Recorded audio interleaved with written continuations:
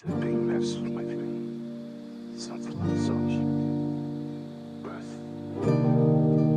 Loss of mercy. Candidly. Thing. Refugee.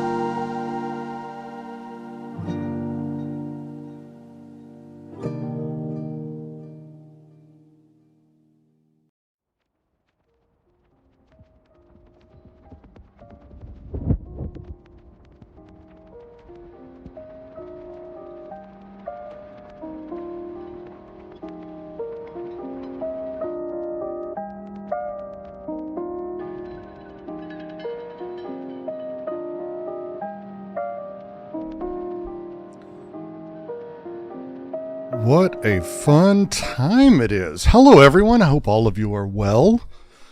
Hey, we have 10,000 subs here. And, I'm not sure anyone got the reference in my thumbnail, but that's okay. You don't have to have. Not going to force it. But I am, going to say that I hope all of you are well, and I am having a hell of a time, to say the least. It's been a weird few days. What a weird few days, isn't it? I'm not super happy that it's sort of due to my latest video kind of pushing me over the top. But I am jazzed about it, so thank all of you for the congratulations. Thank you for joining. Thank you for being a part of all of this weird shit I do, we do, the QC, the time. A lot of you, the names I'm seeing have been here for years. Some people have been here from the beginning, and even a few of you have never seen me before, really. All of that's perfectly fine. How have I been? How's my schedule? My schedule's open for whatever you may need, Georgie. As I've said, so just hit me up, let me know. My schedule's fine. My Friday's fucked, because I'm doing this, but... I'm sorry. Need to do the sales angle.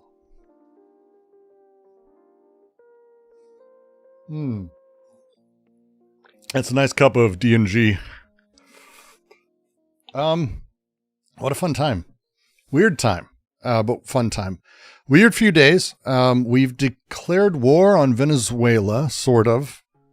I mean, I don't know how many of you saw this shit today. Today's been a long fucking day.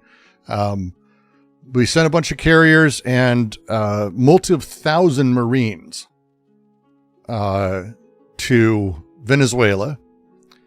Because I don't know. I don't, because why not?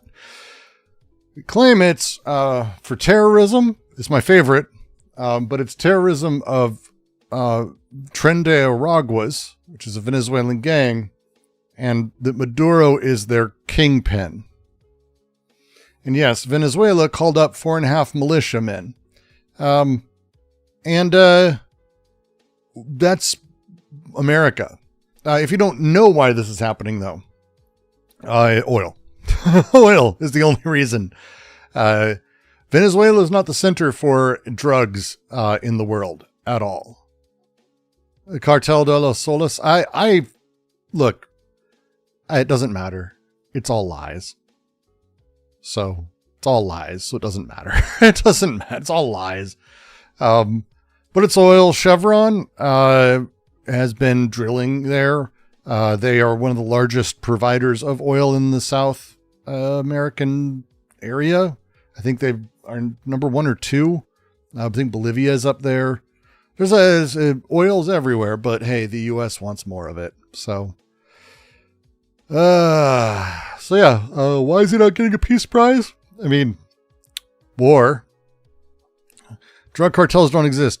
I have learned this in the last couple weeks, thanks to a book recommended by Shaky and a couple other people, that it is a misnomer.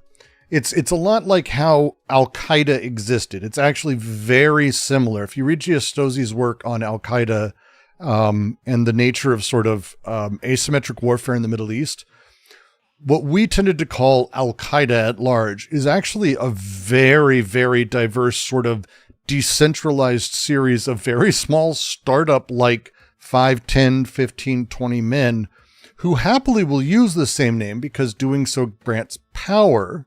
So when someone does something, they go, oh, Al-Qaeda did it. When you say I'm part of Al-Qaeda, it'd be the same as like, walking around saying, no, actually I'm a fucking SEAL. It's the reason people do stolen valor. Like, it's literally the reason people do stolen valor. And so these small little groups all over the place in the Middle East claim that they're part of this large thing, constantly are getting funding from various places. And so as such, the idea that there is a terrorist network of Al-Qaeda, which just means the base, means the foundation, the start, whatever that wording. Cartels are not different than this. Cartels are a massively multifaceted, diverse group of smaller entities. It's kind of amazing, actually. It's kind of actually, like, impressive. It's kind of impressive, honestly. But they do have sort of leadership, but again, it's not leadership like we talk about it, like a CEO of a company. And that's how they talk about it. Cartels are this. They're not at all. Islamic State in Khorasan is the title of the book. Giostosi has a couple, though, that are really amazing that I highly, highly recommend. Yes, sheep with shotguns. Yes, it's like local gangs are also a loose-knit collection of local gangs.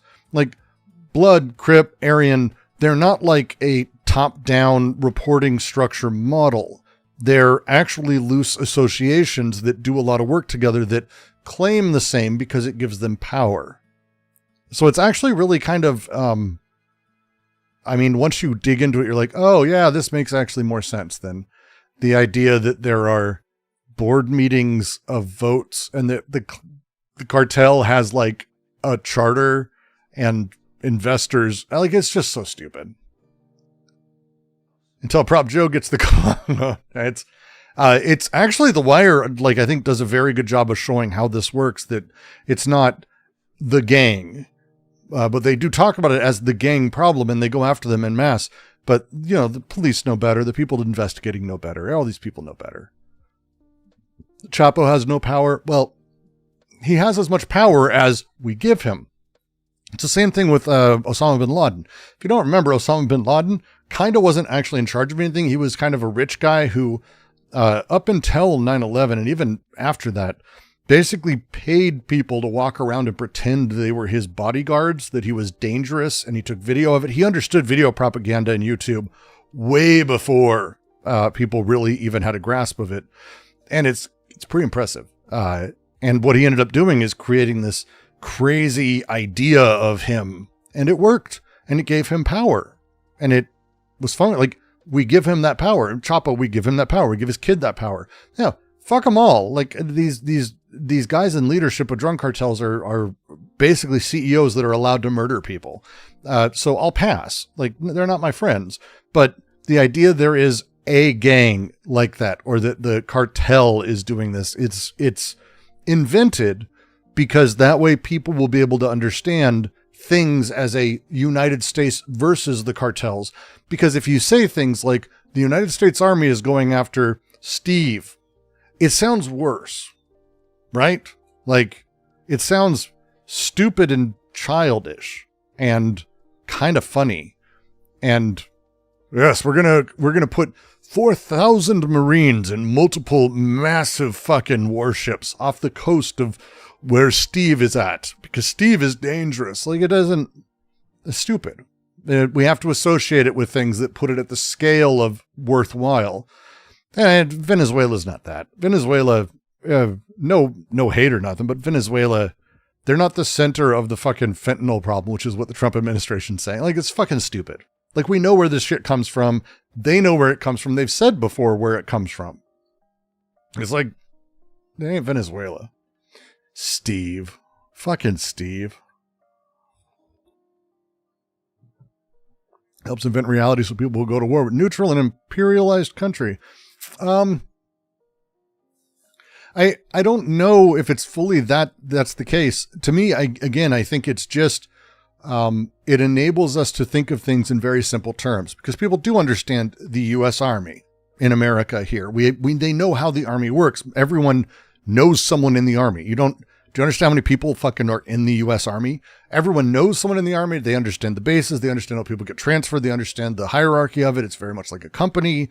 And when you talk about things in that way, it works. If you talk about them as a startup, which is, again, Giostozzi makes an exceptional case that that's the way we should be discussing terrorist groups.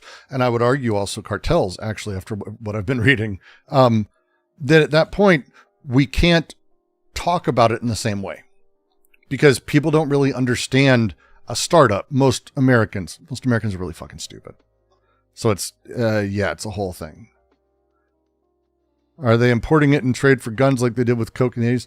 Like, fentanyl is like, it's a chemical, and it's coming from, we know the couple of places it's coming from, and it's going to a handful of countries that are mixing it with other drugs that are illicit that they're selling because it's cheaper. Like, capitalism affects the drug trade too. Like, that's how it works. Capitalism affects the drug trade.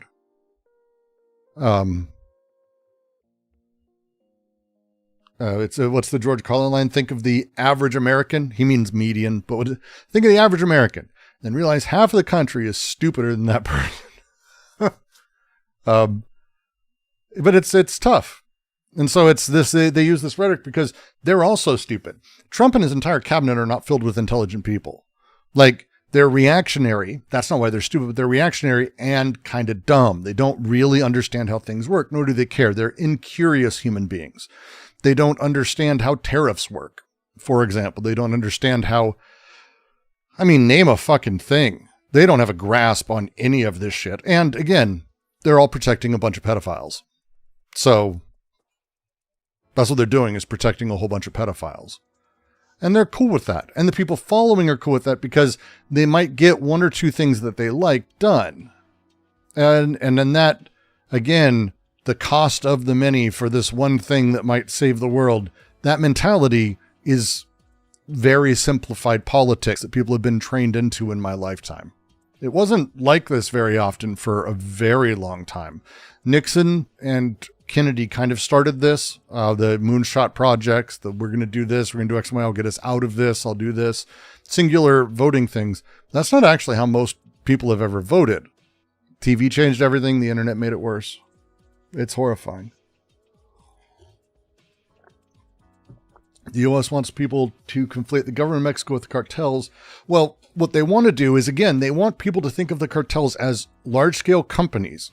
And they want, again, it's a one-to-one. When people talk about the cartels, and it's spoken of like business, and that's, again, how it's being portrayed in American popular culture. Breaking Bad, I think, did this, but, name a fucking, cartel project that, and I think they're good.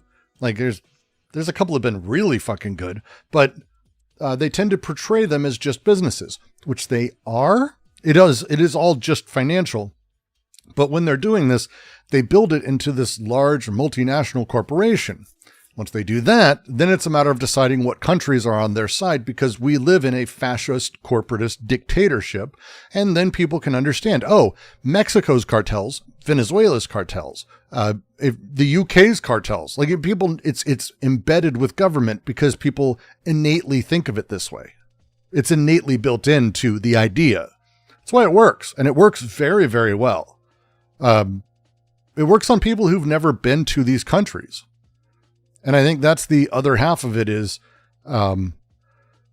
everything south of Texas, most Americans believe is basically homogenized. Like America, how do I put this? The way Americans think of Americans is, if you're thinking of it within America, they basically have like 4 states. There's Northeast, the South, the Midwest, and the West. There are 4 states.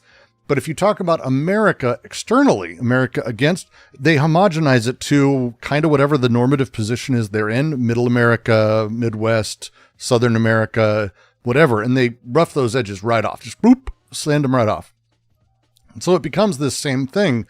So when they're talking about America versus everything, America's more diverse than I think people understand.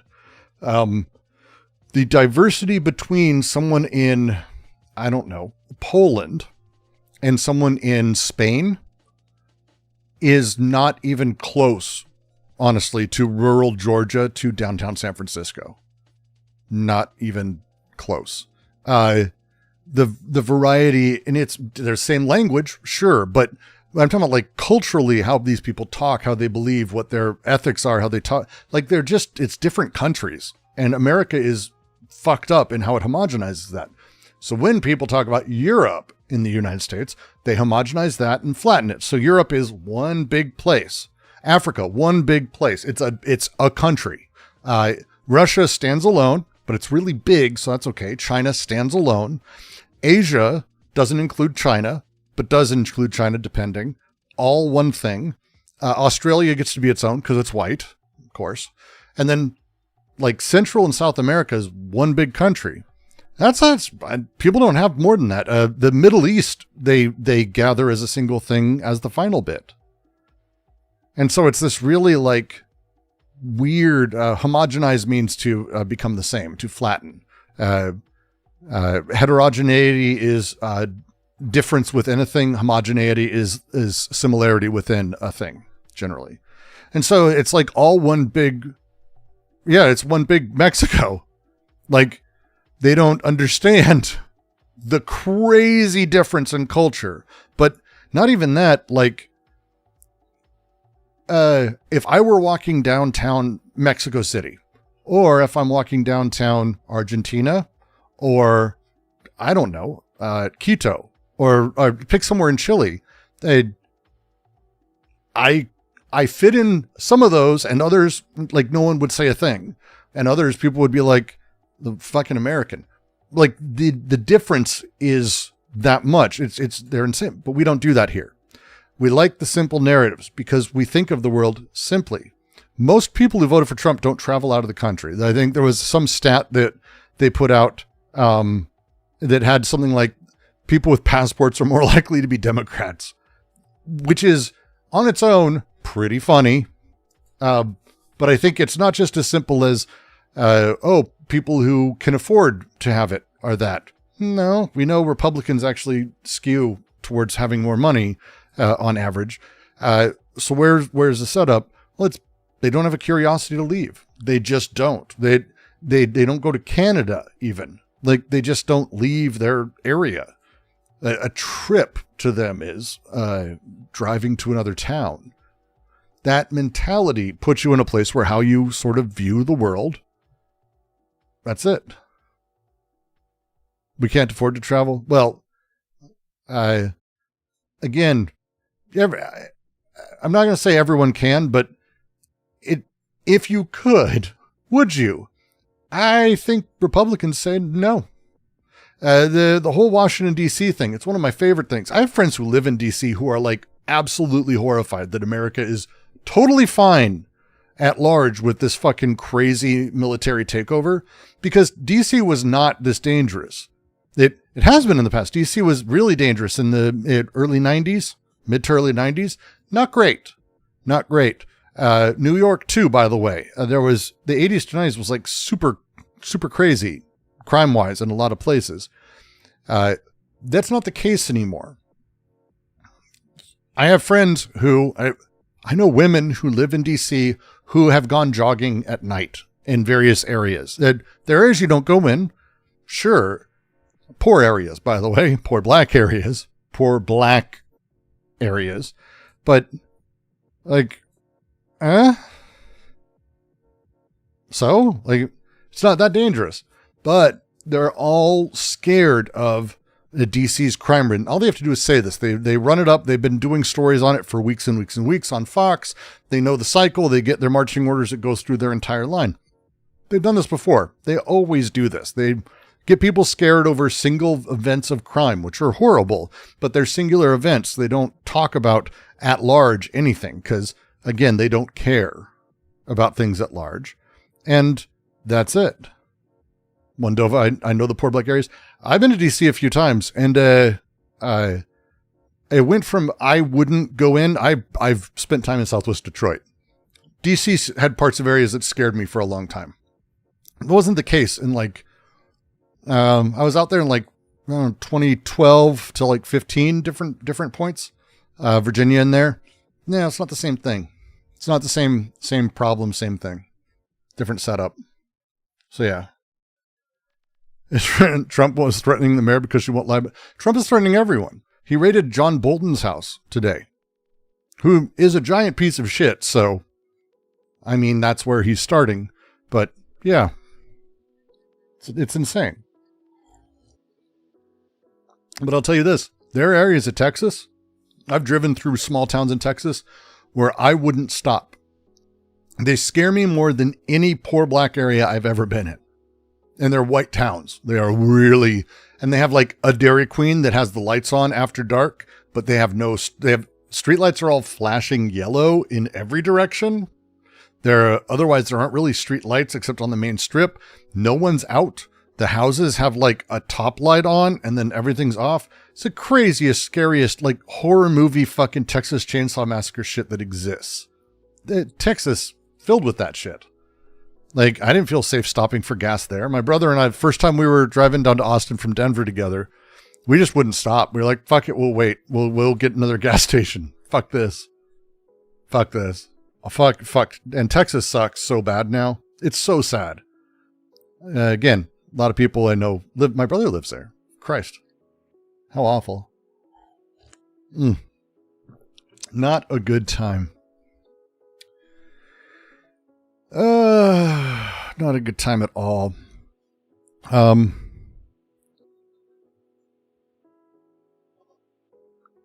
Yeah, just depressing. After you leave Lubbock, just Texas.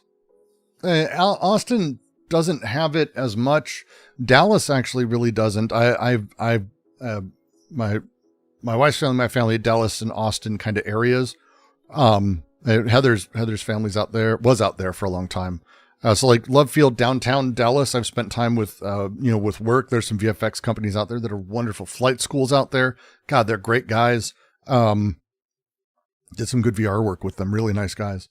But like it's cool hipster area downtown. It's like, what the fuck? Like Houston is all right. I mean, look, a lot of these areas are fine. The problem is the way that they're building Texas and setting it up to be this like weird, impenetrable nightmare of what is going to be eventually a blue state.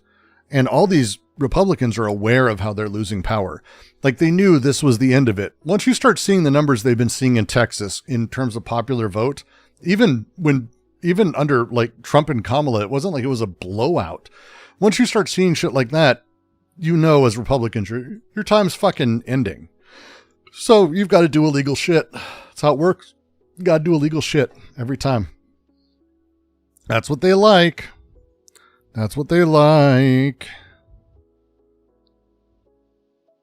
Terrible. Terrible times. Pissed off Newsom didn't fully gerrymander, just match the 5 from Texas. Yeah. Democrats are only interested in maintenance and not change. That's what the Democrat Party is. It's a maintenance party. Which, again, I'll take maintenance over concentration camps and invading Venezuela. I'll take maintenance any day of the week. I'll take maintenance any fucking day of the week. When Texas becomes socialist, I'll visit again. It's going to be a weird few years. And it's only going to get worse. It's only going to get harder. It's only going to get more difficult. And it's a challenge. It's a very big challenge. All right. I've had a whole bunch of videos dropped in that I need to respond to and I need to talk about that I figured I'd do a little bit on. And there's a handful that I'm like, hey, we can do some of this. We'll see. I think smartphones are... I'm not going to do Mark Fisher. Sorry, Suresh. Yeah, we're going to skip that. I've got some Peterson queued up because I figured that would be a good way to do a little mini celebration around a few of these things, if you guys are interested in that. A gaming stream, I think, could be nice and simple.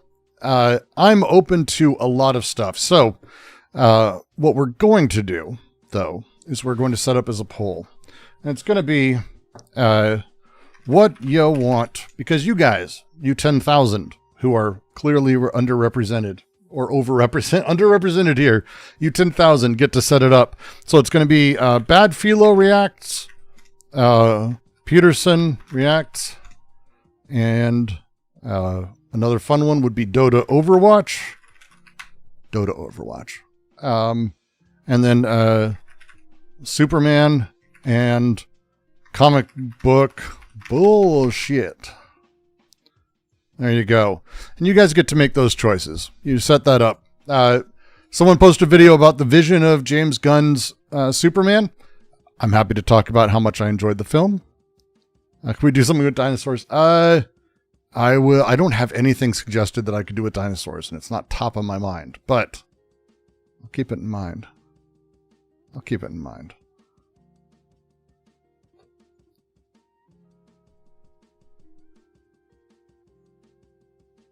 Shakespeare, is that picture you posted in Just Chatting real? I got a kick out of it. Because it's, you know where all sex offenders end up, if they can. Fly into Tel Aviv. We do that a lot. It's a thing. It's worth looking up. It's really fascinating. It's a good place to hide. It is real. That's fucking amazing. All right, so this is a blowout poll. It's going to be Bad Philo, or Bad Philo is basically the setup. Have I played Expedition 33? Not my style of games. I'm not that thing for a whole bunch of reasons. And I'm also not very happy with the general discourse around it, because the idea and claim that they did it with a very small team and were able to do this is part of their marketing and PR push. And I think as that got so much play, it is 100% a reason that, one of the many reasons that games companies have begun laying off and switching to outsourcing with smaller teams, because that's what that was. They outsourced, and outsourced companies and partners don't require credit if that's how you sign the contract. So enjoy that fact. And I am not happy that this is the direction the games industry is going. And it is the direction the games industry is going. All right. We're going to do Bad Philo reacts. That's the setup. Hard to go wrong with Bad Philo. I'm going to agree with that for the most part. It's going to be fun and relaxing. We're not watching Bad Philo that will stress me out. That's one of my things. We are going to watch a handful of things that have been recommended to me. So let me see if I can pop myself over into the YouTube's scene. Look at that. Lovely, lovely, lovely. Now, so I got recommended this video. It's one of the many videos that I have been recommended. A bunch of people got really excited about sharing a handful of these, which what can I say? Good. What can I also say? Jesus, we need to figure this out. So why do I say that? Because this is The Art of Storytelling, who I don't know, and it's the gist of Western philosophy. That is that's the video that was given to me, and it is the gist. That's the thumbnail. This felt perfect. How's that sound to everyone? Yeah? Members, if you're here, show your solar anuses. If you're interested, if that sounds good. It feels like there's something more going on here than just the gist. So, happy Friday. Enjoy yourselves. This is what we're doing. We're going to have fun. If you super chat over $5 US, $5 US, with a link, I'll probably get to it tonight. If you donate $20 or more, you can literally determine something I'm going to respond to. So, we'll see.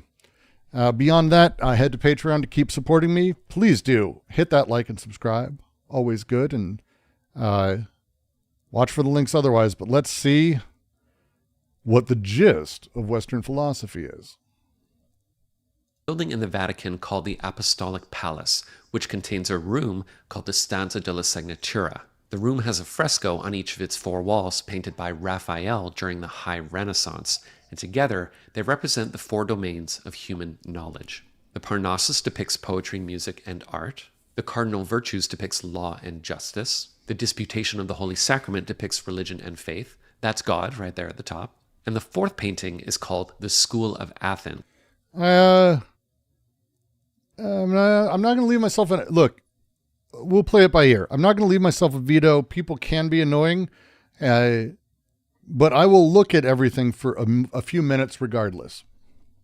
Because this is that kind of feed. This is that kind of night. Its subject is philosophy, and that is also the subject of this video. And my primary goal is for you to walk away from this video with a general understanding of the story that Western philosophy tells. But I also have a secondary goal, and that is to highlight the absurdity of the first goal, to illustrate the fact that no matter how high your stack of philosophy books is, at the end of the All right. Look, if you're going to actually have Explaining Postmodernism as one of the larger books, it's a Stephen Hicks book. This is not going to go well. This is not going to go well. Hegel, Reason in History, like the shortest Hegel book? What the fuck is this? Walden, Young. Oh my God. Oh my God.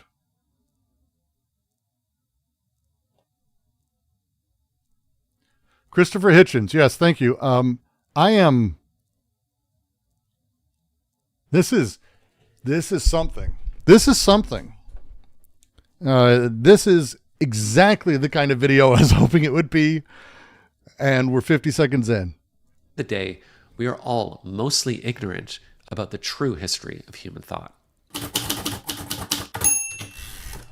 So this project began last year when I made it my New Year's resolution to become better acquainted with the philosophical canon so that I could quote Voltaire at cocktail parties.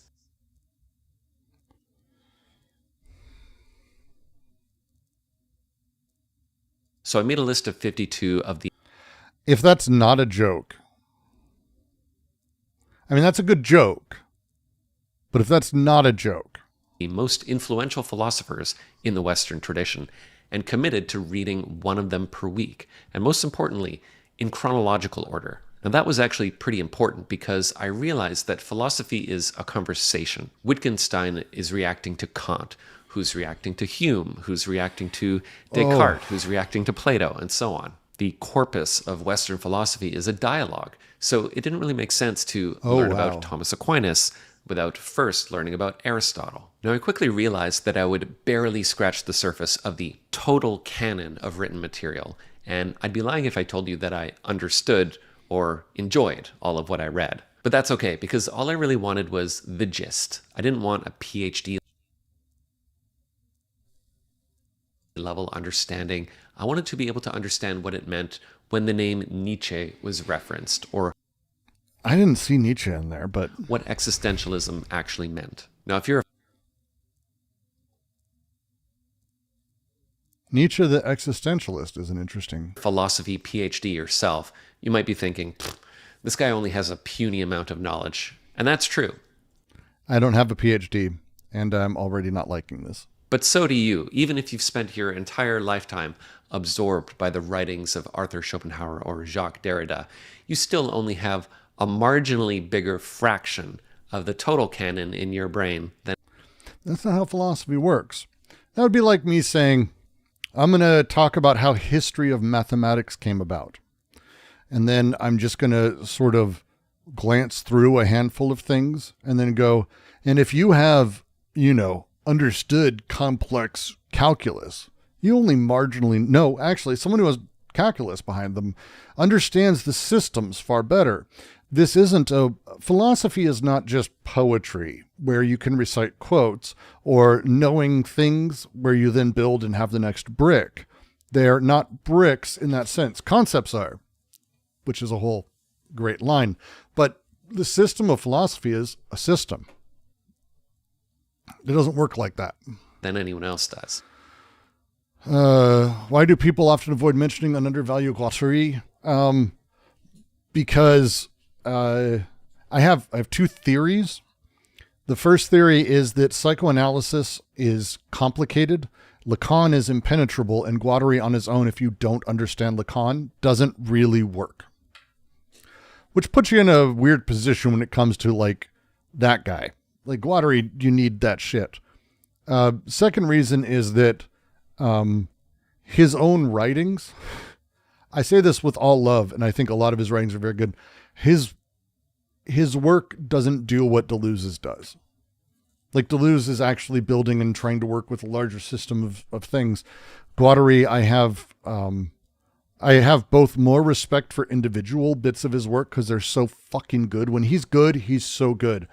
But the problem is when he's not really good, he's very dry, and it's for himself. So I think Guattari is a challenge, and he's not someone you can just read. Deleuze, and I don't mean Deleuze is, but Deleuze is someone you can just read.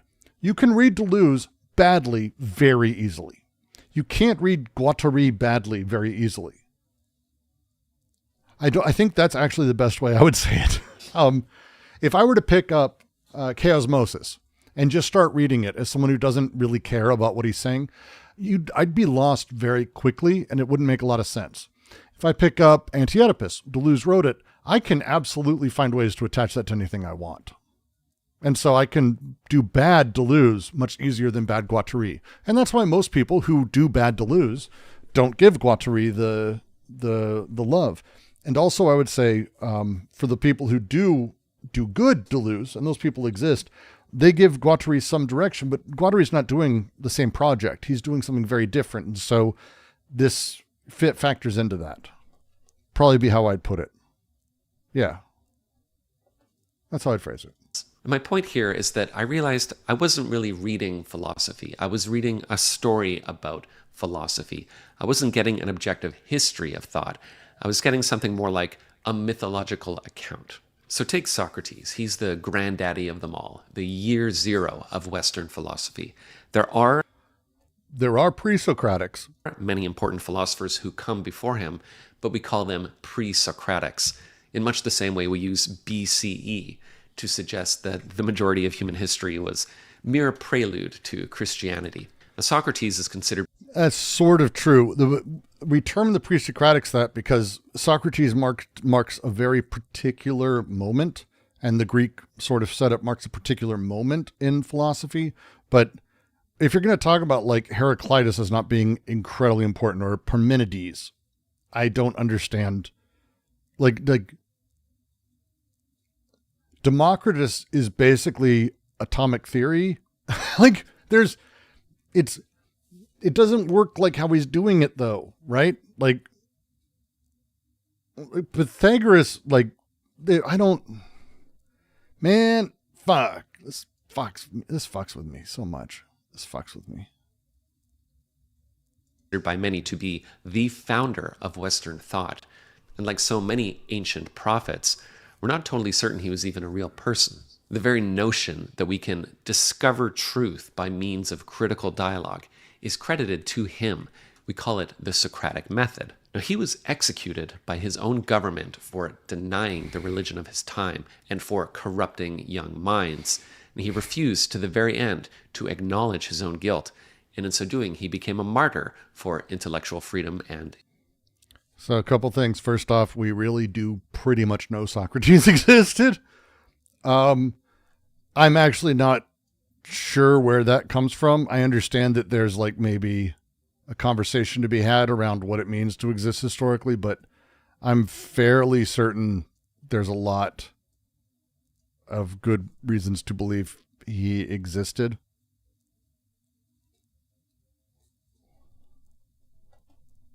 I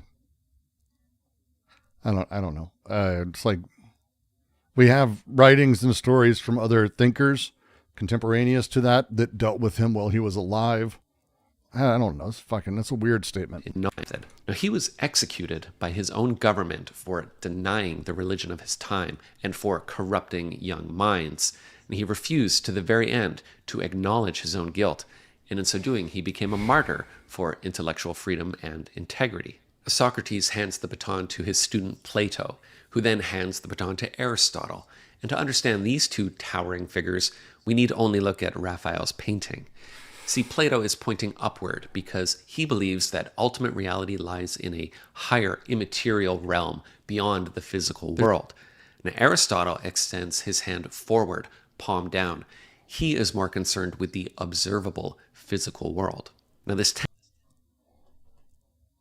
tension between Look, we're 4 minutes into a 15-minute video about the gist of this, and the idea that he is not actually talking about the writings of any of these people, but instead Raphael's paintings that isn't even contemporaneous to their writings, I think shows you the level of skill and care that he put into the entirety of this. I have a lot of issues with this video, but it's mostly crap is the problem. It's really weird. Idealism and empiricism is a fundamental fault line at the core of Western philosophy that carries right through its entire history, including the High Renaissance when this image was created. And that's actually the point I want to make here. This image of Plato and Aristotle was created 1800 years after their deaths.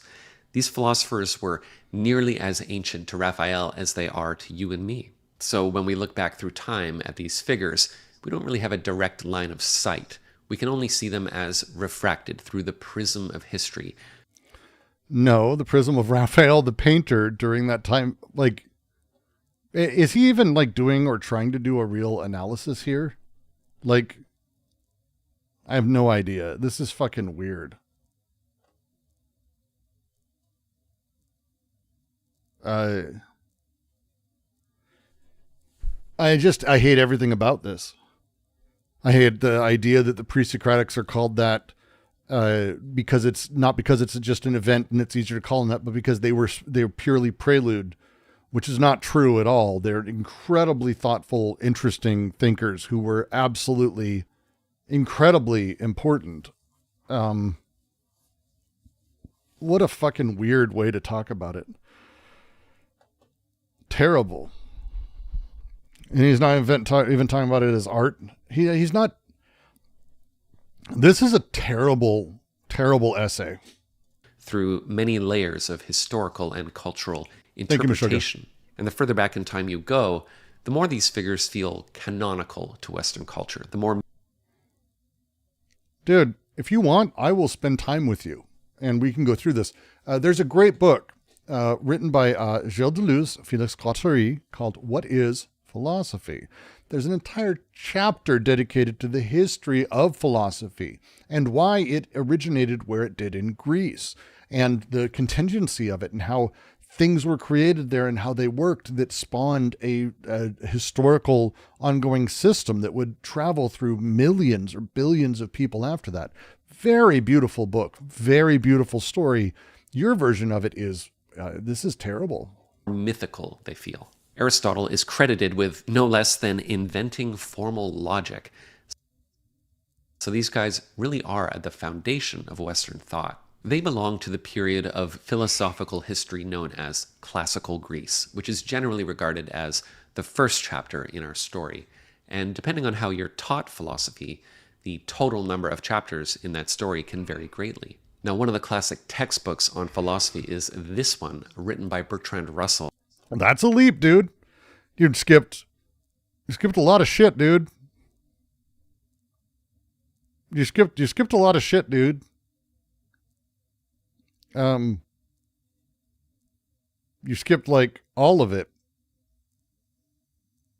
And first published in 1946. He breaks the history down into 3 chapters: ancient, Catholic, and modern. And which may be a reason that you should maybe not listen to him too much on this one. Ancient, Catholic, and modern. God, dude. It is a very bad book on the history of philosophy. Bertrand Russell did some very interesting work when it comes to logic and things. Like, he did. I'm not going to take away he did interesting shit. But this is about Western philosophy explicitly. That's why there's no Muslim, no Eastern, which I'll give. Like, it's a tradition. People talk about Western philosophy. I'm not that part I'm not going on about. But this is like you're skipping a whole heap of shit. And okay. You have Bertrand Russell in your hand, Bertrand Russell here. Explaining Postmodernism from Stephen Hicks, which is incredible that you have it featured. There's no way you're not just fucking screaming at people that, hey, I am a stupid fuck. Like, that's the worst thing you could have. Stuart Mill, Kierkegaard, Carl Sagan, the famous philosopher, Sagan. And those chapters are further subdivided, and the boundaries dividing these categories are often demarcated by individual philosophers. So, for example, the border between the ancient and Catholic traditions is personified by Plotinus. Okay. So, if we're going to do this, and he's doing this, I'm actually kind of stunned. I'm stunned that he's actually using this as a thing. It's the same as what he was doing with Raphael's painting. He's like, oh, I'm going to look at this and just kind of explain what that guy said. All right, now I'm going to explain what this guy said.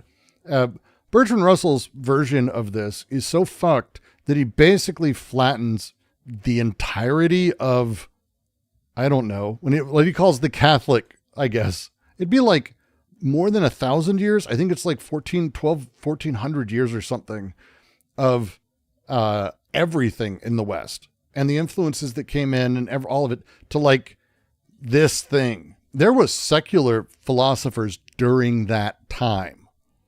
A lot of it, actually. A lot of them. And it's kind of weird. It's a lot of, hey, I'm part of this Western bourgeois bullshit in the mid-1900s, and it's wild. This is wild. This is shit. His ideas were very much... As far as I know, the reason we categorize the pre-Socratics as such is that we just don't have much of their writings. I mean, basically, it's Socrates, we have a bunch of shit. Plato, a bunch of shit. Aristotle, a bunch of shit. And it's writings, not just by them, actually. A lot of the writings are like secondary. It's interesting. The pre-Socratics get grouped because it's easier. It's just easier. It's not that they are precursors at all. Again, I think that sucks. I mean, the Stoics were incredible, and I think putting them, I don't know, they always get shit on. I'd rather he forget about the Stoics than do like some weird, it just means not to have emotions bullshit. In the tradition of Plato's. but he also argued for a single perfect God beyond human description. And this philosophy became very useful during the Middle Ages because it provided an apparently ancient metaphysical framework that was compatible with Christian doctrine. Today, we give Plotinus the label Neoplatonist, though that word wasn't invented until the 19th century. So the point is that it's only retroactively after the rise of Catholicism. Oh, Caleb, congrats to 10K. Got a choice of videos for you. Oh, no. Fun mode. Oh, the new Elephant's Graveyard. I would love to watch that. I feel bad watching videos I'm mostly just going to nod and smile with because I love Elephant Graveyard. But the comedy cult, I haven't watched most of it, so that'd be good. The dating dystopia of modern China. You know what? We're going to maybe do a little bit of both. And thank you very much, Caleb, for the 2222. Catholicism that Plotinus is seen as important. I say YouTube has ruined Stoicism. YouTube has ruined Stoicism. Stoicism wasn't exactly being given a lot of room, to be frank, in most of popular culture. So for a long time, like the Stoic is, oh, I'm going to be Stoic. The Stoics, Deleuze got me into reading Stoics in a different way. Sent me down this rabbit hole of French critical theory, and there's like 100 years of it prior to Deleuze, where they were doing crazy shit with the Stoics, and then made me read the Stoics that I didn't even understand what I was reading. And it's great. It's really cool and interesting shit that really changed how all of that stuff is. So, yeah. So let me... the graveyard, and then there, we'll do you, and boop. Nope, no, I don't want to jump too fast. And then the other one is hard or painful mode, dating dystopia.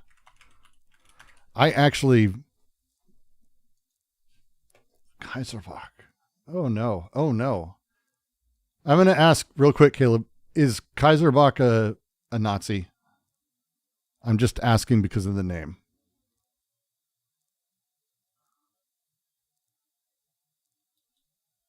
Is it? You don't know? I'm going to read the description.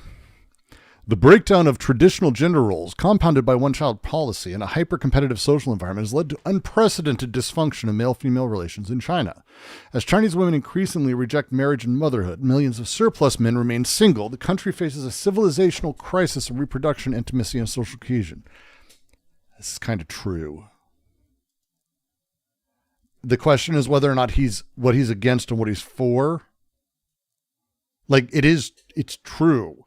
I have a lot of Chinese friends. I have a lot of friends who like in China, not like they're not like also ethnically Chinese, but like in China, I have a lot of people I know who live there, expats who've moved to China, who have companies there or work for companies there. It has been a really weird decade for like dating in China, and it's really fascinating. His history takes for Cridge. Oh, well then this will be fun. Good. So we'll do both of those. Let's continue with the gist of Western philosophy though, because I mean, obviously we got to get some gist on. Important. Sort of like we're looking back in time through a distorted looking glass that magnifies certain figures while diminishing others. Now, of course, the distinguishing feature of the Catholic or medieval period of philosophy is that it's religious, meaning that any rational inquiry was ultimately constrained by the orthodoxy of the church. This is nicely summed up in the motto of its founding figure, Augustine of Hippo, Credo ut intelligam, I believe so that I may understand. He's credited with developing the doctrine of original sin, the idea that humanity inherits. I gotta say, like, this is not like, so we're now almost halfway through this video. This isn't even philosophy at this point. He's now just discussing theology. What the fuck is going, like, inherited the sin of Adam and Eve. People are born guilty and can only be saved by the grace of God. And it's really impossible to overstate how influential this idea has been in Western. Dude.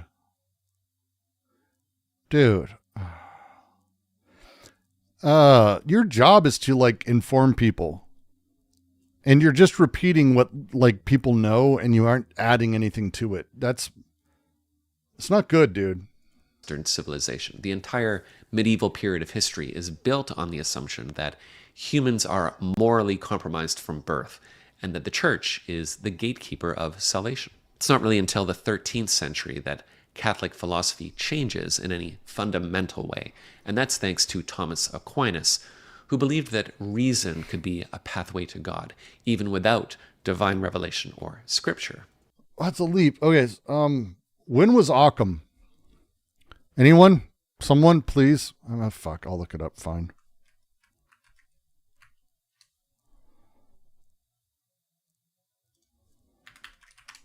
When was Occam?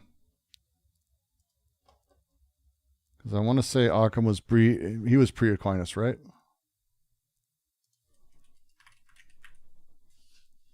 Oh, no, they're contemporaneous. No, Occam was after.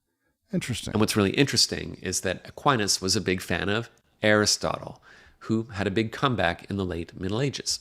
Aquinas actually claimed to prove the existence of God using Aristotelian logic. So there.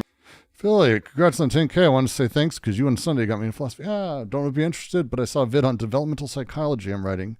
I'm happy to give takes and responses to any of that. Always happy to. If you drop it in stream chat, that'll work. It's in the QC if you want to join the QC.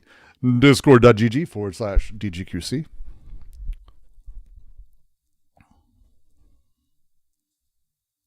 No, it's below. Whatever. But thank you very much, Philkey. And glad we could get you into philosophy. There must be an unmoved mover. There must be an uncaused cause. And degrees of perfection imply a perfect being, and so on. Whether you're persuaded by this type of argument doesn't matter so much as the bigger point that towards... You're halfway and you're going like...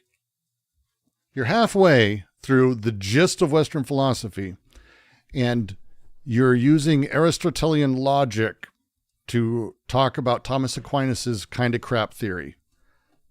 You're not... Yeah, this is insane. It's the end of the Middle Ages. You Ages. can't join your band, Pashy. God damn it, Pashy. Religious philosophy became less dogmatic and more reasoned. And this nostalgia for classical Greece would ultimately lead to the Renaissance, which kicks off Russell's modern... Occam was like super important, and it's not just Occam. There's a whole bunch of other figures. I can never remember who comes first because it ain't my jam. It ain't my jam, to say the least. It's not just not my jam, but the idea that like Duns Scotus, like how do you not mention a handful of these people? It's very strange. It's just. Like, at least say them. At least go, hey, there's a lot of other thinkers around this time, blah, blah, blah, blah, blah. I don't have time to get into them because I only want to make a video long enough to ensure that I'm able to do monetization. Right? It's just very... And it's a leap. Modern period of philosophy. The period that contains most of the famous philosophers we refer to today. After 1,000 years under the watchful eye of the church, philosophy at last broke from the chains of theology and presumed that humanity, rather than heaven, was the measure of things. The broad label for this. This is why I like Occam and Duns Scotus and others. This is why he didn't mention them. That's why. Because if you talked about anyone who was doing secular thought prior to this, his point is stupid. You did the paper. I know what you did now. Yeah, don't do that here. And, yeah, I'm okay with that. You're welcome here, Pashy. You be Pashy. This is humanism, and it is the central concern of the Renaissance. It didn't mean that religion went away. Not by a long shot. Let's not forget that the great works of Raphael and Michelangelo are in the Vatican. But this revival of ancient literature and philosophy lays the intellectual groundwork for the next subchapter of the modern era, the Enlightenment. This kicks off with Francis Bacon. Wow! Wow. Wow. Wow. Okay. That's just, I'm just, that's a fucking, wow. Who looks at Aristotle's deductive reasoning and says, hold on a second, what if there's another way of gaining knowledge? We don't know the world merely by logical deduction. We also reach conclusions by systematically observing the world. We compare, we classify, we generalize based on evidence, and we can test and revise those ideas. The most important transitional figure here is the great René Descartes, who might be the most famous post-Greek This is a truly awful video, and I hate it. philosopher, and he authors the well-known dictum. The most important transitional figure here is the great René Descartes, who might be the most famous post-Greek philosopher, and he authors the well-known dictum, cogito ergo sum, I think, therefore I am. The idea being that nothing in this world is certain. Everything can be tested. I gotta tell you, if you want to talk about like pop, like people have heard of him because he said some stupid shit, like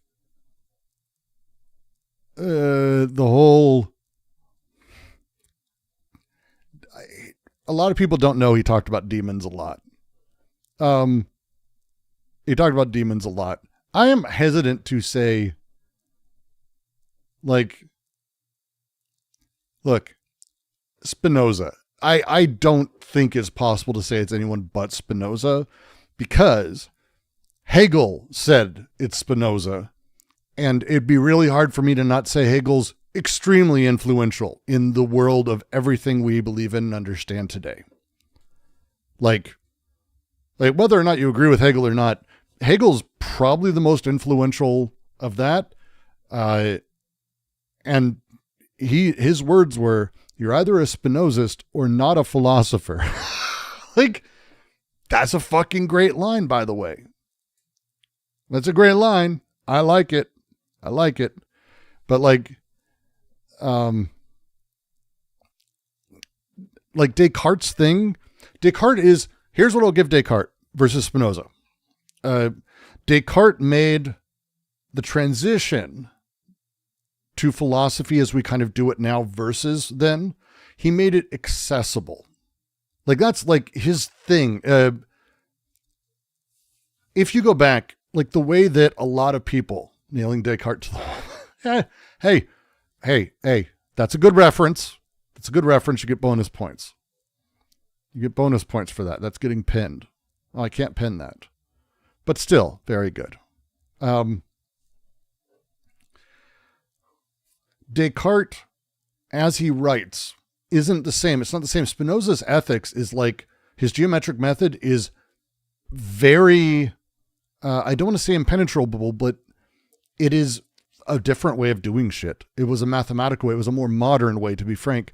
But the way that like Descartes wrote and how he wrote is more conversational. It's more open. It's more accessible.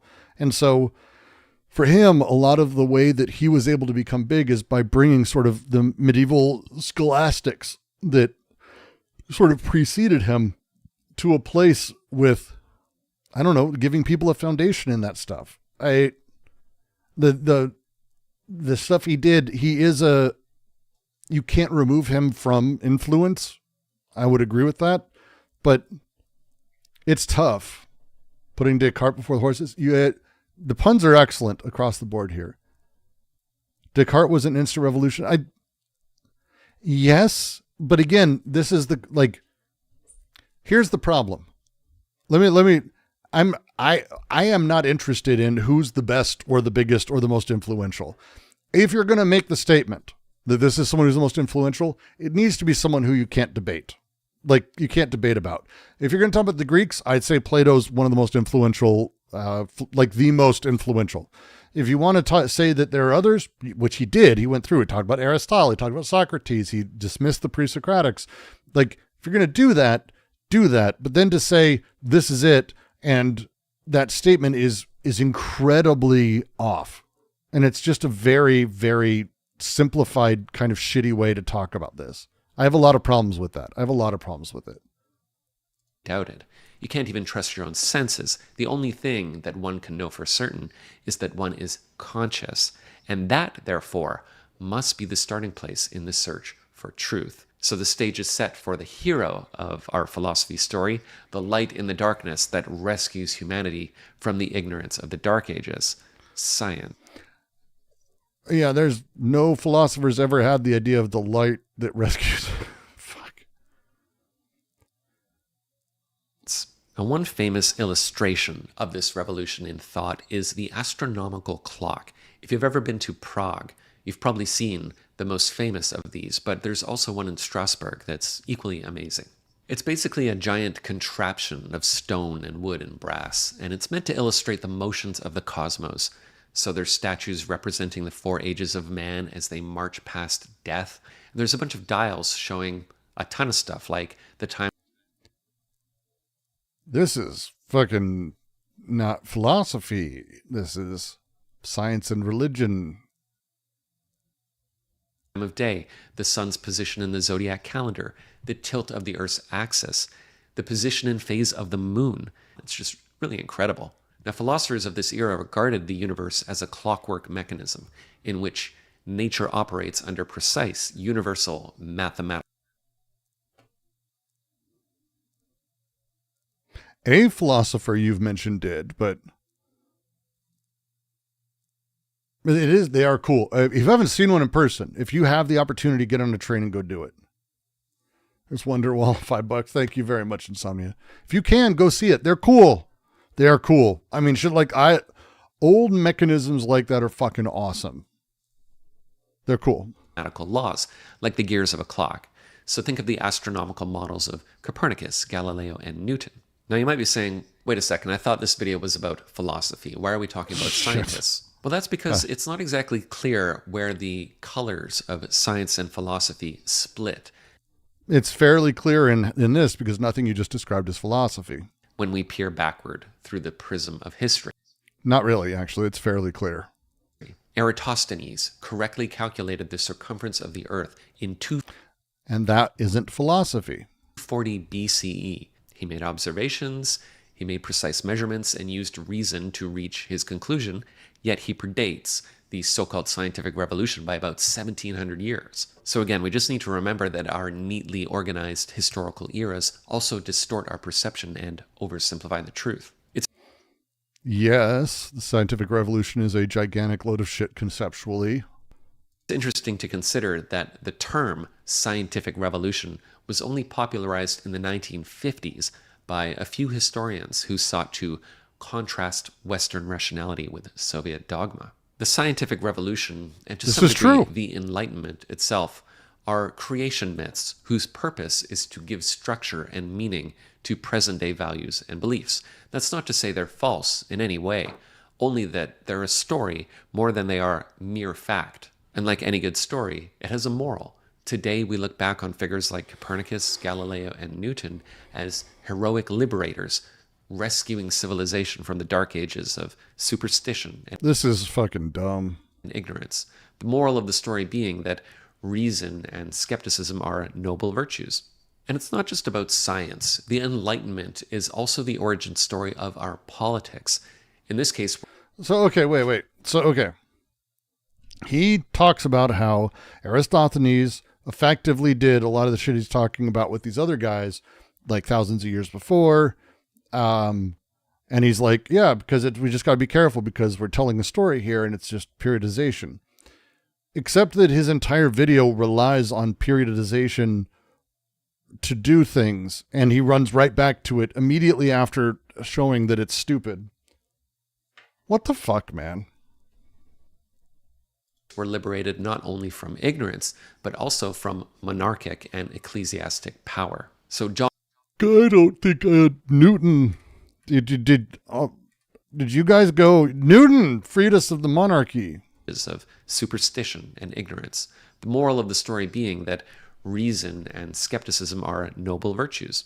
And it's not just about science. The Enlightenment is also the origin story of our politics.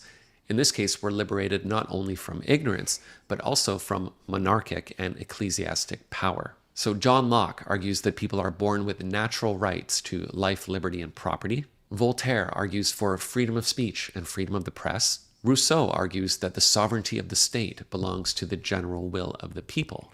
So the Americans revolt. Look, he's doing a very particular history here that's kind of amazing. And you can see that he has drawn his own history. He drew his own history. Against their colonial rulers, the French overthrow their decadent monarchs, and the way is paved for the secular liberal democracy that we live in today, which it turns out was the destiny of Western civilization all along. The end.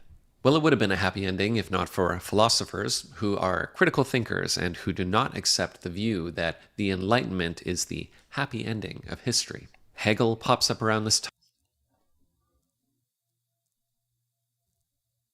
and points out that history is more of a back and forth of opposing ideas.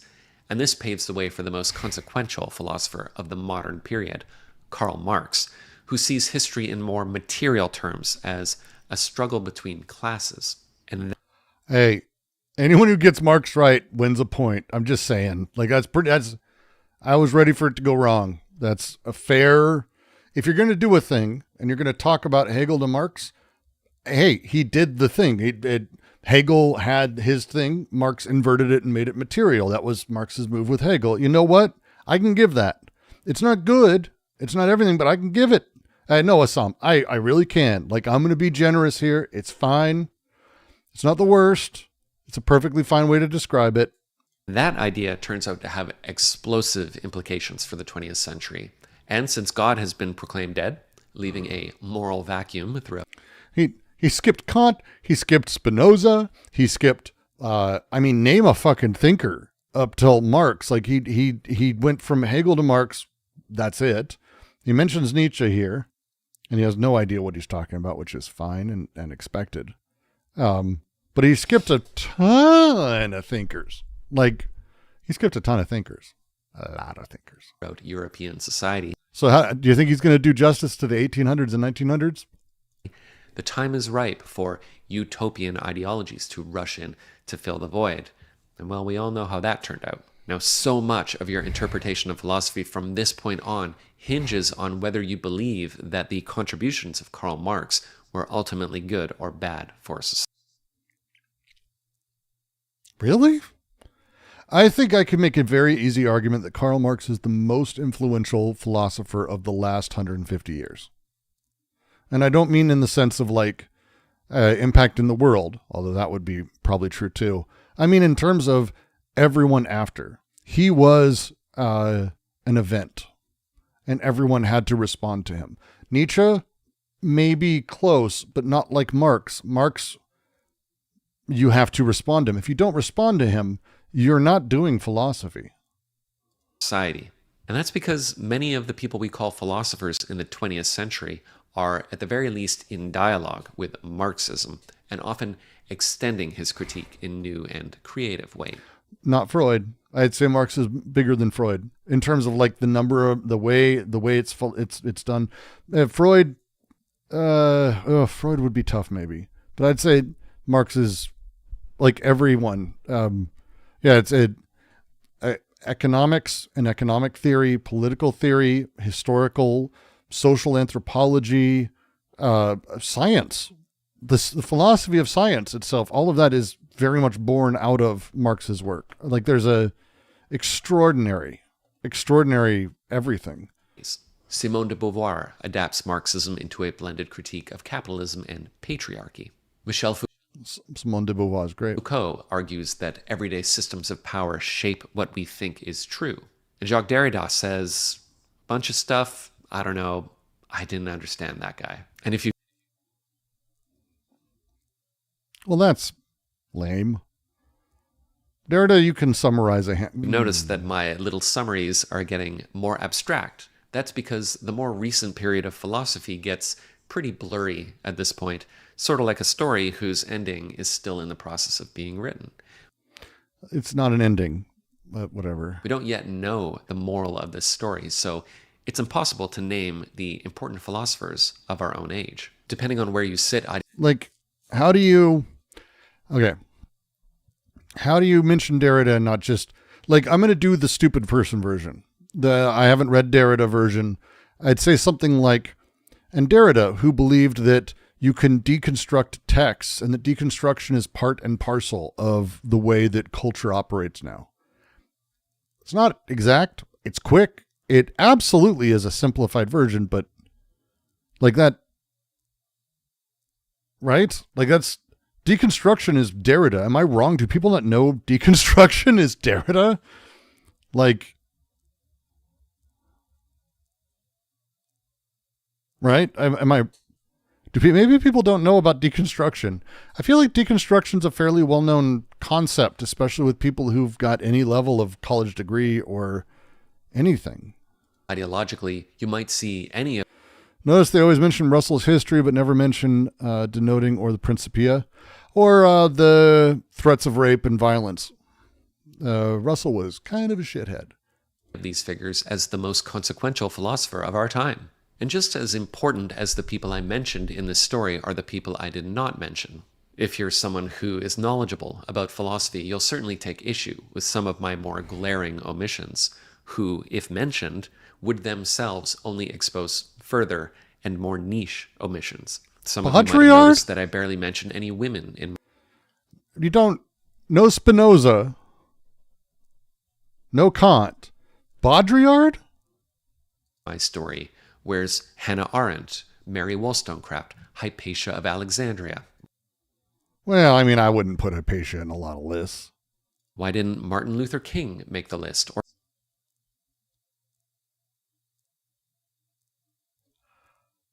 Oh, no. I'm in trouble. I have to say that I don't believe Martin Luther King Jr. was a philosopher. I'm canceled. Frederick Douglass? That's fucking insane. This is just like baiting people who are going to like go, they're not philosophers. It's just baiting people. These individuals perhaps not fit our preconceived image of the philosopher. They didn't do philosophy in almost any way or capacity we can talk about it. Martin Luther King was a preacher who did a huge amount of political actions and activism. You could say to politics, social activism, but he didn't do philosophy. The lesson is Yeah. How about Frantz Fanon? No? that stories really do structure how we think about the world. Even things that we regard as factual or historical tend to be narrative. Guy Fieri thing was kind of a joke. I accept jokes. It's not good humor, but I can take it. Culture, the more mythical they feel. Aristotle is credited with no less than inventing formal logic. So these guys I hit a are button. a influential philosopher of the modern period. Karl Marx, who sees Luther King make the list, or Frederick Douglass, do these to be narratives in the end, constructed post hoc, to help us make sense of the values and beliefs that we hold. Jesus fucking Christ. What a waste of a goddamn video. That's fucking terrible.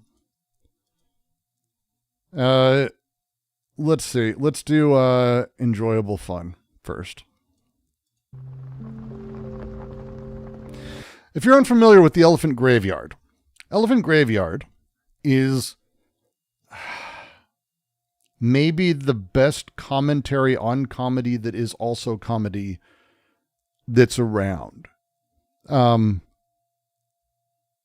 It's clear he's a stand-up comic. It's clear he's done it. It's clear he's done more than like, it's clear he's done it. I have a relationship with stand-up comedy. I mentioned before, I'm in a weird tertiary place, in the place like I've done shots with Joe Rogan and I've had a weird life. I've had a very strange life, but Doug Stanhope and I have become friends over the years. And a few of the comics in his orbit, and I also have. So I got to spend a lot of time up at the Comedy Store up on Sunset, and got to be friends with a bunch of them.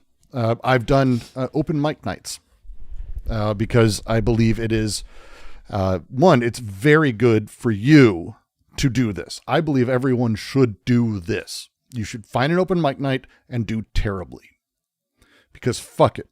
And if you do terribly, if you do acceptably, if you do fine, do 5 minutes. No one gives a shit. You need to be able to talk in front of people. And it refines your ability to do that. It's one of the reasons I did it when I was doing it. I think it's really just a blast.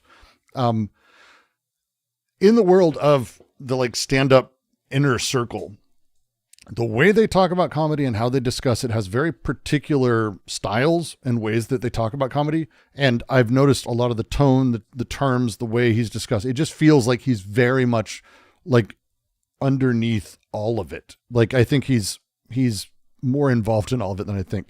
If you haven't seen it, he's great. His takedowns of a handful of the worst comics. He and I apparently have exactly the same taste in comedy, which also helps. But he absolutely goes after all of these shitheads, and they're the worst people kind of alive. Joe Rogan and all these fucks. I feel like I want to skip a little bit ahead because it is kind of a history of, and it is a long video, but I think I want to be able to get into a handful of things a little bit quicker. So we're going to skip a little bit around because I would recommend you go search Elephant Graveyard on YouTube. It's worth watching all of his videos. He has a handful of videos that literally I think have changed how comics have handled stuff. I think he's ruined comics, and it's fucking great. He's great.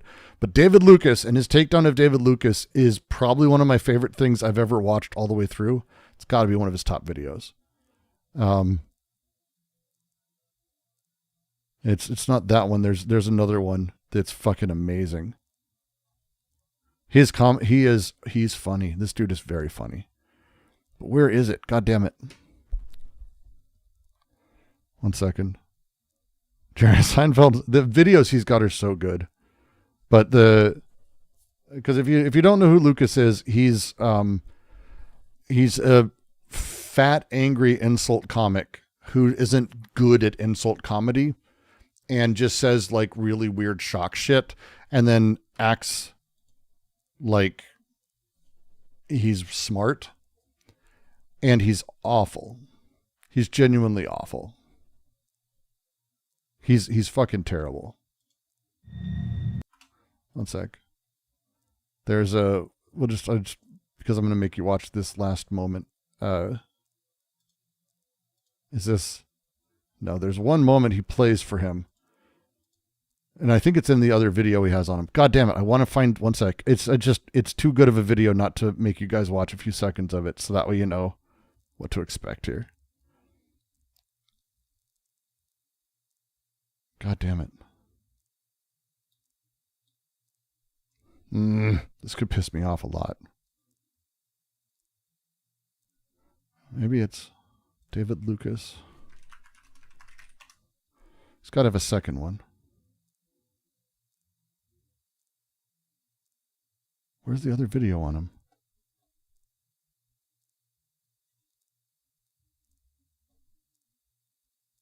This pisses me off. Where is it? He had a second video on him that went through his takedown. There are other comics that go on Kill Tony. He's a Kill Tony asshole. Is it the Comedy Czar one?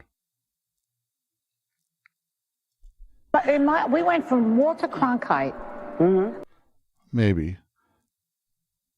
It might be this one. I just have to find the right setup. Because there's one moment where because he's awful, and he started making fun of one of the best comics I've seen live. It's Harlan Williams, who is absolutely incredible.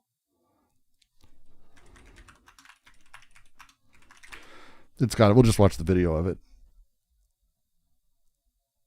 Where is it? God damn it. Elephant Graveyard did a video on this, and this pisses me off. It's like my favorite video.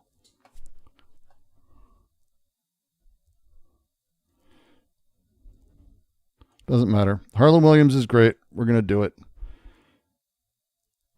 Because he ends up being really stupid. Oh my God. So how it works is Kill Tony is a roast setup. So they have these comedians here. This is Anthony. He sucks. He's not funny. Harlan Williams, who's over here on the left, and the guy from Workaholic. Adam Devine. What's his name? Goddamn, I want to say Adam Devine. Why do I say that? Funny too. Harlan is amazing live. He's amazing live, and genuinely fucking weird and funny. Here's Shithead. Harlan Williams, what's up, dog? What's up, my guy? I know you need to get home. Harlan. And he is a terrible comic who's like just mean. Like, not Harlan. This guy's just straight up mean. Adam Levine. That's right. That's his Williams name. got to get home because he left a crock pot on, nigga. That is fucking old fuck. Whoa, hey, take it easy, bro. You're the only guy I know has muffin tops on his fucking ankles.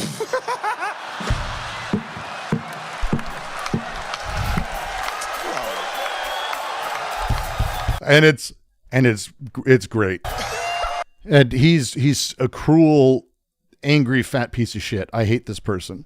And so watching Harlan just tear into him and and you can watch in his face because he learns and realizes that the crowd is turning on him and that it's like the end of his career. It's amazing to watch. Yeah, when he came in here, those were fucking elevator shoes. Harlan, you look like Joe Biden's spokesperson, nigga. Fuck, I fucked that joke Yeah, up. you fucked it up bad. God damn. You fucked it up real bad, my guy. Kinda And like I that. mean my fucking guy. How about a whole fucking 5 guys right fucking there? Oh shit. Harlan's a beast, goddamn. Harlan he disguises he's a Yes. roast god. I thought this guy had a tattoo of the Monster Energy drink logo on his stomach. It turned out to be his fucking stretch mark.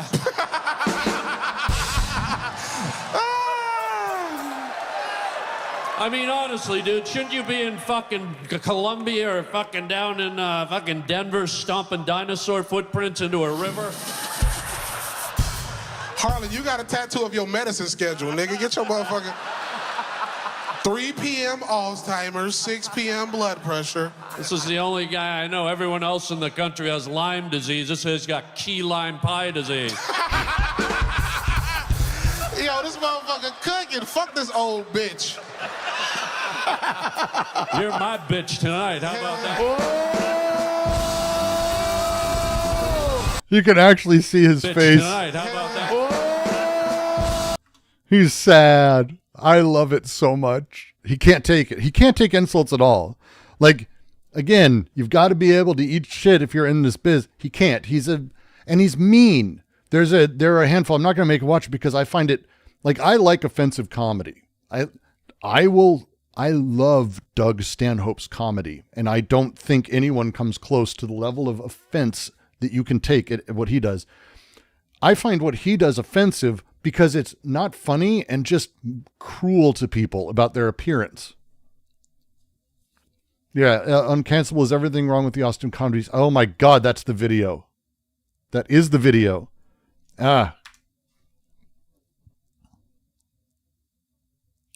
Is it not? It doesn't exist anymore? Does this video not exist anymore?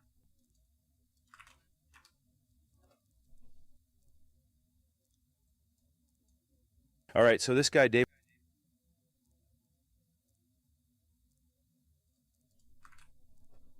It's unlisted.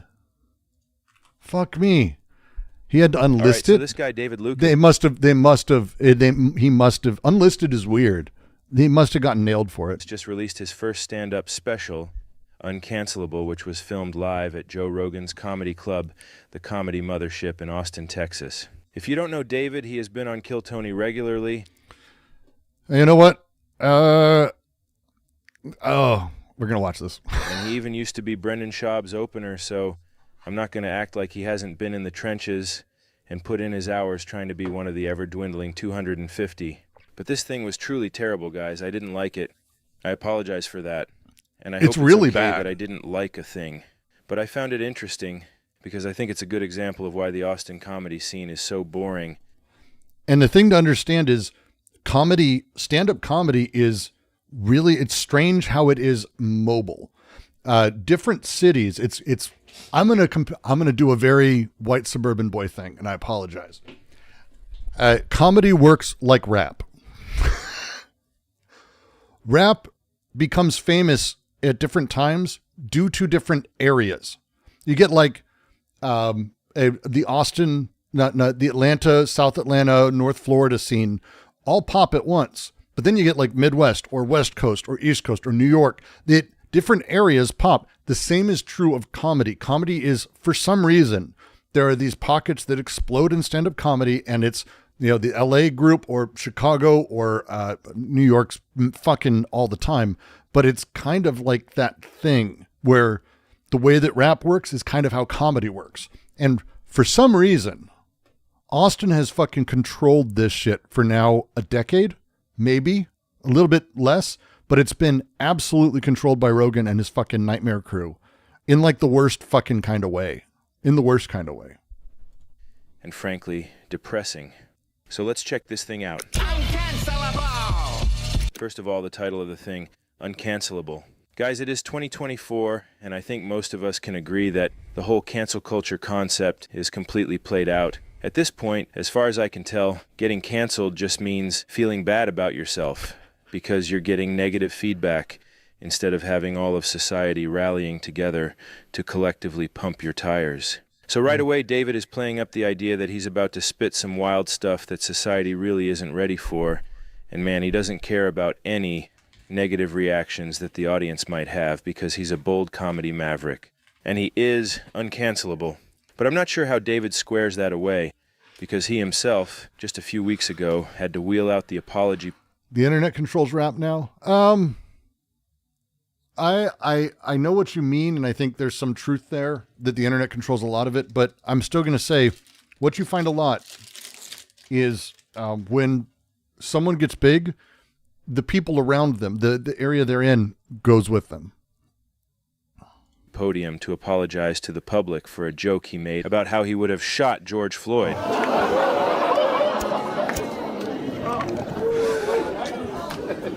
Don't ooh at that joke. I think I just cancel the rest of my black fans.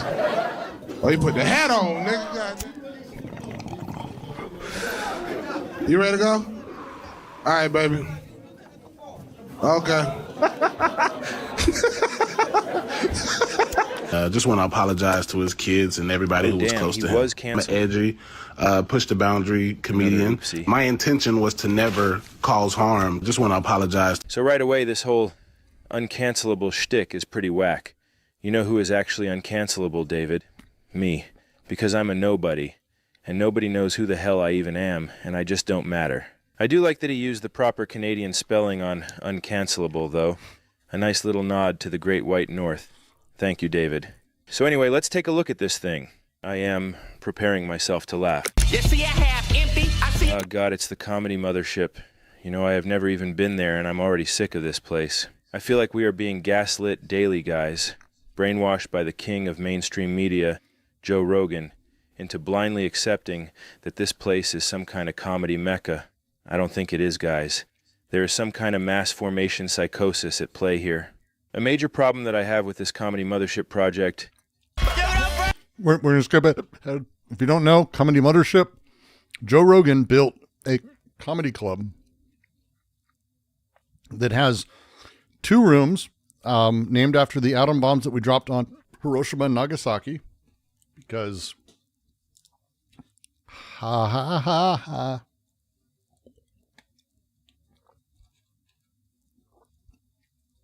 Ha ha ha ha. And they take your phones when you go in. So people comics don't have to worry about, I don't know, screaming the N-word at a bunch of people and having it ruin their life. This is real.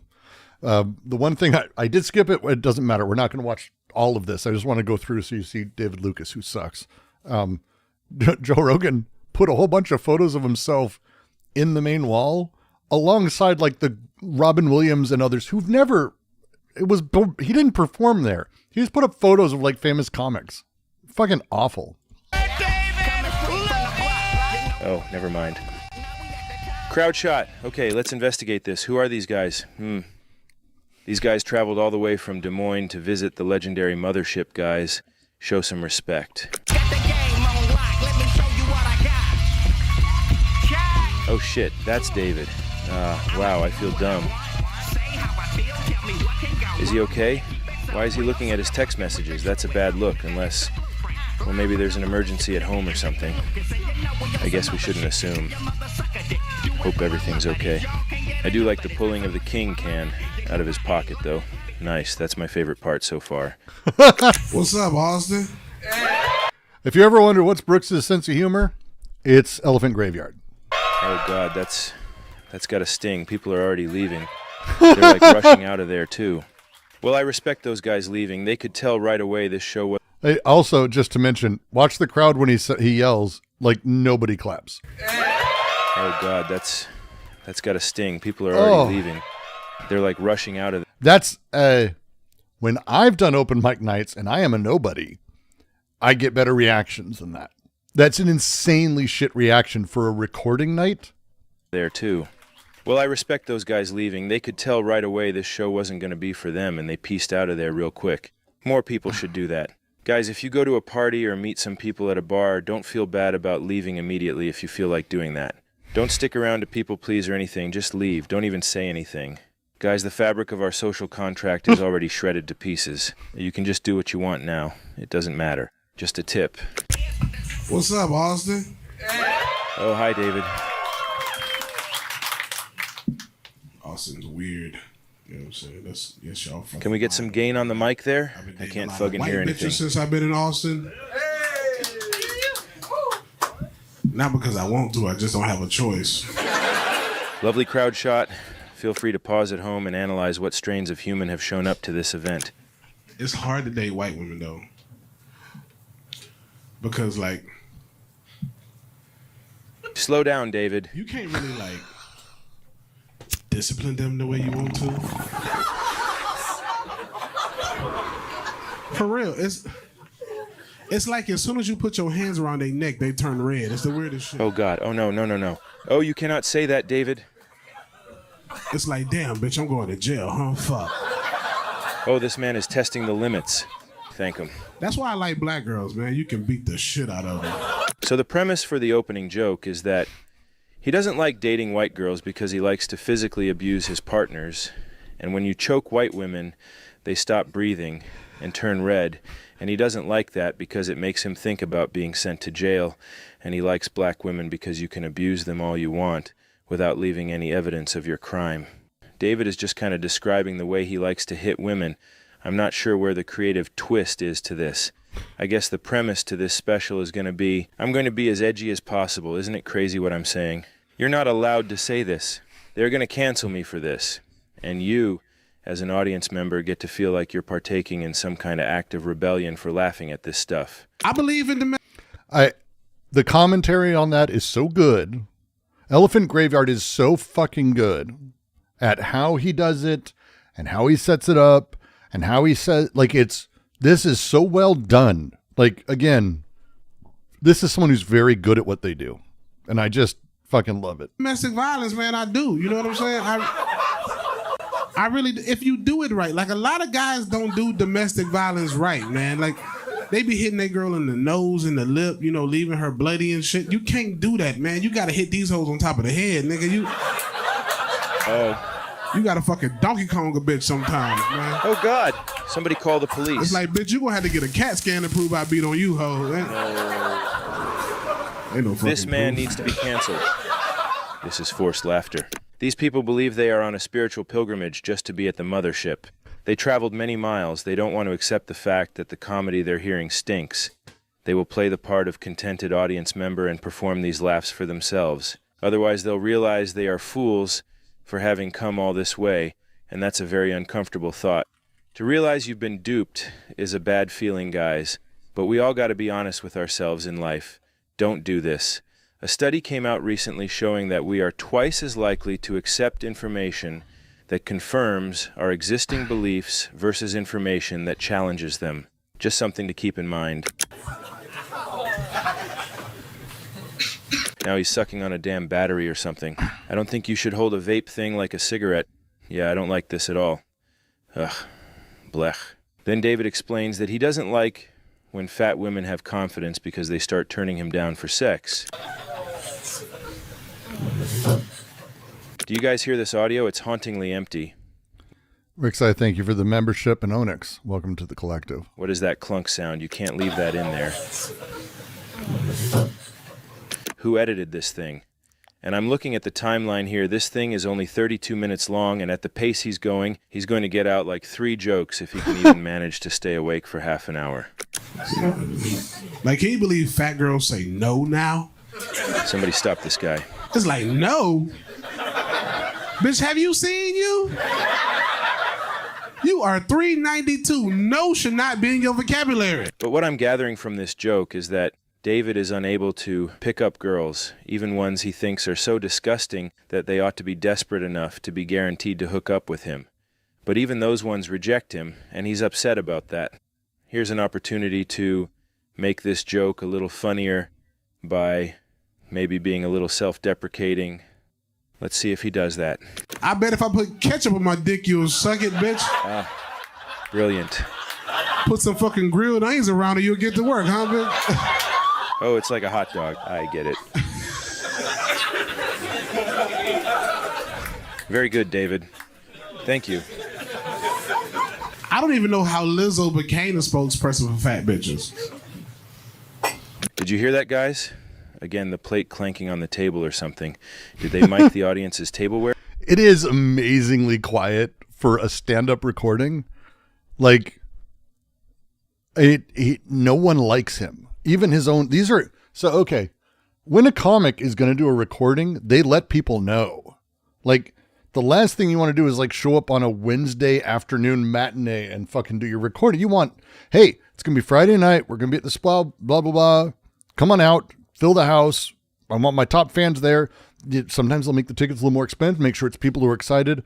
But again, the way Joe Rogan has ruined comedy is because the mothership is a pilgrimage, because it is a statement. The people who go aren't actually really there for stand-up. They're there for like something else. It's a different beast. I used to go up to a Comedy Store and sit and watch other people, like you watch comics, because if you like comedy, they want you there. You have a drink, you relax, you can go do that. They need people who do that shit. And it's like, Where for some reason? Why is that so audible? Wow. The best joke in the opening section is about his grandfather being racist and seeing the world as only having 3 races, white, black, and Chinese. And he walks into a Mexican place and wonders why it's full of Chinese guys. And that's kind of a funny joke, honestly, but unfortunately the credit for that one goes to his grandpa, who it sounds like is actually much funnier than his grandson. Shout out to Grandpa. I'm just so out of touch with black shit now, man. Like, I hang around too many famous white people. I hang around fucking Rogan eating elk meat. Oh God, there it is. The name drops. All right, let's talk about why this special is emblematic of everything that's wrong with the Austin comedy scene. The whole thing revolves around Joe Rogan, and that's a problem. The scene is almost like Joe's little fantasy land. it's fucking awful. He's the worst. God, he's worst. He's the worst. Lucas sucks. Packed up and went to a new place. Like good stand-up, even older stand-up. Here you go. I'm not picking on cops are... This is Stanhope. By the way, if you're sensitive, probably enjoy.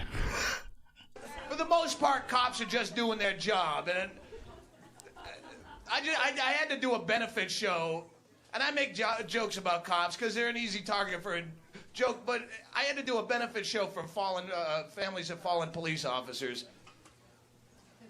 And I mean, it's something that makes you think, because you do fuck with it, but it makes you realize they do risk their lives every day and get shit on all around. If you're a cop and you're sitting here, I'll buy you next drink, seriously. Are you a cop? You're in training? This is sweet. Because I'm lying. No, I'm making all this shit up. This is a sting operation. There's your training right here. You know how the cops do you when you get a warrant, you forgot to pay a traffic ticket, so they send you a thing, hey, you won a free TV. And you go, woohoo, I'm a winner. And you run down there with your thumb in your ass, hey, I'm a winner. And then they arrest you and make fun of you on the news. This is a reverse sting. I just want to see where you egomaniacs are sitting in case I want to score drugs after the show. I know who to avoid.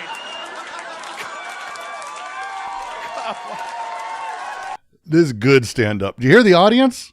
Again, and it's offensive. This is offensive good comedy. I did a benefit for fallen police officers. Yeah, it was called the Pigs and Blankets Foundation. I masturbated through the whole event with a pinwheel hat on, right in the front row. They don't risk their lives for you. He's going to risk his life, but since when did risking your life become something that people see as out of the ordinary? People risk their lives all the time, every day, and they do it for fun. They drink and drive, and they bungee jump, and they do crazy shit all the time. It's not because of you. They fuck last call whores without a condom. Woo! That ain't risking their life for the whore. Right? People they don't risk their lives for you. They risk their lives for the low level of celebrity involved in being a cop. You risk it. It's all about the ego. People wrestle alligators too, but never once has someone done it without an audience. All right? You see what I'm saying? If the cops are in. If I were a cop, I'd be an angry motherfucker right now, and I'll tell you why. Because the hero pussy that motivated you into the force, after 9/11, there was such an amazing glut of hero pussy. Cops couldn't walk out of their house. You didn't have to be anywhere near New York City. Cops all across there, girls just see the uniform and they would stop, drop, and suck his dick. He's a hero. Get it, girl. Hero. Get that hero dick. You couldn't walk out of your house without hero pussy being vaulted at you out of a catapult like rotted octopus, slapping you in the face. Hero pussy. You'd have to carry a tennis racket. Have you gone through tennis racket training yet? You carry a tennis racket to swat hero pussy to the ground so you can get to your call in time. And that placated you for a while. All the cops were happy for a while, but then the war started and the hero pussy market all shifted to the military. All the military guys are getting the hero pussy. And the cops, there's still cops today. You can spot them in bars. They'll carry pictures of the Twin Towers around with them, trying to remind the dumb chicks. Remember me? I'm on Homeland Defense, yeah. Yeah, this could happen right here in Renton if I wasn't very vigilant, you know? Will you at least touch it? Will your stanky friend watch me, Jack? Something? Who's your friend in the camouflage? Fuck this! I'm joining the fire department. This is bullshit. See, that's stand-up. And stand-up's wildly offensive and wonderful. It's not even close to his most offensive shit. That's real good shit.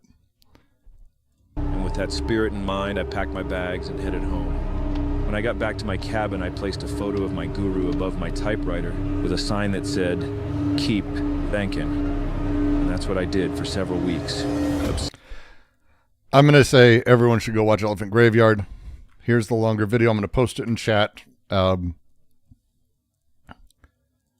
I don't have a lot to comment on it, and I'll just end up laughing and watching the whole time, and I don't like doing that kind of content as much as that's fun. Assume I saw the last video. Assume I saw the last video.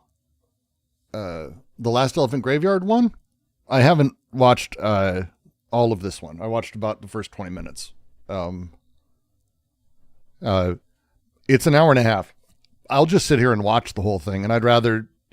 It should get more views. I want more people to see it because ultimately it's about to cross 1 million. And at that point, it becomes a thing that people have to deal with. And some other people have to comment on, and it becomes known. And I want it to be known in that world that Rogan and these other fucks are in. And I think it's good. Kathy Griffin and Joan Rivers. Good comedy is good comedy. I enjoyed Dennis Miller early on. David Cross is probably my favorite stand-up outside of Stanhope. David Cross's stand-up is a masterpiece. It might be one of my favorite stand-ups of all time. He has one bit that is probably my favorite. So let's see. Let me see if I can find it. It's probably one of my favorite bits, maybe of all time.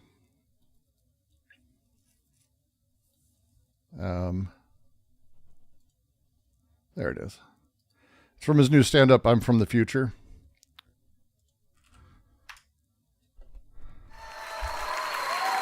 It's 2 minutes. And this is a single joke and build-up. And this is, David Cross is a master of this. This is so good. Please welcome to the stage. Been rounded up from, was being led to the Delousing 6593210. Prisoner. Was being led to the delousing showers. She began to reflect upon her first 8 days at Auschwitz after having been rounded up from her home and all her property and possessions destroyed or looted, as her once friendly neighbors jeered at and spit on her and her children as they were pistol whipped and sent into the train cars along with other Jews and gay people and the disabled, et cetera, and upon arrival at the camp, watched helplessly as her children were taken from her and marched into the woods just beyond the barbed wire and the guard towers, a sound of gunshots and screams punctuating the barking orders of the Nazi soldiers as she was taken to have her head shaved and her arm tattooed, enduring vicious experiments and slow starvation. And as she was shoved back into the line for the delousing shower, it began to occur to her that perhaps these weren't showers after all, and that this might be nothing that she would ever return from. And as the doors were sealed shut and the Zyklon B gas dispensed, and she watched as everyone futilely clawed at the door and the window until they all succumbed one by one, what were her final thoughts? This is very much like that time the government required me to get vaccinated against the Spanish flu.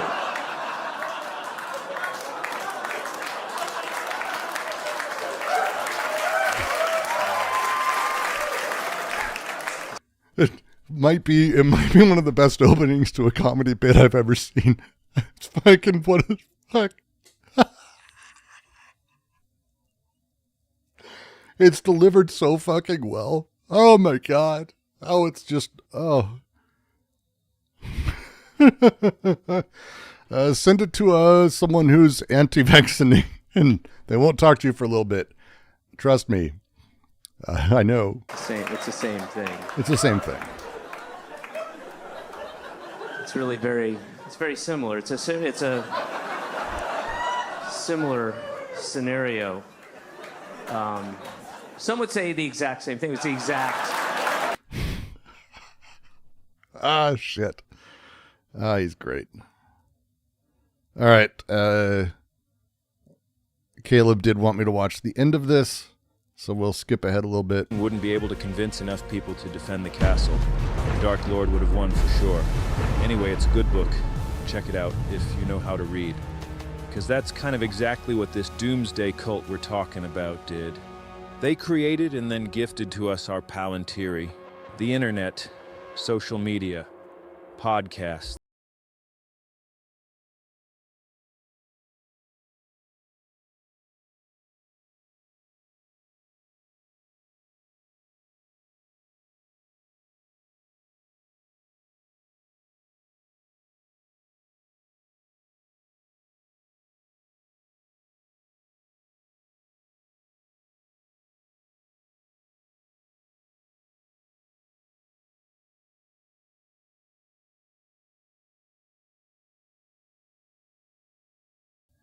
This is going to be a very good video, isn't it? Influence our thoughts and beliefs about the world. I've only watched like the first 20 minutes, and now I'm like, he's going into all of it. Everything from public education and universities to cultural industries, the media, and of course the new mainstream media like podcasts. Once all these institutions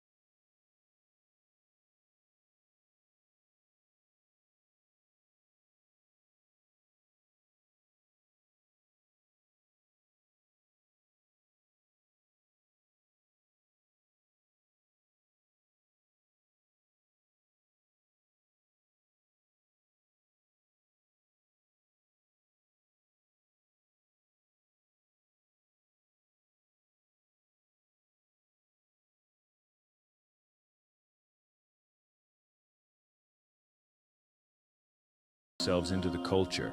And Joe and all his enablers let it all happen. Yep. Sold out the entire comedy world.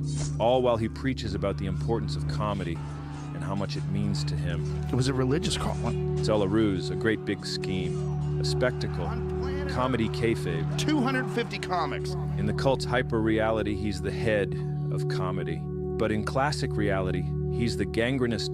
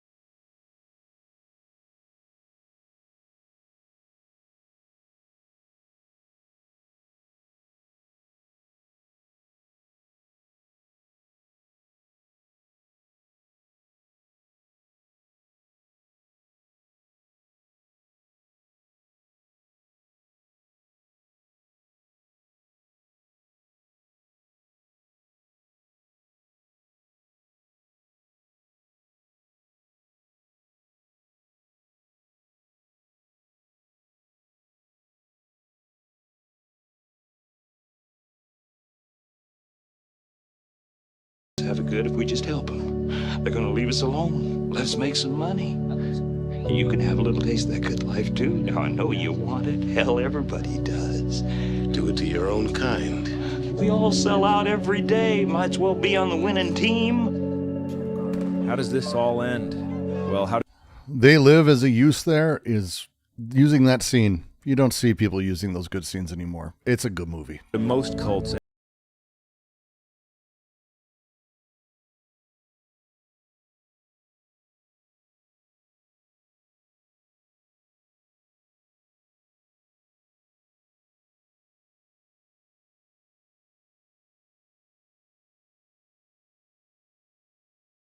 line and get rid of the controversy? On Trump's desperate attempt to quell political blowback, the White House reportedly, quote, asking podcaster Joe Rogan to help ease the uproar over the Epstein files. By the way, that makes Joe Rogan complicit in child rape, as far as I'm concerned.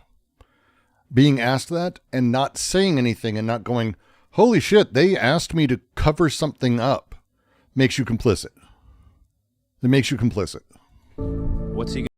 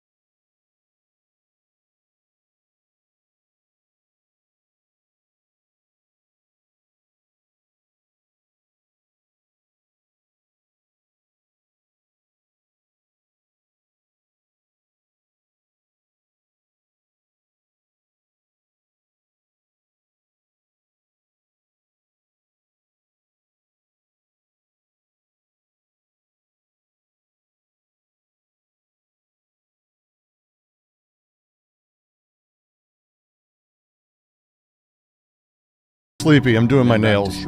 Apologies, I'm doing my nails. or cracking open a cold one?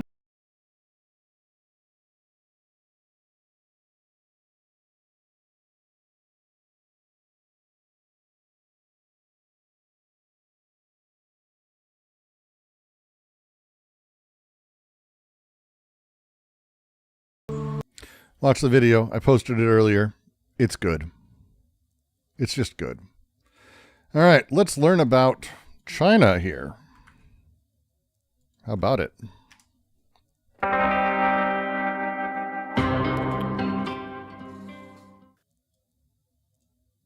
That was only on left channel for me. 5,000 years ago, long before the age of Homer. Oh God. This is not a great start. Greece, the rise of Rome, or the birth of Christ.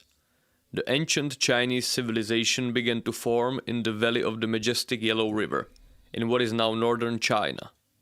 Characterized by its phenomenal endurance and longevity, its insularity from most other major world civilizations, and the biological vitality of the Han Chinese ethnicity. The story of the Middle Kingdom continues for what seems like an eternity. That is a hell of a place to start with the Han. That is... wow. Yet the tide of modernity rolling through the world, crushing the thousands of years old traditions and social patterns unable to withstand the pressure and crumbling away like castles of sand, has not spared China. On the contrary, the centrifugal forces of the past 2 centuries have transformed China as profoundly as they have transformed few other civilizations on the planet. China went through a very distinct socio-political evolution. At the dawn of modernity, it was an ancient, proud... This is 100% from a fascist.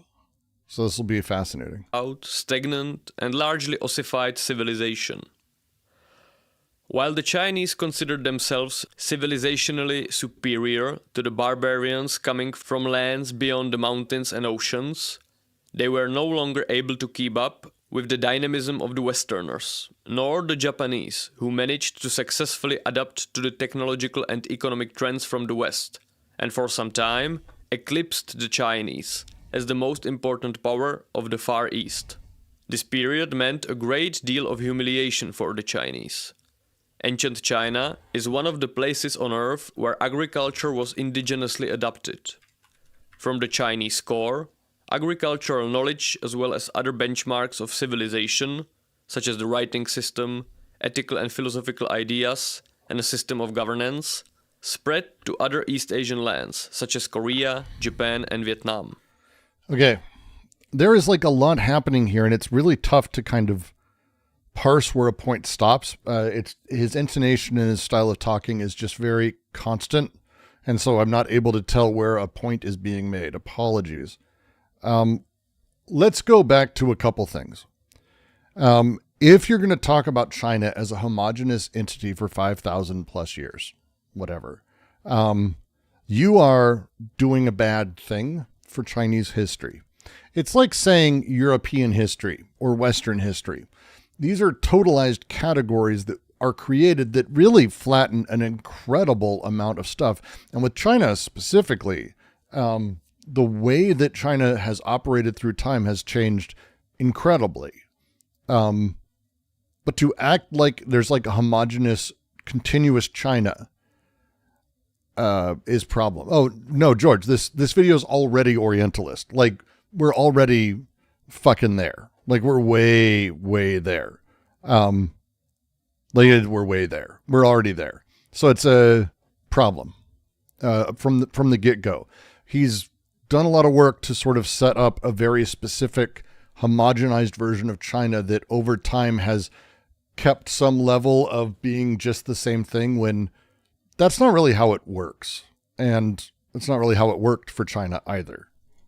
Together with geographic insulation in the form of impenetrable mountains and the deserts shielding the Chinese from other major civilizations in the West, except for the northern frontier where Chinese lands bordered the nomadic barbarians of the Eurasian steppe, this instilled in the Chinese a deep-seated belief in their natural and unshakable position at the top of the civilizational hierarchy.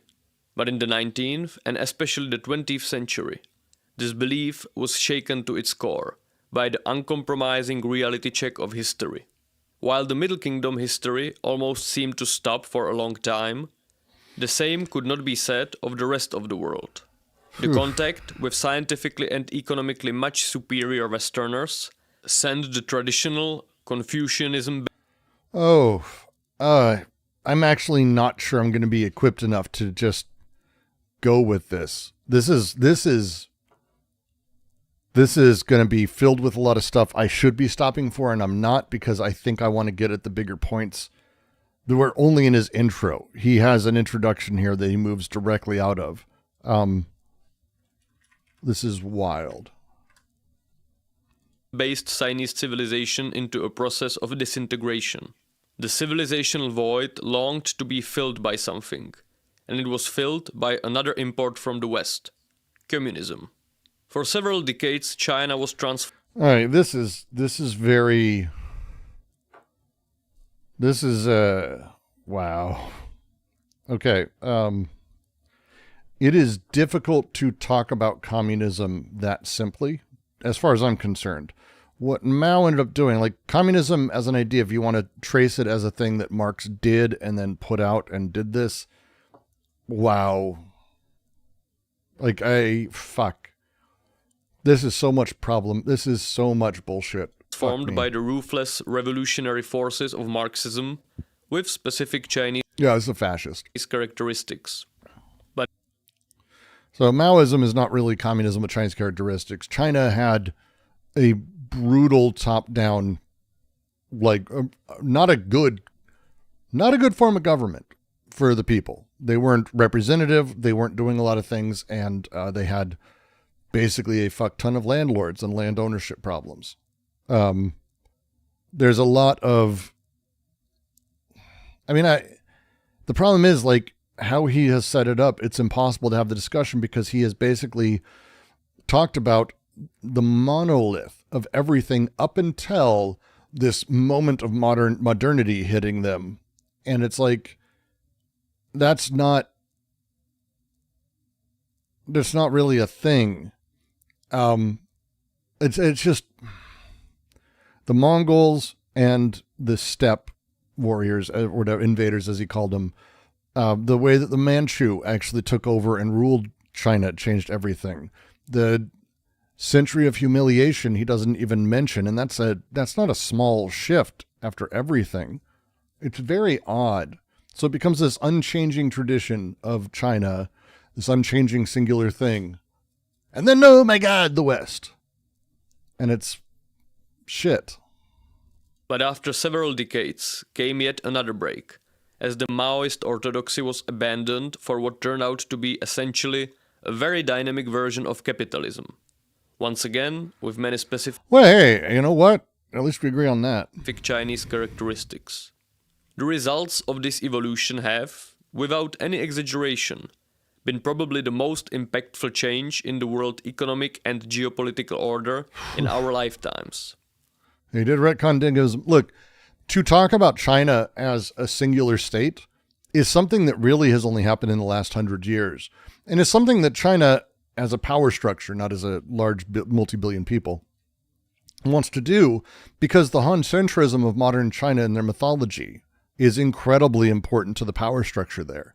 So the same way that Putin, for example, talks about Russia as this everlasting thing, right?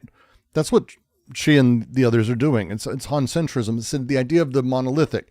It's why Trump is doing that with America. It's why, the blood and soil bullshit. It's the same reason. It's the same reason it's always been done. A combination of Chinese demographic mass, an obsession with educational excellence, and the adoption of Western scientific and economic techniques. An obsession with educational excellence. Unlike every other country where we, America maybe doesn't care, but I would say we still have, it's a weird thing. Had made China into a true powerhouse and a real contender to Western, and specifically American, economic and geopolitical preeminence in world affairs. In terms of nominal GDP, China is the second largest economy on the planet. In terms of GDP measured in purchasing power parity, it has been the largest since 2016. It is the largest industrial producer and the largest exporter of goods.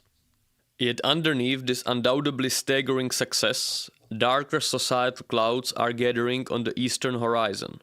The breakneck pace of modernization, made distinct from its civilizationally closed East Asian tiger peers by the social upheavals of the communist intermezzo, has created a highly specific mix of conditions, that has resulted in what I would consider the most toxic and dysfunctional sex relations out of all the major world countries. And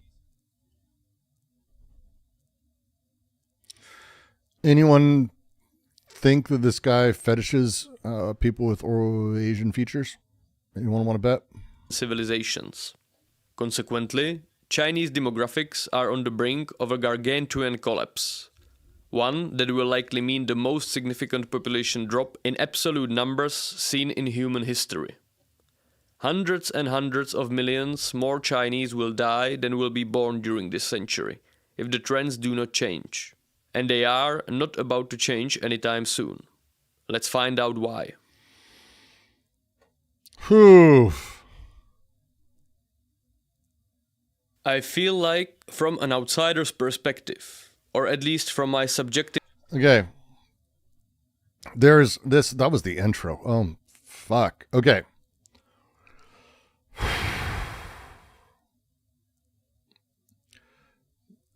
There is so much happening in China that's complicated, like really, really complicated. We're going to go for a little bit longer because I do find this type of racism at least worthwhile to critique in a certain way, or at least to demonstrate how a good engagement maybe can be. I'm not sure I'm going to stick with this video for much longer. That's for sure. And remember, anyone who's got $20, throw it my way, say a video. We'll promise we'll at least take a look.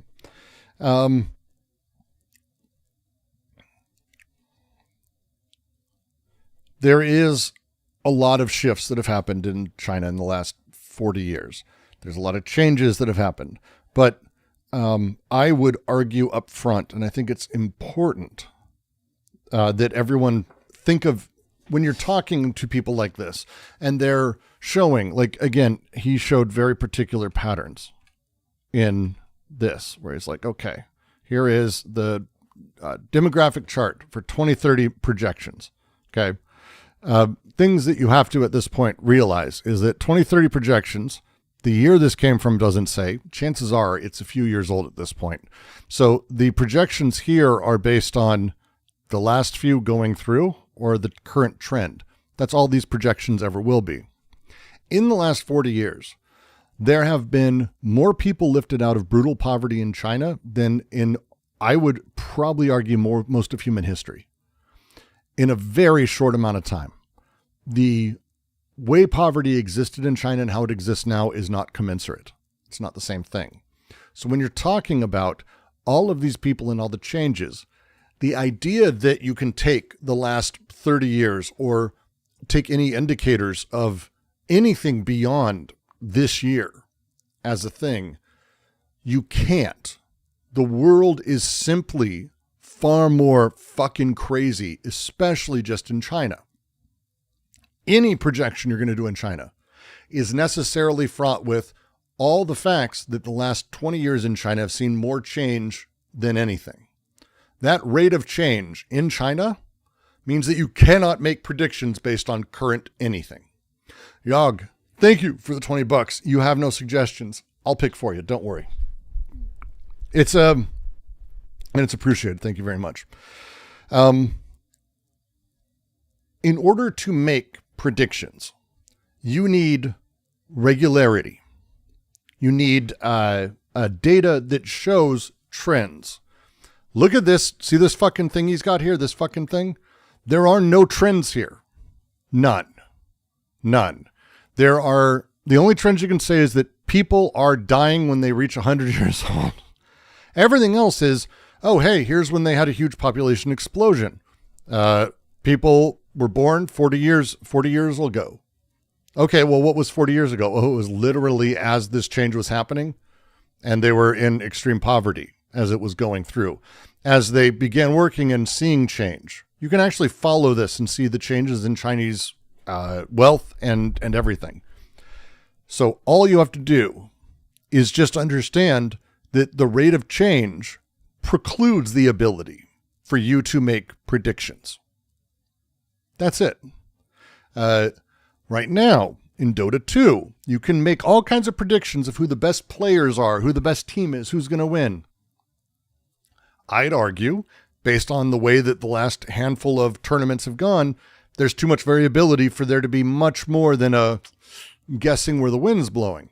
And that's how this works. That is statistics 101. You cannot make predictions off of data like this, but you can if you've already decided what your answer is.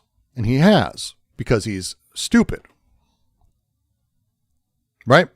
Human history. Hundreds and hundreds of millions more Chinese. And so again, you'll notice literally his prediction presumes flatness, and he's doing it based off of like what? Nothing.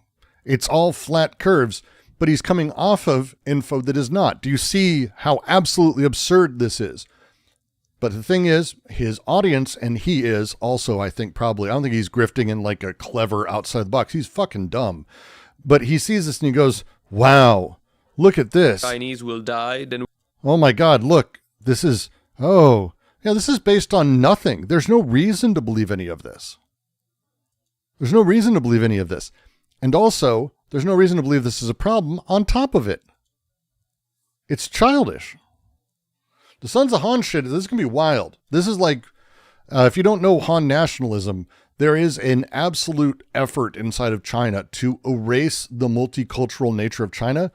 In America, we tend to think of Chinese as Chinese because we're racist.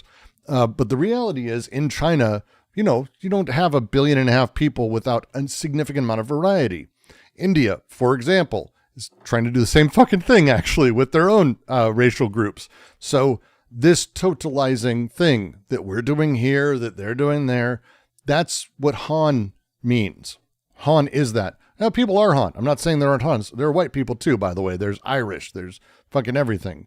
But China is incredibly complicated and incredibly varied and massive. And you want to talk about like the Xinjiang province, which isn't even China technically. It's a long story. Like, is that China? We would say so. But are they Han? I definitely would not say so. It's like, if you ever want to really, back in the day when I had Ukrainian friends, I used to fuck with them. It's not funny now, but I used to call them Russian because that was like the running joke is Americans are fucking dumb. It's not funny anymore, but that's the thing is we tend to hear the noise, the language and the look. And we go, oh, they're Russian. We totalize because we're racist fucks. That's the joke. It's not funny anymore, I know, but that's the thing that they're doing here with Han and all the rest of it. It's really bad. I feel like from an outsider's perspective, or at least Yeah, from my me. subjective perspective as a Westerner, the soul and mind of the Chinese is perhaps the hardest to try to comprehend and empathize with. It is truly a very alien civilization to us. I will say my first time going to China and actually spending time there, it was the first time I felt I was truly in a foreign country. Europe isn't foreign to me, and neither is a lot of other places actually Westerns go. Alien's a bit far, but it is very foreign, and it's really amazing to be able to experience it. I mean, I will say it feels foreign. It's actually really cool. It's cool to visit a foreign place like that. It's very cool. Now, first of all, Chinese civilization is characterized by a lack of religion.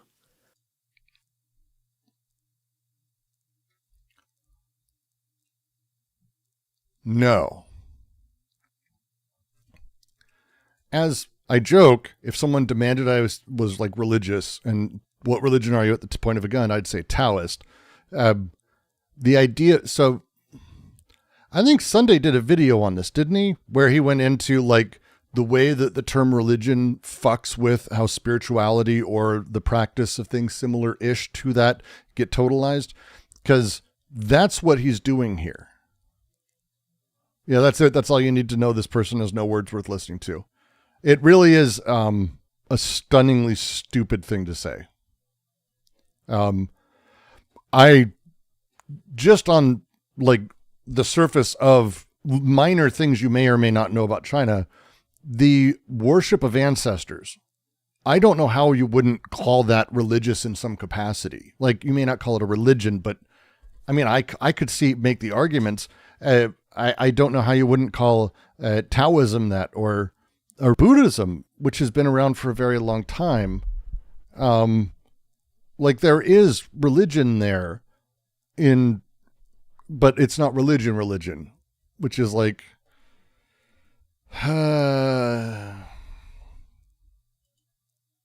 very frustrating.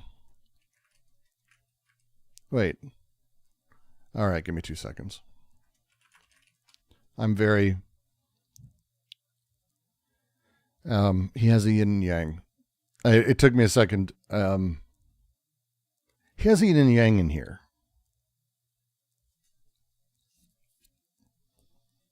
Like,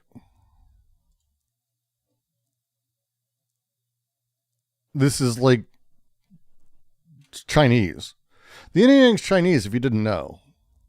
Some people don't, which is fine, but they usually don't make videos about all of it. That's Chinese.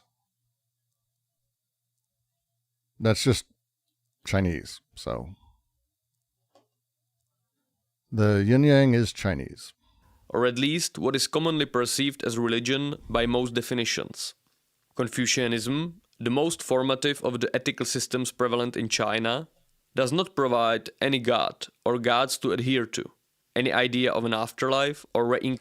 I'm not sure that's... I mean, again, it's going to define what you mean by it. If you're going to include Shintoism as a religion, though, like, you're already starting to fall apart if you want to have this, like, the gods, the way you talk about them. It's like, come on, you're going to do Shintoism and shit. It's... Incarnation, or any systematically organized clergy or priest class. Oh, that's... Wait. Confucianism didn't have an organized bureaucracy. I don't think that's true. I gotta look that up.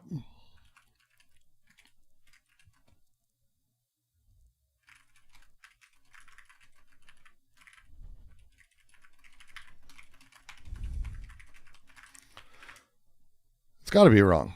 Like, it's not just like this shit didn't float around. Like, again, in Taoism too, by the way, not all of that.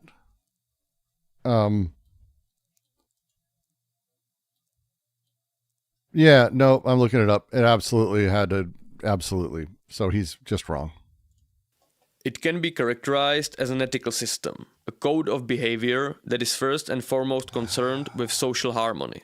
Living in accordance with the cosmic order, represented by the yin and yang, two opposing contradictory forces that, nevertheless, do not engage in some form of dualist historical battle between good and evil, as is often common in various other traditions, but are ultimately I mean, this is just fucking crazy bad.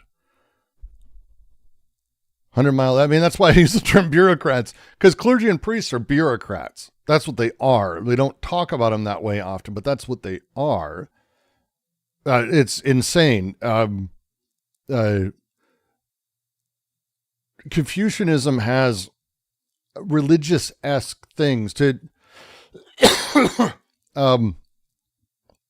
Confucianism introduces ideas like the heavenly principle, which is, again, very much a metaphysical, conceptual system. I'm very hesitant as a thing. Also, there's no way I heard this right. One sec. As an ethical system, a code of behavior that is first and foremost concerned with social harmony. Living in accordance with the cosmic order, represented by the yin and yang, two opposing contradictory... Is he talking about Confucianism still? I think he's still talking about Confucianism here.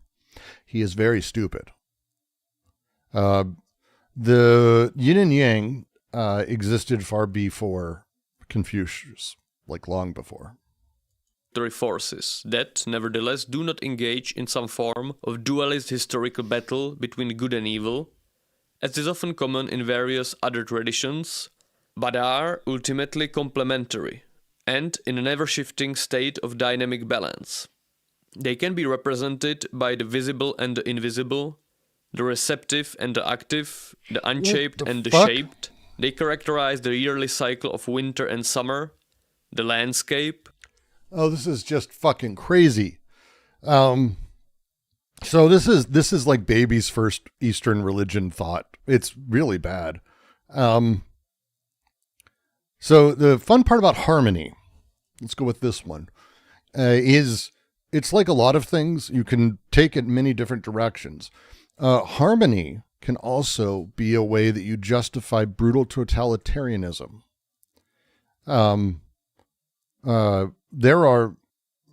Suzuki is a very famous Zen Buddhist who utilized Buddhism to explain how killing people as soldiers is perfectly fine and really good and harmonious. The way that especially Confucians, utilized harmony conceptually to justify hierarchy and hegemony is absolutely there. This is a very stupid. I meant not Mitsubishi. Did I say Mitsubishi? I hope I didn't say Mitsubishi. Fuck me. I'm very tired if I said Mitsubishi. That would be really bad. I know I said Daisetsu Totaro Suzuki. I did. Okay, good. You're fucking with me, Alejandro. You said you said it. Daisetsu Totaro Suzuki justified lots of really horrifying shit in Buddhism because you can sophist your way into anything, but the way it actually functioned was certainly not what we would call harmony or balance. It was used to justify oppression. It was very much used the way that actually Western religion has been used in the same way. Like, it's just shady stupid. and bright, the sexes, female and male, and even sociopolitical history, disorder and order. Confucianism is concerned with finding middle ways between yin and yang at every new configuration of the world. There is some form of... That is not... no, and also no. That's fucking dumb, dude. You're dumb. Stop this. Transcendence, a notion of heaven as the order of the world and source of divine authority. Notion of heaven... You don't understand heavenly order. You don't understand it. Stop talking about these things. But it is not separate from the world. It is found within it, particularly within human nature and moral action. Wow. It's not about escaping the world to reach a higher realm, but about realizing a higher moral and spiritual potential within the human experience. This video just created a religion for centrists. Accurate. Oh, God. Oh, it's going to get homophobic and transphobic. I think it's going to get transphobic and homophobic. Certainly. Let's look at title names. Oh, wait. Did I just... I did. That is a Hegel and Marx reference. And then... Oh, God. Modernity with Chinese characteristics. Conclusions. Wait, he's dating dystopia in a modern China. He's not actually talking about... Like, we're going to skip ahead at some point because I can't mentally handle the trash that this person is. Jesus. Experience. The husky and his white cat Shenzhen is my only interaction with this concept, which is gay as shit. The primary characteristic of the Chinese, then, is a very strong emphasis on balance, harmony, and certain earthly, down-to-earth pragmatism. That's just a shocking misunderstanding of all these things. I will make many comparisons between India and China in this chapter of the video, since they are the two biggest and most influential non-Abrahamic Asian civilizations. And they are so Hey dude, see this piece of land over here on the left? Not a lot of Abrahamic civilizations there on that huge piece of land called Africa. Hey dude. Profoundly different from each other, that their comparison is often a very good way to try to understand them better. Both China and India, specifically the fertile valleys of their river... Okay, we are skipping to modern China. I can't, that's fucking... This is going to be bad. I just want to get to the worst of it. As I said in the introduction of this video, I think the specific historical journey of China in the 20th century laid the ground for what are now probably the most toxic sex relations in the world, or at least in the countries I have researched for the purposes of this channel. let's briefly go through the sociopolitical history of Chinese demographic and societal affairs in the 20th century, while trying to integrate the more abstract and theoretical frameworks compared to water, embodying qualities 30%. Thus, the number of only child families shot up from 6% to almost a third. In urban areas, it increased from 12% to 40%. What was once a genuinely minority behavior became the most prevalent family model. And it created a very peculiar set of circumstances. Chinese women brought up before the communist regime, and especially before the one-child policy, were not raised with expectations of educational or professional ambition. They were no Islamists in Africa. There weren't. At one point, there weren't. Like that's like saying there's no Christians and Islamists in China. Like there are, and in India there are. But the idea of a civilization that isn't that rose up pretty significantly. Africa's pretty significant. It's like if you want to talk about the various tribes, some of them got seriously huge. Like it's an entire continent of people. It's just very weird to gloss over. Again, I know why he hates blacks.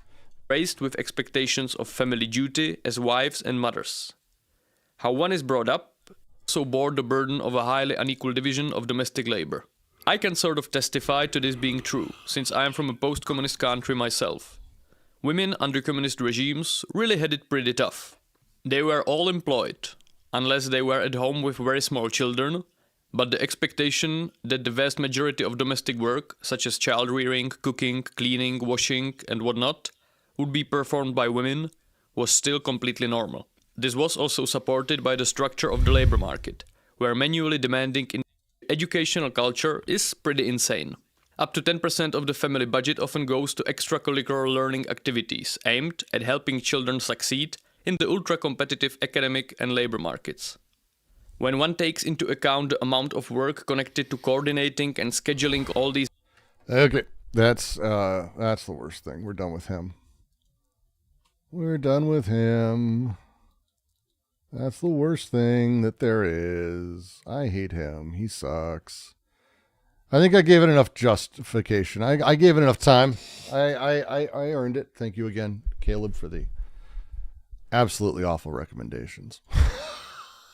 And a wonderful recommendation. Elephant Graveyard's wonderful, so fair enough.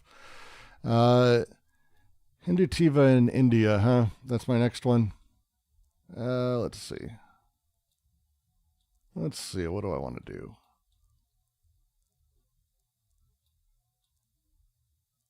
Hindutva.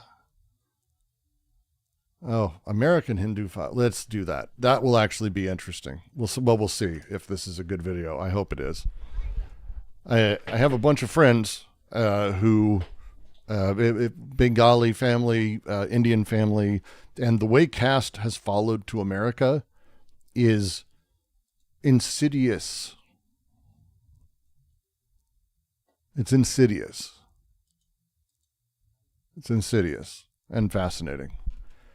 And here is a guy from India who's a mega fan. Oh, Lord. $96 billion was paid into the tax system by undocumented immigrants in 2022. And how much money are they taking from the government in benefits? They're not getting it back. They entered the country illegally and they should be kicked out, and all their children and all of them should be kicked out if they entered illegally.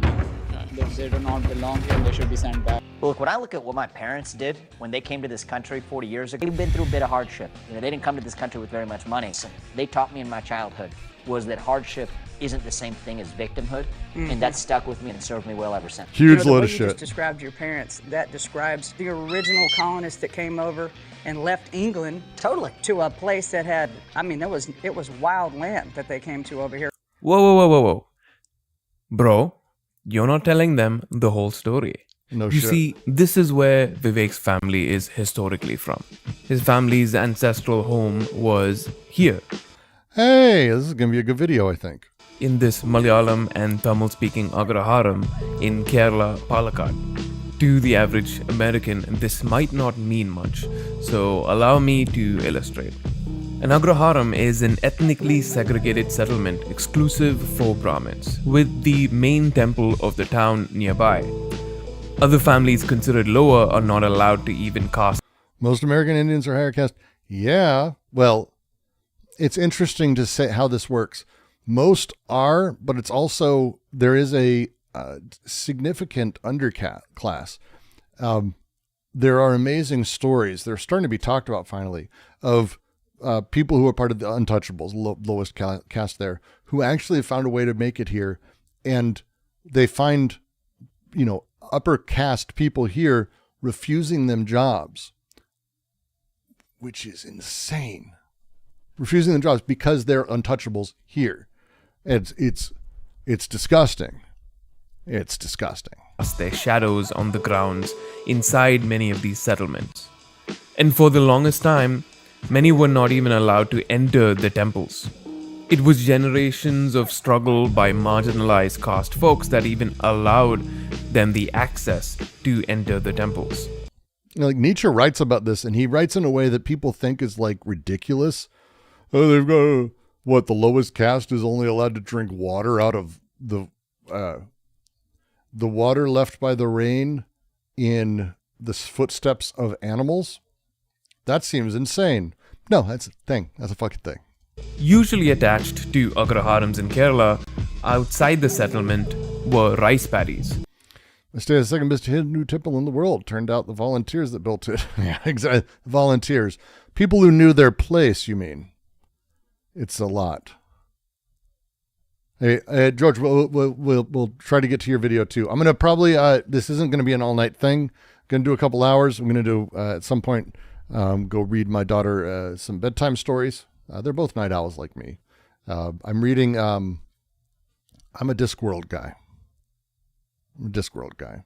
So Color of Magic is my favorite intro book. And I tried reading it to my son. He's not big into it. My daughter loves it. So it's super fun. This is where your rice grows. And who works these fields? Marginalized caste folks who slaved away to give most of their produce and earnings to the temple at the center as taxes. That same temple built by marginalized caste folks. The temple was usually owned by a committee of Brahmin men from the agraharam itself. They would enrich themselves through the proceeds of the temple and then trickle down some of those resources to the middle manager castes, the overseers and supervisors. And as always, while we're doing things, I have to talk about a new type of Oreo that's delicious. These are chocolate-covered pretzel Oreos, which you should find if you're missing out on chocolate-covered Oreo pretzels. Now, the Oreos aren't chocolate-covered, sadly, but the chocolate-covered pretzels are in the Oreos, which is fantastic. They would give them titles and so on, and pat them on the back, while the people at the bottom would get maybe 2 pieces of cloth. This was the gist of a temple-centric society. It used bonded labor for some intermediary castes and chattel slavery for... You remember me saying Discworld was bad? You may have... So first off, Discworld's not bad. I think Pratchett's fantastic for what he's doing. I find it funny. I think there's a specific genre he hits that's like the Hitchhiker's Guide. I put in with it. Not everyone does. I don't know why, but I have a umbrella I put around him. I think Pratchett's writing isn't as good as it should be. I think it's fun. Like, don't get me wrong, but it's a very discordant way of reading, and it's the way he writes and does dialogue. It's kind of tough sometimes to tell what character is saying what. Makes it difficult. But no, I don't think it's bad. Other castes further down the chain, all to maintain a permanent underclass.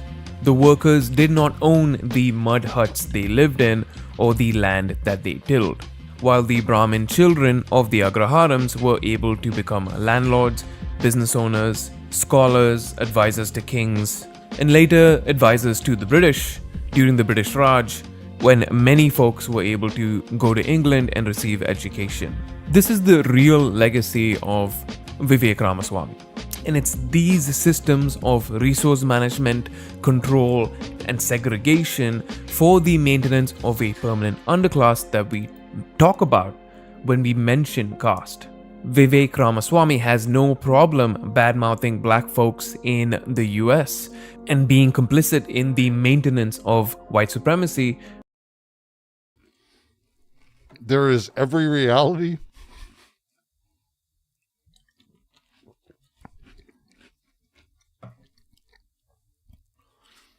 I do this a lot. I think you got it. If I say something that if I'm talking like generally alone, I'm talking. If Sunday's going to say he really loves something, there is a good chance I just said it was the worst thing ever just because it's funny to me.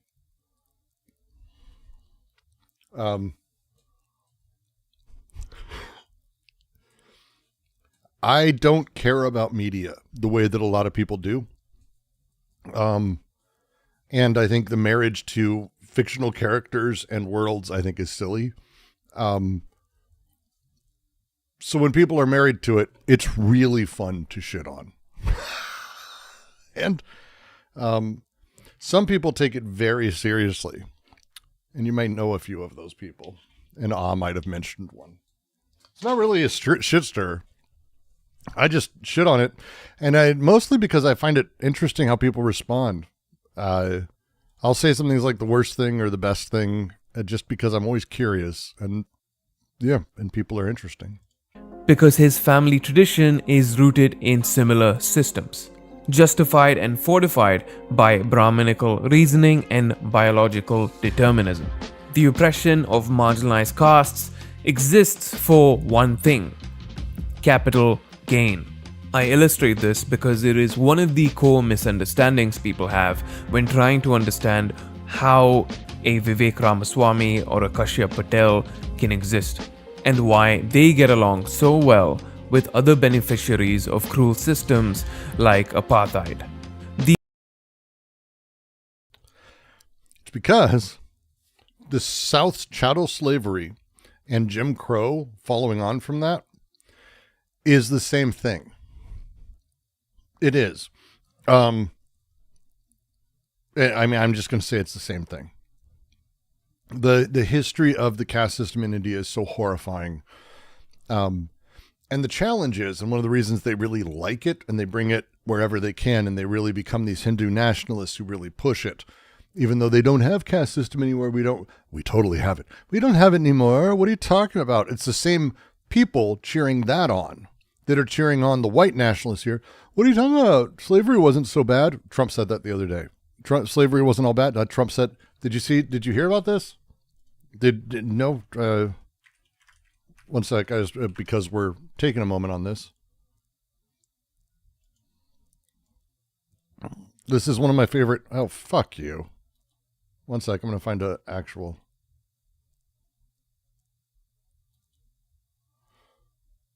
If you didn't know, slavery is bad. Trump is complaining that it's the Smithsonian exhibit is too focused. President Trump on Tuesday, this was this week, what a nightmare we have, that the Smithsonian museums in Washington were out of control with content that painted the country in a negative light, including slavery. The museums throughout Washington, but all over the country, are essentially the last remaining segment of woke. The Smithsonian is out of control, where everything discussed is how horrible our country is, how bad slavery was, and how unaccomplished the downtrodden have been. Nothing about success, nothing about brightness, nothing about the future, he added. This is insane. This is insane. Slavery was a net negative in every capacity for humanity. What we were able to do by keeping a permanent underclass for multiple hundreds of years and build a massive amount of wealth literally on their backs, thanks to the industrialization of the cotton industry that put us at the center of the cotton industry, that was enabling us to buy more land from other countries to fulfill more cotton farms. A monoculture crop that slowly became unsalvageable as automation happened and other things. And that wealth went to a handful of people. There's no positive there. There's no positive there. Slavery is bad. And if you're going to say it's not only bad, you're a piece of shit. you're a piece of shit.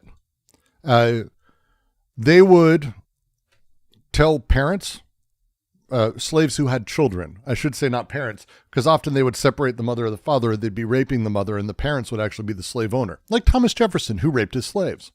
Our founding father. They all raped their slaves. He just did it in a way that we have DNA proof, and it's fairly famous. He's a horrible person.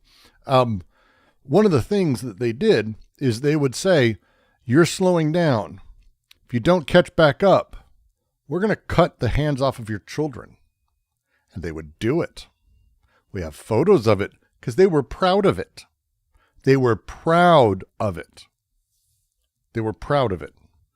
And they would kill the children because the children were net negative. They would kill children. There's here.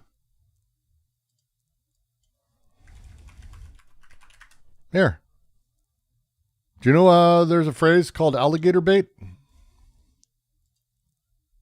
You ever?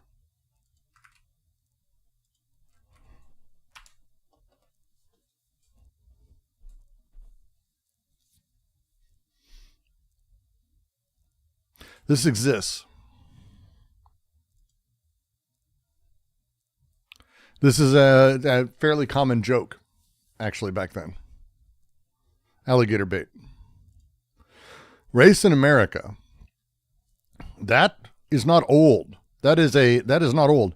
100 years, 110 years, maybe less. That's not that old. That's a generation or two. Come on. That's how bad this shit is. These agraharams haven't gone away, by the way.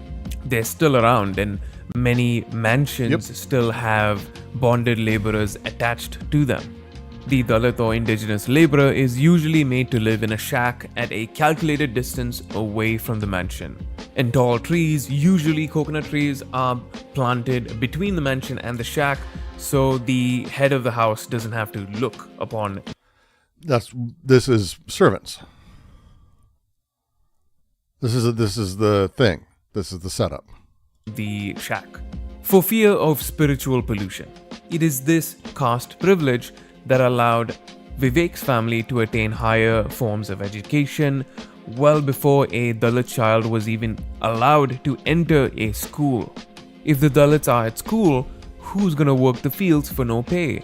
Now, of course, this goes without saying, not everyone from a privileged caste is like this. But this history of benefiting from oppression like this is what makes Vivek's situation so much worse. I agree. I think what Vivek did, and again, Tulsi Gabbard is part of the Hindu nationalist movement also. And remember that. That's why she's siding with Trump. She's a racist. She's a racist. She's a racist. She believes in the caste system. She hates gays. She's a horrifying person. She's never been good. She's just been less than a full nightmare until recently. This is the setup. This is what's happening all over the place. Literally all over the place. It's wild internationally how far this is going. Han nationalism, Hindu nationalism, white nationalism here, white nationalism throughout Europe. Jesus Christ. Because to put it bluntly, some folks just don't want to share space in an office or a dining table with children of people who have historically been their slaves at worst, or society's manual scavengers, laborers, fishermen, leatherworkers, and craftsmen. Odd, because we wouldn't have this culture that we're also proud of if it weren't for those workers. They'd rather... It's the old question when you ask people like, hey, where on earth is it better to be darker skinned?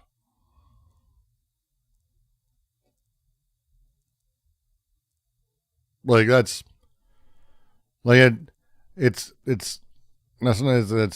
always that way. It's fucked up. Be around other Indians of respectable status and positions. White passing. Doctors, lawyers, children of business tycoons and actors who claim to have warrior ancestry, the creme de la creme of society. Caste in neoliberal capitalism is a match made in hell. Caste is inextricably tied to politics in India. It was not long ago that the Bharatiya Janata Party was jokingly known as the Bharatiya Patel Party in Gujarat. owing to the fact that most of the first BJP MLAs and MPs from Gujarat were Patels. The Patels or Patidar community had been land tillers working under Kshatriya landlords in the past. However, after Indira Gandhi's decision to convert land tillers into landowners in Gujarat, the community became predominantly a landlord community. And it's Patel is an interesting name. You don't know, by the way, it's a big name here too. Chances are Patel owns the motels or hotels you stay in. A Patel. And it's wild. Like, if you didn't know, there's like this entire history of like how the motel empire of America was built by the Patels.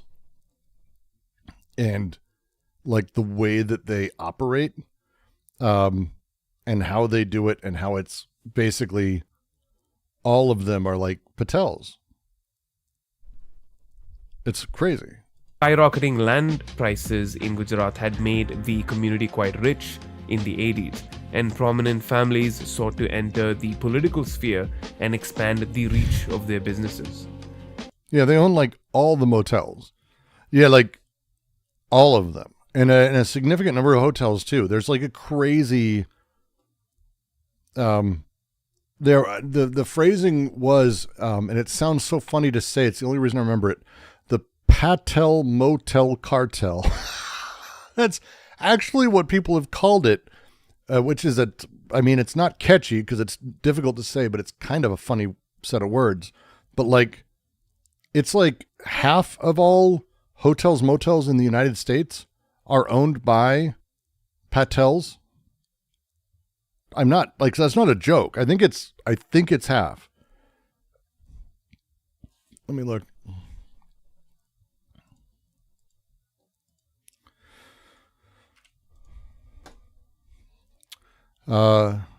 Gujaratis own over 42% of the hotel business in the United States, and Patels own 80 to 90% of motels in American small towns. If you stop by a motel on the highway to check in for the night, it is a friendly Gujarati face behind the counter.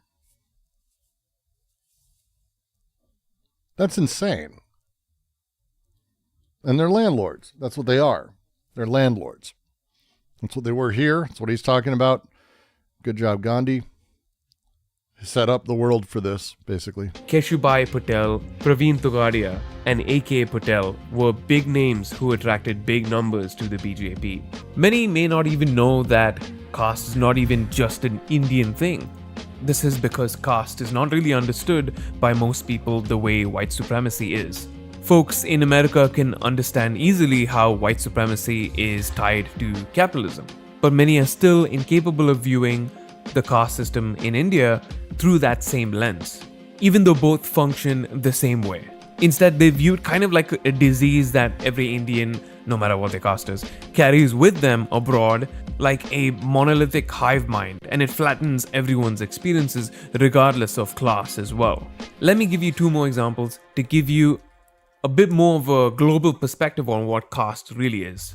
French folks watching this, you might know of your fellow countrymen, the Cagots. The folks who look exactly like other Frenchmen, who are indistinguishable from other white Europeans. They looked French, talked French, and prayed like the French. So the way French societies would discriminate against them was to meticulously record ancestry. They would use this to determine if you're black skin in India, you have Dark Souls level difficulty. Whatever you are, that's everywhere. That's everywhere. Whiter skin in, I'm not sure there's an Asian country that is like, yeah, we don't want porcelain skin. I would need to see this. I don't see it. Africa has a handful of communities where it's very much about darker skin, but it's not the same or the same setup. Yeah, it's tough. Do Americans even know enough about caste to think that? Most people in America think of caste as like a religious thing that they don't understand why people do it. That people choose it. I think would be how I'd phrase it. And yes, that's gross. But I think that's how most people in America view caste, where it's like, well, I can't believe anyone would choose to live like that. Which they're right, but not right.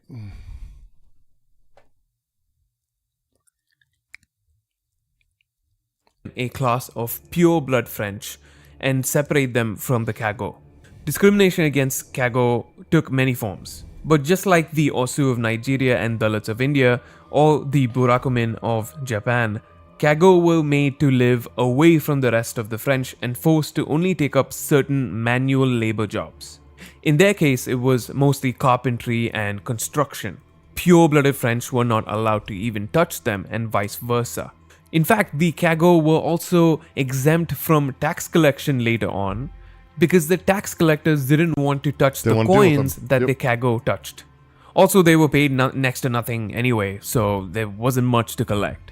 In French churches, you were... Filky, I think Americans don't understand the caste system fundamentally.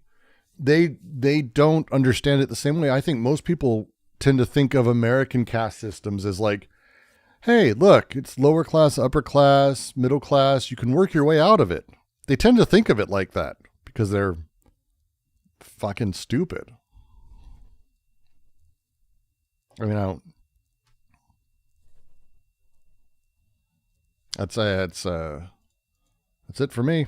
I think they're stupid. We'll find these small beastly heads constructed to designate where the Kago were supposed to sit at the back of the church.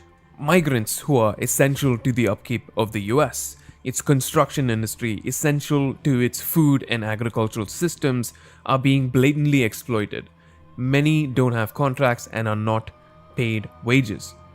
And when they ask about their wages, the law is used against them. They are branded illegal even as they are waiting for documentation, and then they are dragged out of the country by ICE as... If you want a great book, let me see if I can find a copy digitally. It's a book I read a long time from Arundhati Roy. I'm not pronouncing any of that correctly, I have no doubt. I gave up on it. But somehow my family in Denver became friends with this immigrant family from India. So my brother became friends with a guy named Sean, and then his extended family with me, and we ended up going to their weddings, and we became really close. And I just gave up on pronouncing, and they don't care. I gave up trying. It's a beautiful language. It's not for me. Also, my favorite wedding. If you ever get a chance, like I'm going to list all of them and be racist, I'm going to say Indian weddings are the best wedding I've ever been to. Again, these guys had money. I have no doubt these are like higher upper caste people, but man, the food was good and it was fun and colorful and light and energetic, and it was a blast. It was a blast. But India is dark. Capitalism, a Ghost Story, by Arundhati Roy. Let me see if I can find it on Zlib. Boop, boop, boop, boop, boop. Yep. It is a very, very good read. I'm curious if anyone actually would see it as being anything but that. People who are from India in like tech sectors fucking hate this book, which means it's probably really good. That's because I have no faith in any of those people. Come on, did you not download? What the fuck? There it is. Arundhati Roy. There we go. Let's pop you into a new page and read a little bit for a moment. Good book.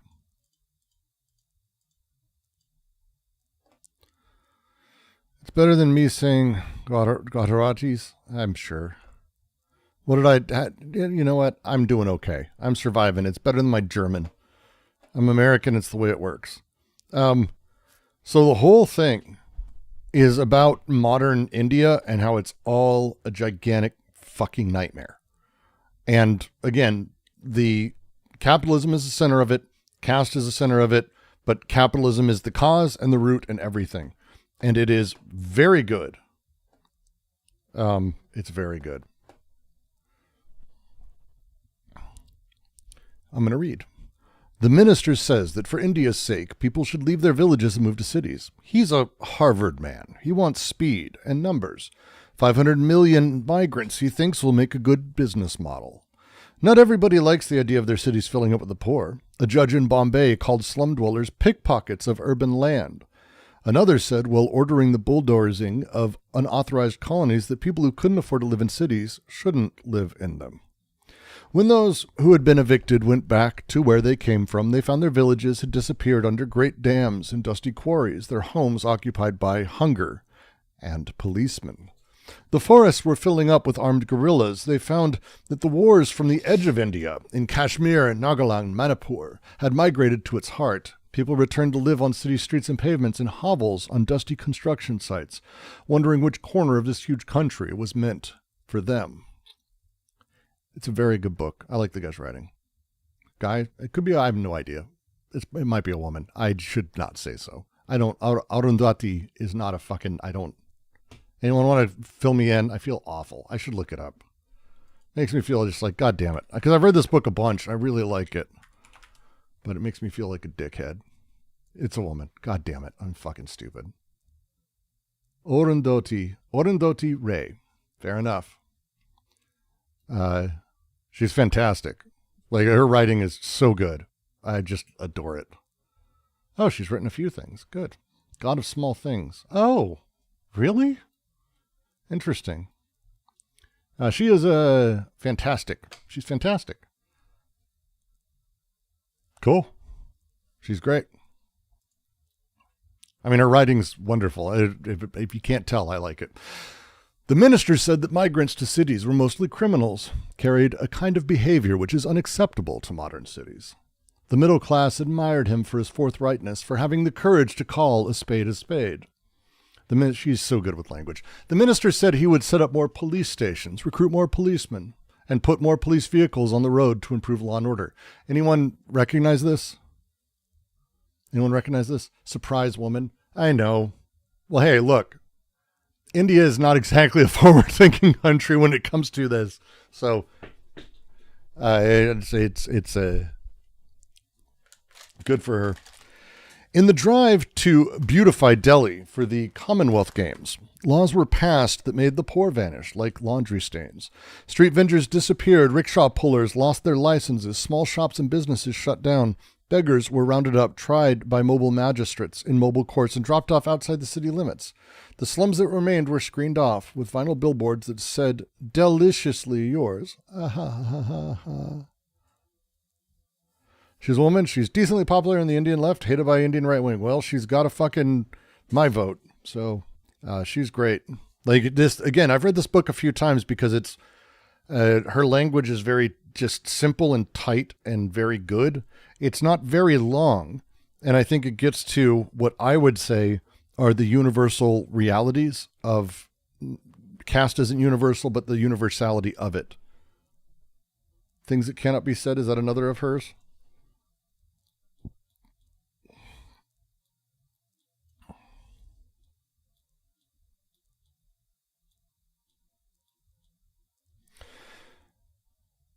She called Modi's nomination as prime minister a tragedy. She said business houses were supporting his candidacy because he is the most militaristic and aggressive candidate. Yeah, she's got good takes throughout the stuff I've read.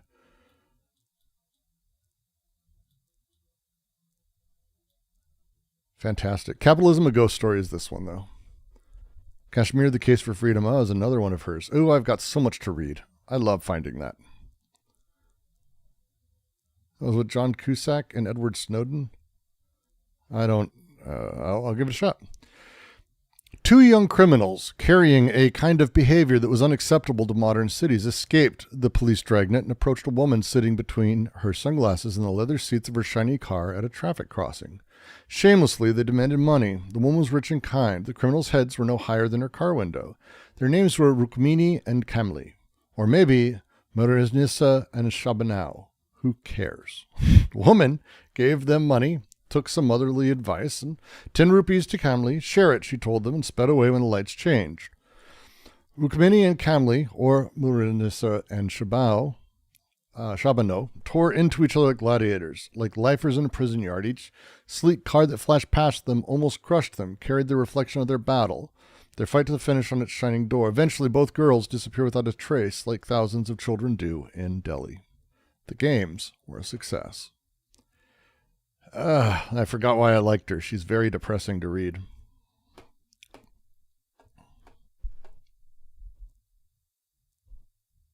She's very good. Is it a house or home, a temple to the new India, or a warehouse for ghosts? Ever since Antila arrived on Altamont Road in Mumbai, exuding mystery and quiet menace, things have not been the same. Let's take a look. Anyone else want to take a look? This is that building. Oh, fuck, this is the building. I know, I've seen this building. Fuck me. Yeah, let's see a video, because it's got to have videos.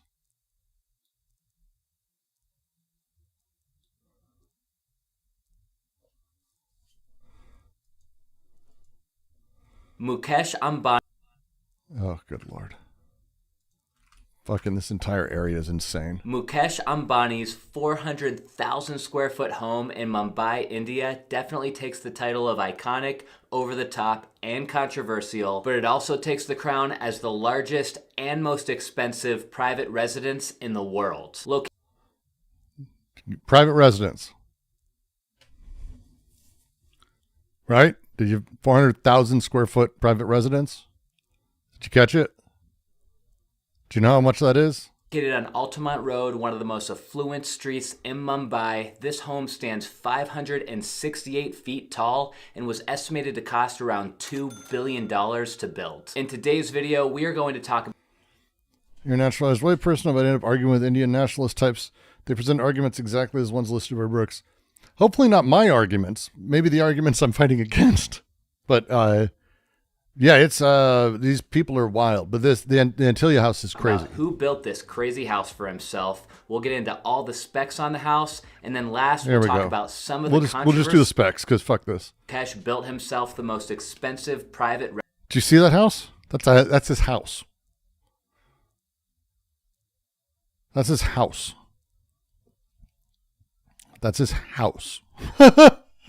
residence on planet Earth back in 2012. This home is famously called Antilia and is sitting on about an acre of land on Altamont Road, which is Mumbai, India's version of Billionaire's Row. The area around Altamont Road is considered the wealthiest part of India, and it houses some other prominent luxury buildings, like one called the Imperial and another residential skyscraper called Lota Altamont. The specs on this house are... Those are houses. People don't live there. A person and his family lives there.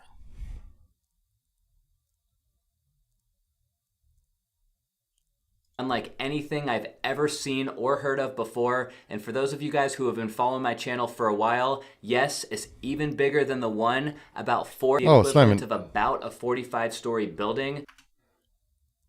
45-story building.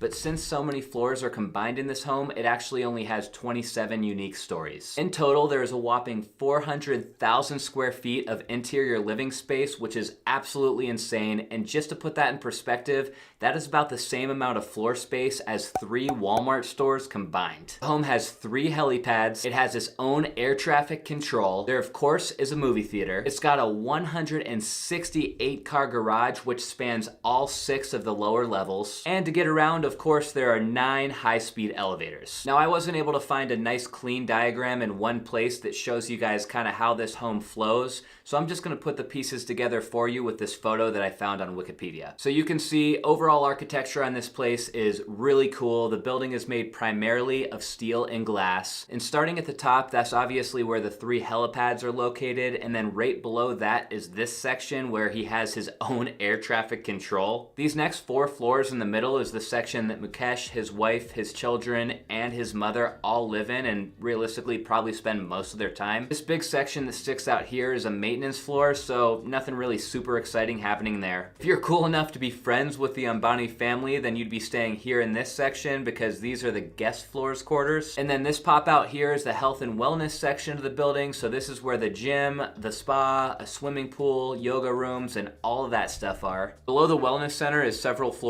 dedicated to a garden, which is pretty cool because if you think about it, this building otherwise doesn't have a whole lot of green. And then out of frame, the garden is sitting on a 50-seat movie theater, followed by those 6 floors of parking that we talked about earlier. The architect behind this building was called Perkins and Will, and if you look at their website, you see that the style of all their work is very modern and is totally in line with the style of... Those guys sucking their dicks. If you ever want to understand how the caste system functions, understand that people in Mumbai, India is not we'll just say a good equality state. But people don't rise up and burn that to the ground. It's kind of all you need to know. The poverty in India is unspeakable. It's unspeakable to me. It's really depressing. So, Antilla arrived on Ultimate Road, Mumbai, exuding mystery and quiet minutes. Things have not been the same. Here we are, the friend who took me there said. Pay your respects to the new ruler. Antilla belongs to India's richest man, Mukesh Ambani.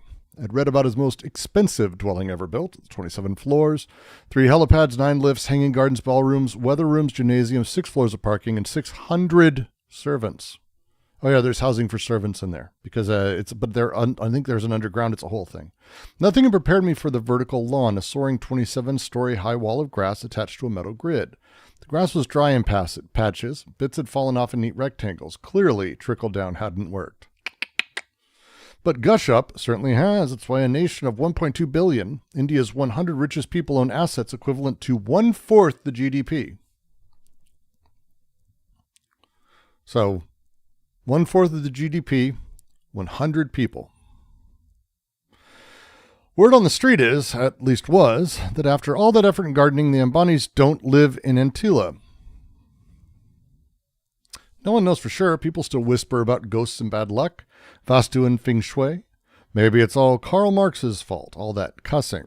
Capitalism, he said, has conjured up such gigantic means of production of exchange. It's like a sorcerer who's no longer able to control the powers of the netherworld, whom he has called up by his spells. Yes, they don't live there. As far as I know, they don't. They're some of the richest people in the world. They live everywhere. I think actually they spend a lot of time in the U.S. The India, or maybe they used to. No, they do. I think there's a long story there. Most Indians defend them by giving great jobs. Yeah, we've got sycophants here too. By the way, everyone, you should know that there's no such thing as a job creator except for a person who's buying something. The only reason anyone ever gets hired is because hiring that person means that you can make more money than if you don't hire them. That's it. No one creates jobs. It's not how anything has ever worked in the history of the world. The building known as Antina is a gross example of one guy's house who he doesn't live in and is falling apart still. I think there was a video I saw. There are parts that are like literally falling off. Like it's not even kept up. Like they just did it to be able to do it. And now he's bored with it. So he moves on because there's that much money.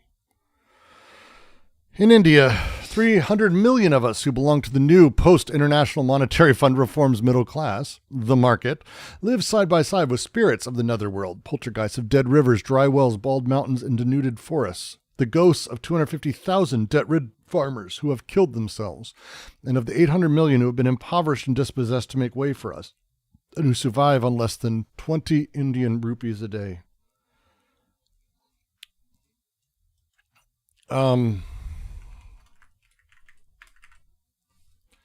So, it's less than 25 cents a day U.S. Quarter a day. And in India, that still doesn't get you much.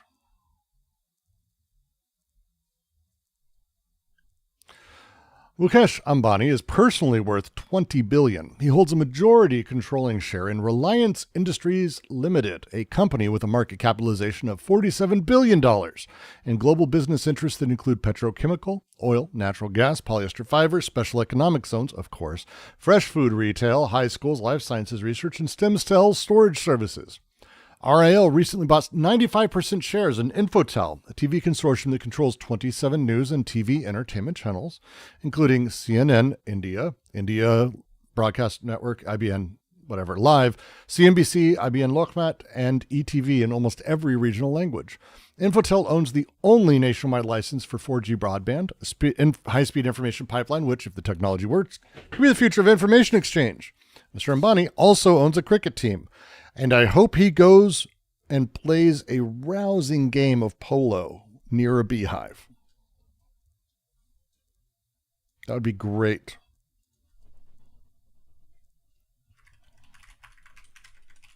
Beehive polo. If you didn't know. It's the best story. Indian auto parts billionaire Sanjay Kapoor died after reportedly swallowing a bee. So sad. So sad. So sad. So sad. His money is very lonely now. So sad. Very sad. RIL is one of a handful of corporations that run India. Some of the others are the Tatas, Jindals, Vedanta, sorry, I'm not fine, whatever. Infosys. Yeah, Essar, another Reliance Anhil Ambani Group, owned by Mukesh's brother Anil, of course. Their race for growth has spilled across Europe, Central Asia, Africa, and Latin America. Their nets are cast wide. They're visible and invisible, over ground as well as under. The Tatas, for example, run more than 100 companies in 80 countries. They're one of India's oldest and largest private sector power companies. They own mines, gas fields, steel plants, telephone and cable TV and broadband networks, and run whole townships. They manufacture cars and trucks and own the Taj hotel chain, Jaguar, Land Rover, Daewoo, Tetley Tea, a publishing company, a chain of bookstores, a major brand of iodized salt, and cosmetic giant Lakme. Their advertising tagline could easily be, "You can't live without us." According to the rules of the Gush Up Gospel, the more you have, the more you can have. The era of privatization of everything has made the Indian economy one of the fastest growing in the world. However, as with any good old-fashioned colony, one of its main exports is its minerals. India's new mega corporations, Tatas, Jindals, Essar, Reliance, Sterlite, and are those that have managed to muscle their way into the head of the spigot that is spewing money extracted from deep inside the earth. Dream come true for businessmen. Be able to sell what they don't have to buy. I was about to say, imagine playing polo and immediately remembered. That was word for word an example. Hey, I still think, like hating polo, not cool, but hey, it's kind of funny. Yeah, swallowing a bee and having it sting your insides, pretty awesome. Good book. I'm going to put it in the subreddit, not subreddit. God, I am that tired. It's been a long few days. I'm going to be putting it in stream chat. That's where I'll toss it for this one. I highly recommend it. It's only 127. Like literally, if you can't tell, I'm like, we are already, I want to say 7% of the way through the book. Like right here. It's only 137 pages. We're 20 pages in. So like we're a sixth of the way through. That's nothing. That's nothing. It's nothing.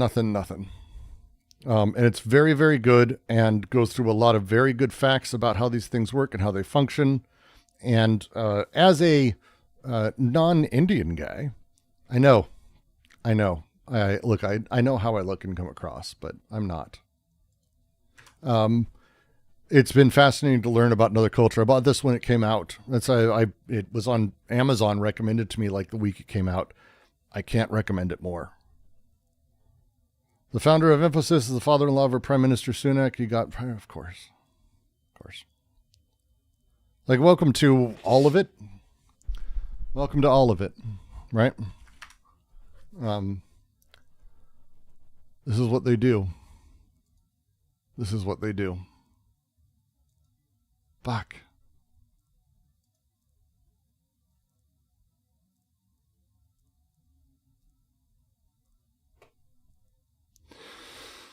Oh, God.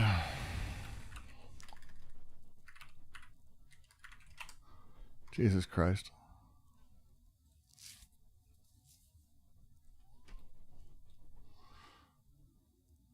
I'm just going to pop one thing up here because it's just a last note, because I am actually, it actually does worry me a great beat. Great bit. We're just going to watch a little question. Put forward by both Qatar and Egypt. Hamas accepted it on Monday. Israel has yet to officially weigh in. I'm wondering if the U.S. was at all involved in it, if it's supportive of it, and whether or not the president believes Israel should accept it. I don't think it's a coincidence that Hamas accepted this proposal after the President of the United States posted a very strong statement about this conflict on Truth Social yesterday.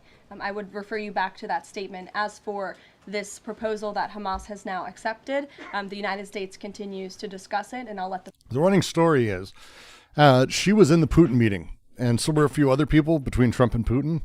And when they came out, all the reporters say that she looked, and they all looked horrified, but she looked ashen, like she had seen dead walking.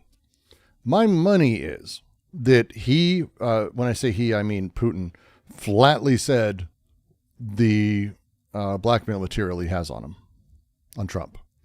And that they went, oh, like that was it. And they, because Putin's very open about that apparently behind closed doors with different people. the president weigh in on it definitively. You're welcome. Sure.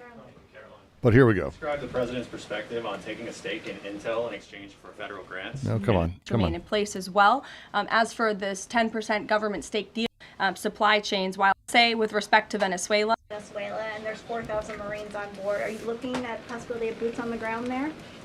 what I will say with respect to Venezuela, President Trump has been very clear and consistent. He's prepared to use every element of American power to stop drugs from flooding into our country and to bring those responsible to justice. The Maduro regime is not the legitimate government of Venezuela. It is a narco-terror cartel. In Maduro, it is the view of this administration, is not a legitimate president. Oh, no, not pee-pee tapes. I'd bet that he has tapes of Trump doing horrifying things to someone he's related to, because he likes young blonde women, as we learned from his time with his best friend Jeffrey Epstein. I think pee-pee tapes probably happen, but I don't think that's the worst. President. He is a fugitive head of this cartel who has been indicted in the United States for trafficking drugs into the country. It's fucking crazy. It's fucking crazy that we're at that point. 4,000 Marines. While President Trump has principle of the Cold War, which then morphed into the. There was a ceasefire proposal. Yeah, the PP tapes. The story. If you didn't know, the PP tapes aren't even like them pissing on him. Like the PP tapes are that he paid hookers or some prostitutes to like pee on the bed Obama stayed in, which probably happened, but who gives a shit about that? Like, that's the PP tapes. My money is that it's video of him banging someone that we really shouldn't know that he did. Because again, of course. Boy, he really is into young, blonde, thin women. Wonder if he ever acted on that. Horrifying piece of shit. Well, with that, it's 11. It's been a solid evening stream. I want to thank all of you. Hey, we made our way through, and it's been a fun, interesting thing. You're gonna get to deal with me being a bit nostalgic, I guess, for a moment. If he didn't want us to know he banged her, he wouldn't keep saying it. Yeah, it's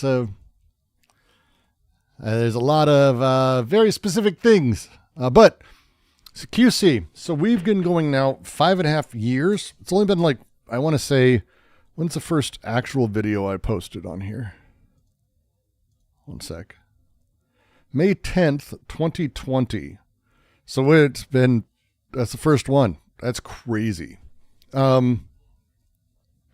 So 5 years ago, we were posting our anti-Oedipus readings here with audio, and I was getting a very respectable 59 views. I did get 100% likes though, all 3 of them. The book is not in chat; it's in stream chat. Sorry. Here. For those of you not in our Discord, you're going to have to go there, sadly. But we did that for, let's see, I did that religiously for weeks and weeks. Good Lord. When did anything else just uploading our AO readings. I'm trying to find anything but our AO readings. When's the first one that's not our anti-Oedipus readings? We have our literature reading went up there, March 18th, 2021, from Jack in our server. They did like Omelis, One to Walk Away from Omelis. Did some DeLanda stuff, which was really fun. We did, that's our retrospect, like literally it's just AO. And like, again, still, after 2 years, 45, 55, 65. The second reading of AO, when we started it, 2021, chapter 1, section 1, got, over time, got almost 3,000 views. And that was a big fucking deal for us at the time. Again, it took 4 years to get there, but that's the way it works. It was a journey, and it's been a journey, and it's one of those things that's like,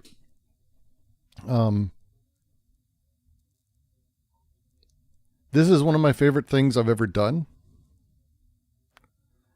And it's just been straight out of like stuff I've wanted to do. All my videos are always things I want to do. I'm not going to ever do a cynical video for this channel. Because I've had to do that shit for work. It doesn't work well for me in the long run. I don't want to poison it with that. So it's all just like, what do I enjoy doing? And it's been really nice to sort of be able to find that in here and to be able to find people who enjoy that and to be able to at the same time, and this is the other part that I really love. My videos are doing okay now. It's like the first day I've got 3,700 views on my horrifying, depressing video on AI. But we also published we have our reading for Raymond Rouillet. Like Rouillet is incredible if you've never read him, but most people haven't even heard of him. And 114, 160 views, 220 views for our Nietzsche readings. And they were like, our AO reading didn't even used to break 50. So we're at a point where like the stuff we're doing is bleeding over to other readings. We are finding other people who are enjoying those readings, other philosophy stuff. I'm happy with it, and it's been amazing, and it's been incredible to have I don't know, weird ass audience like you guys are. Makes me happy. Really does. And I enjoy it quite a bit. And it's been a blast, and I just want to say I really, really appreciate it, and it feels fucking pretty cool. Because it does. Feels pretty fucking cool. And I'm pretty lucky to be able to be doing this. So Trump invaded Chicago now? Oh, really?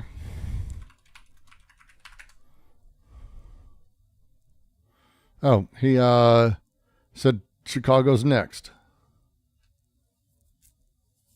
Oh, I mean, of course it was going to be Chicago. Doesn't Chicago have a black woman mayor? So yeah, of course it's going to be next. Just figure out where black women are in charge. And Trump will... I mean, I'm not joking. It's not a joke. I mean it. Like,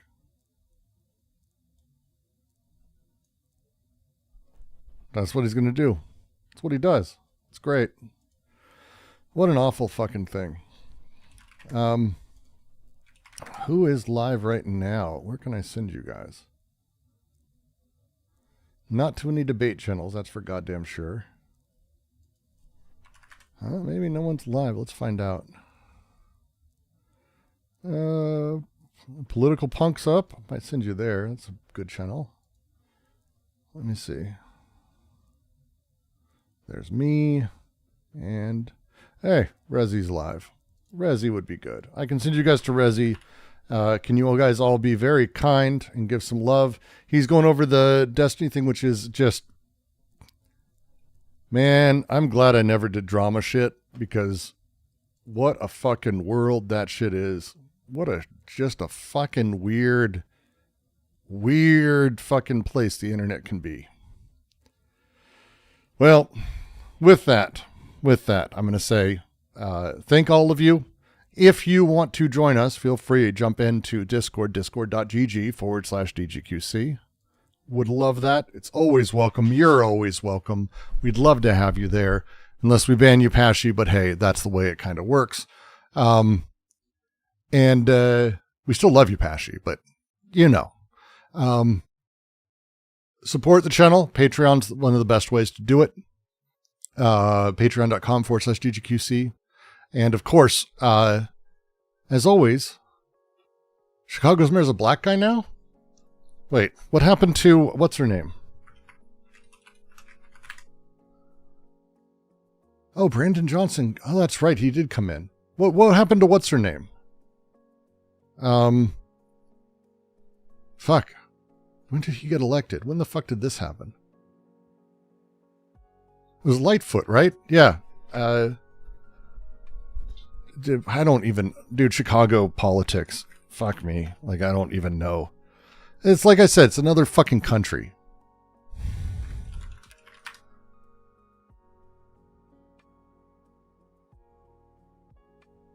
Pashy, what was your username? I'll double check. And if your username is something you can't type here, that's why.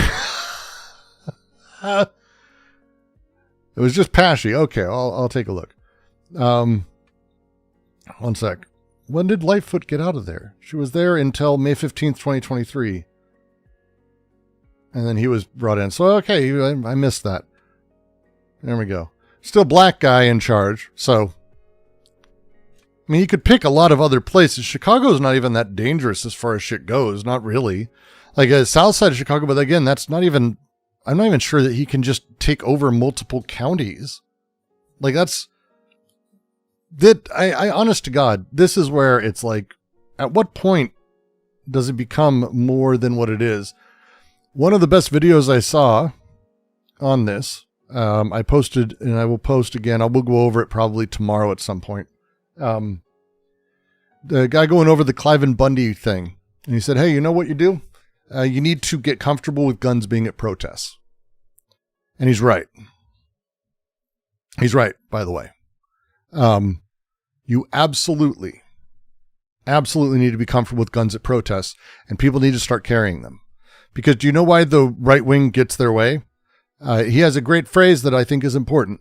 Bundy Ranch, if you don't remember it, guy was basically, his cows were out grazing land that the government sort of knew he was grazing on, but finally started charging him for.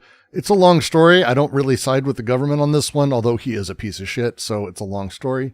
But the FBI showed up, and so did a whole bunch of protesters, and those protesters showed up with fucking ARs. No, real guns, Pashy.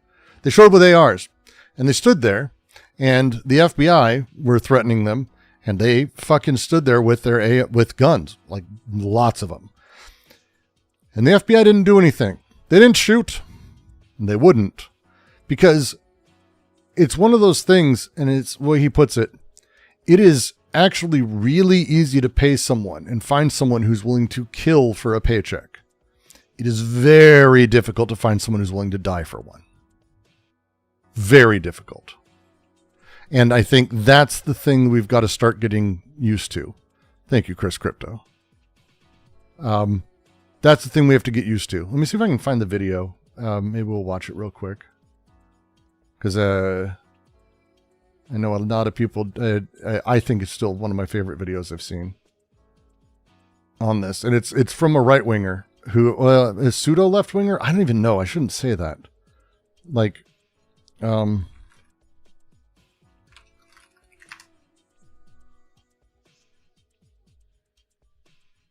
seconds. I type too much on the DGQC is the lesson I'm learning right now.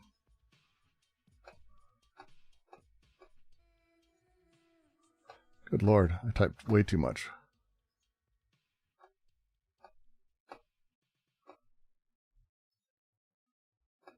Oh, we didn't even go over how awesome it is that the founder of Focus on the Family died. That's like so happy. Fine. Let's see if I can get it up then. 1 second. Do.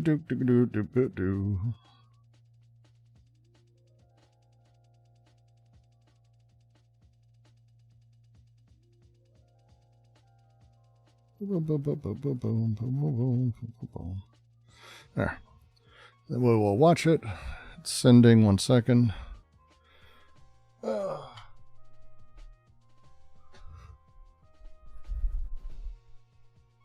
right. There it goes. Download that. So fucking frustrating. I have to do all this stupid shit. And I know you guys are all just super excited, I can tell. Don't relax, I know. But let's come on. There's the video, and we are just going to share it straight away, and I'm just going to put it in the screen here. Boom. And then where are you? And we show you. There you are.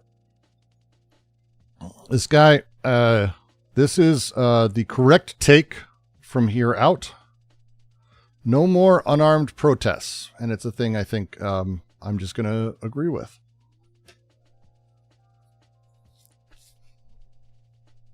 I'm just going to agree with. All right, let's see. Let me make sure this is set up. Window capture 2 is here. All right. There we go. Look, from this point forward, if you ask me to come to your protest, I'm going to be armed. I would prefer that everybody else at the protest is armed as well. That'll reduce me from being an individual target to being part of a show of force. And I get it. It's like, hey, bro, we want this to be nonviolent. It will be. There is nothing inherently violent about carrying a rifle on your back. There is an implied threat of violence, which y'all need to get comfortable with that implied threat, because that's the only thing that makes your protest effective. Black Panthers were armed, and it did save them. It did save them. If you don't understand how it did save them, in mass when they were armed, they actually had to make it illegal for them to be armed.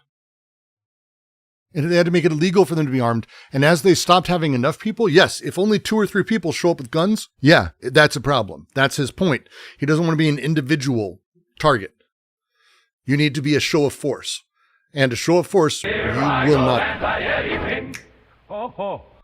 Thank you, Tuan Hong. If you're going to show up between the hours of when the cops say you're allowed to be there and when the cops say you got to leave, that's not a protest. That's a goddamn state-approved get-together. In 2025, in this surveillance state, under this administration, with current historical context, if someone is asking you to protest unarmed, they either A, have no intention of creating any meaningful discomfort with the protest, or they have the intention and they're doing you a disservice, because I know that any protest that actually has meaningful discomfort, that the governor is going to come put an end to that. That somebody is going to send in the cops, the state troopers, their own personal army. They're going to send in people with guns and sticks. Stop fear. To a point. If you're armed, yes. If many are armed, no. Being armed alone makes you a target. Being armed in mass does not.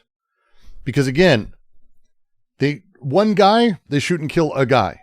No one else is armed, they're fine. You don't shoot and kill one guy out of 50 who are armed. Then, he's spot on this, and historically right on this. And they're going to come make you stop using your First Amendment right. That is, unless you have enough people there exercising their second, where there's an implied amount of force that will make them think twice. But what if the cops point guns at us? Point them back! Here's what they're never going to tell you, conservative man. Liberals can't get shit done without you. You are the most important part to any protest anywhere in the country. That without a bunch of us willing to show up and say, no, bro, we're going to come occupy this plant and we're going to be here until we decide to leave.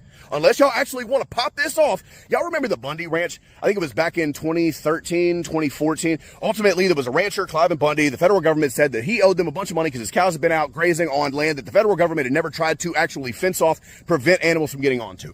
But it was only like 200-300 Americans that went down to that ranch and lined up on the bridge and pointed guns back at the feds. And you know what happened? Nothing. The feds went home. Not because they couldn't have eliminated every single one of us sitting on that bridge. There's a recognition they could, but some of them are going to die. And I'm going to repeat it because I've said it before, I'll say it again. It is easy to find someone willing to kill for a paycheck. It is way more difficult to find someone willing to die for one. Again, not a single shot was fired. It was simply the implied threat of force that was enough to get the federal government to back off of their position. And that's going to be the case anywhere that you go. If you get 300 well-armed rednecks to go protect any protest, that protest is going to be allowed to exist as long as they want, so long as you have the supply lines to be able to keep those people supplied. That is the ultimate goal of any protest. If you're not, I'm going to be here until y'all hear me and until some shit gets done. You're at the place now where if you're having protests without the intention of something being done, what are we doing? You have fascism. You have people trying to dismantle democracy. You have a foreign policy of actual genocide. You have the militarization of the police in D.C. You have what is essentially a fascist takeover. If you ain't willing to come protest on... Also, I'm afraid that the administration sympathizes with one type of protesters other than the ones they don't. Look, if they kill Americans, it won't be one. It's the armed guy. It won't work. A gunfight changes things. All of this changes things. And I don't believe the FBI and the police are going to be gun happy on this when there's chances of other things. Again, 1 versus 50 is a different story. Right now, you're not willing to try to do anything about this. This is the whole problem with demonizing all of the January 6ers. Look, I hate that y'all were misled by a fucking New York real estate billionaire pedophile. It hurts me to my soul knowing that y'all's energy was co-opted, that the only group of people actually willing to do the work, to put in the training, to be effective with their weapons, to be able to have the willingness to go stand where politicians are with their weapons, making them uncomfortable. I hate that y'all were misled by this meandering, insipid Cheeto. It fucking hurts me.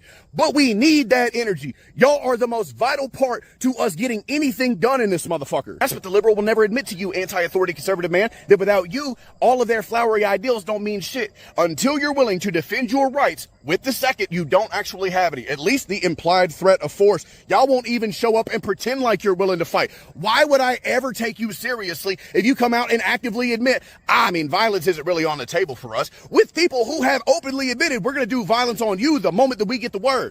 They haven't reckoned their own individual place within capitalism and imperialism. They haven't looked back and saw that the way that the United States did to the Black Panthers or any other militant group that showed up saying that, no, we're going to change shit right now. We're going to create social change, whether or not legal change comes at all. That's going to be on us. We are going to protect our society. Fred Hampton stood in front of a courtroom and said, why do they fuck with the Panthers? Because the Panthers had the nerve to say that the moment that a cop steps from outside the bounds from legality into illegality will blow their motherfucking brains out. And what's the problem if they harassing the people? And what's the problem with that? And that's the question everybody needs to be asking themselves. The moment that a cop steps outside the bounds from legality into illegality, ICE, all of you fucking DC police, the moment that the cops step outside the bounds from legality to illegality, you should blow their motherfucking brains out. If they harassing the people. And what's the problem with that? Look, if you can't say the shit out loud, how can you expect people to act upon it? If you can't impress upon people the seriousness of the situation, how in the fuck could you ever expect them to protest with any meaningful fucking energy? Understanding the stakes that come along with their position. You set people up for failure. I'm not going to do it because I'm going to be right there holding guns next to you. I'm going to be right there protecting everybody the same way that you are. And if you're not willing to protect the people, then fucking go home and let the people willing to do the work do the work. We'll make a protest that actually fucking matters, that actually changes something. And y'all can be grateful, y'all cannot. But I promise you, without us, without good old boys willing to come point them back at them, all of this shit's a show. Do not show up to any protest unarmed until you start getting what the fuck you want. 2025, 2026, I don't care. We can do this till 2030. Shit's about to start changing or shit's about to get real fucking uncomfortable. As always, bro, I appreciate y'all taking the time. Much love. Y'all stay safe out there. Have a good one. That is actual leftism revolutionary thinking. Did you know that? That's actually what that is.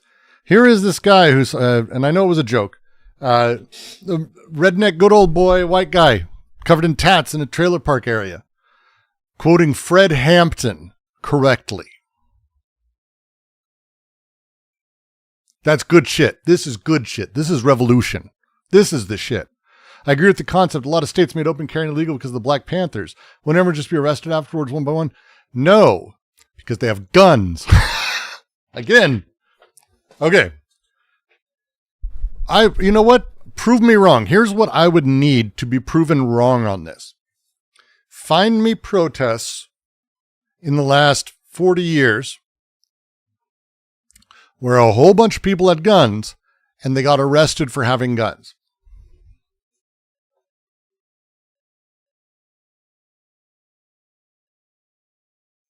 And if your response is, because I already know what the response is, well, they were white guys, then you're already defeated. You've decided that by being a minority, you're not dangerous, or that you're so dangerous that you can't do anything to actually secure your rights.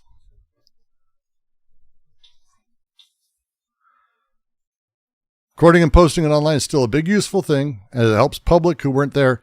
All that's true. Helps people see it. It's not doing anything.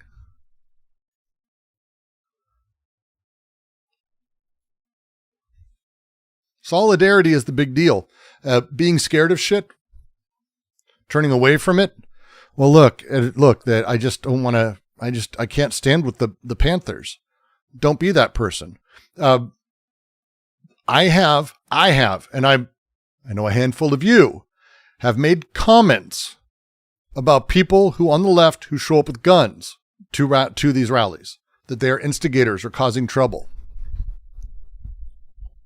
I know a handful of you have made comments on this. That is self-fulfilling.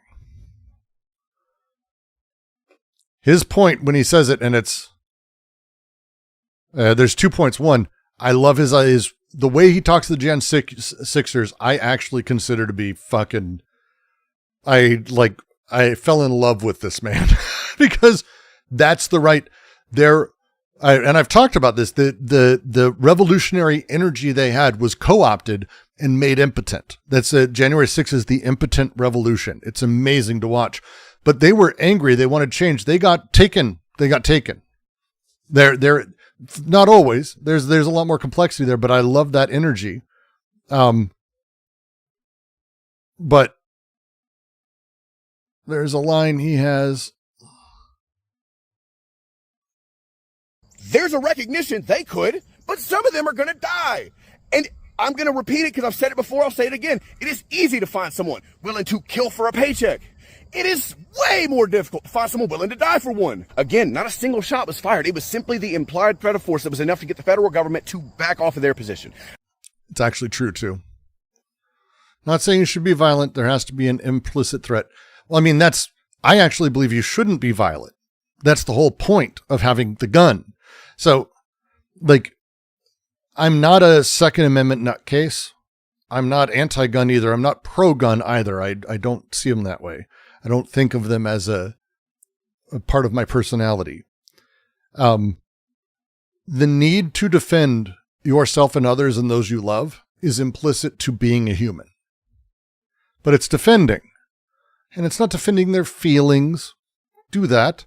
But defending people who are being actively harmed, that is, to me, part of caring.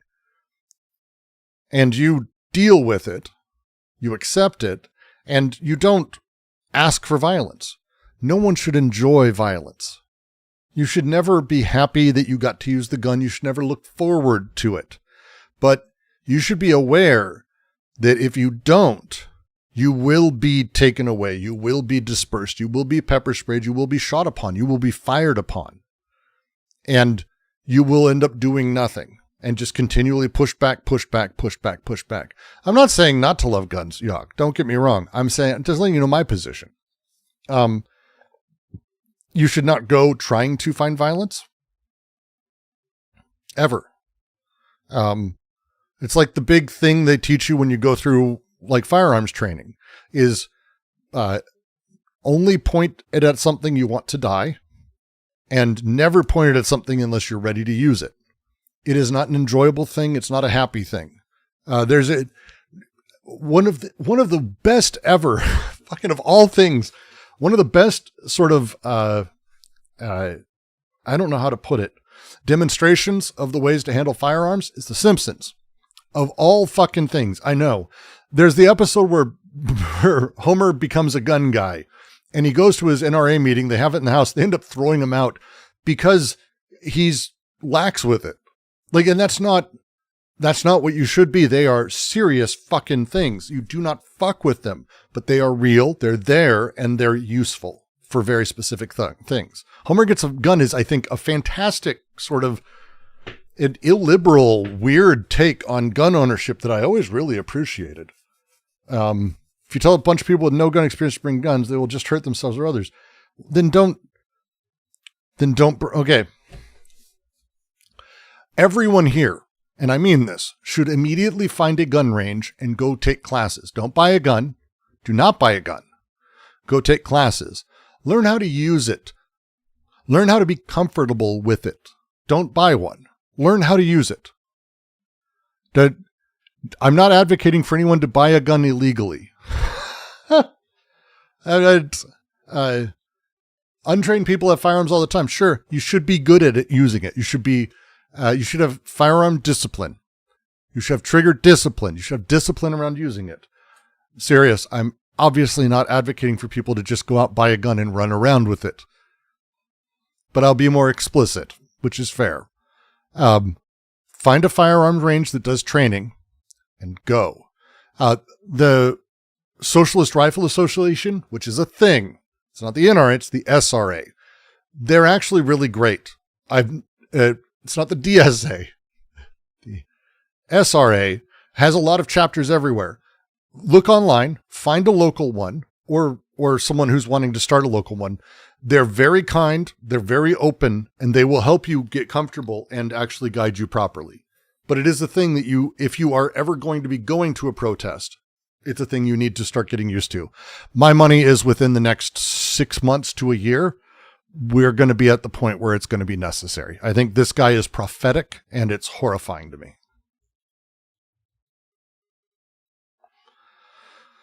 Every time I see a protest and the answer from the state is not just the threat of violence, it's the actual violence. It makes me wonder how many people really understand what the game is. Yes, they are more comfortable being petulant children than punching back. Lucia.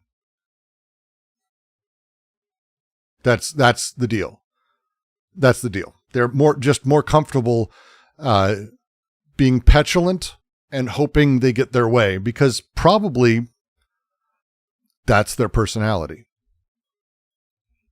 But again, we don't need, out of 10,000 protesters, you don't need 10,000 people who are armed. That'd be cool. But you need 500, 100. Then you're good. Really. Because that line... And that's going to be the case anywhere that you go. If you get 300 well-armed rednecks to go protect any protest, that protest is going to be allowed to exist as long as they want, so long as you have the supply lines to be able to keep those people supplied.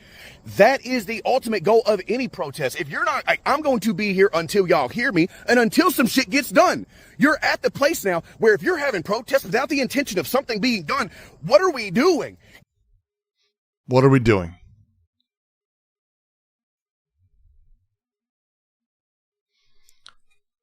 Think more short-term 3-year thing or like a remainder type thing. I think it's a good idea for everyone to have an understanding of firearms.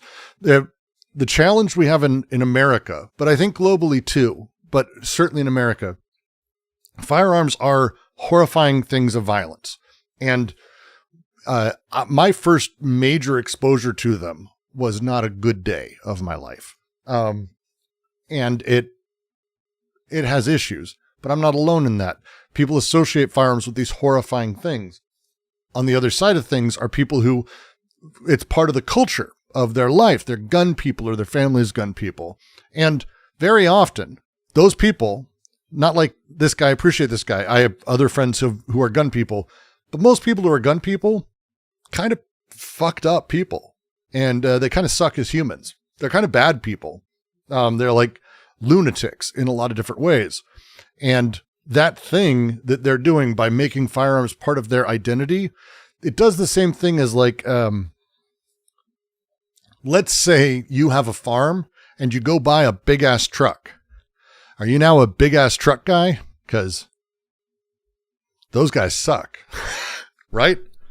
Because That's how things work in America. Purchases, ownership, identity are so deeply tied that what ends up happening is those people who've made guns the center of their lives visibly for us for like the last 30 years are fucking nuts.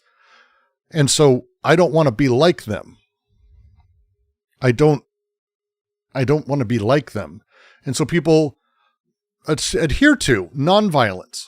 What they don't get is, and I think this guy says it best, nonviolence can be prepared for violence. You don't go in looking for violence. It is, by the way, never the answer. And I mean that. Period. You should never go anywhere trying to hurt anyone. You should never be looking forward to responding. You should be ready for it, but you should be coming with love for everyone and only there to respond. Period. Period. So shouldn't we be the example of how to be a respectable and responsible gun owner? Kind of making my point. Oh, Rezi just joined. God damn it, Rezi. I was set to raid into you. But thank you, Rezi, for the raid. It's very nice of you. But I was set to raid into you. Now I'm going to go a little bit longer so that way your stream's so I'm not hurting. I feel bad. I feel bad now.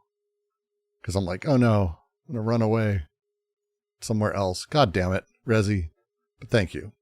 So what happens is that person who's not even the majority of people or the majority of gun owners, they become symbolic of the culture. And they become symbolic of the purchase. Hey, I got it. Here's how you describe it. Should people buy Undertale? Yeah, I think people should buy Undertale. I think it's a very good game. Now, Undertale purchasers are some of the worst that exist. Have you seen the fan community? They're awful. They have come around and taken over Undertale. So now the purchase of Undertale is tied to that community. The purchase of Deltarune is tied to that community. They're tied. And so what you end up with is when people think of the purchase, they think of the community, and it's famous for that community. Guns are the same.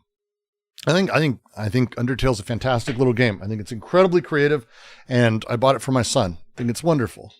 But I think it's the same fucking thing. Worst people ever we associate with it. But the thing is, you need to go find an RSA chapter and do that. It's great. You don't have a favorite, Toas. I have had a couple really good interactions, but again, West Coast, I think, is going to be a really unique situation for the SRA. But whatever it is, go talk to people and learn how to use guns, get comfortable with them. And then if you're not a gun person, that's fine. That's fine. But here's the last thing, and it's the most important part. You need to be comfortable with people having guns at protests. Because I think a lot of you, and I mean this, people in here, and a few of you for sure, but I think a lot of you, it's so frustrating. Vives Undertale is literally about how this kind of intertwining with Destitute. Yes, I mean, serious, this is my point. If you're not comfortable with guns at protests, you're making it so guys like this and other people who are comfortable with guns don't come to protests. And when you do that, you create the situation where no one can be that person. Guns at protests is insane to me. You're the problem. That's the problem. That's the problem. We will rewatch this video for Rezi's audience. We will rewatch it because this guy is spot fucking on and I don't care. Look, from this point forward, if you ask me to come to your protest, I'm going to be armed. I would prefer that everybody else at the protest is armed as well. That'll reduce me from being an individual target to being part of a show of force. And I get it. It's like, hey, bro, we want this to be nonviolent. It will be. There is nothing inherently violent about carrying a rifle on your back. There is an implied threat of violence, which y'all need to get comfortable with that implied threat because that's the only thing that makes your protest effective. If you're going to show up between the hours of when the cops say you're allowed to be there and when the cops say you got to leave, that's not a protest. That's a goddamn state-approved get-together. In 2025, in this surveillance state, under this administration, with current historical context, if someone is asking you to protest unarmed, they either A, have no intention of creating any meaningful discomfort with the protest, or they have the intention and they're doing you a disservice, because I know that any protest that actually has meaningful discomfort, that the governor is going to come put an end to that. That somebody is going to send in the cops, the state troopers, their own personal army.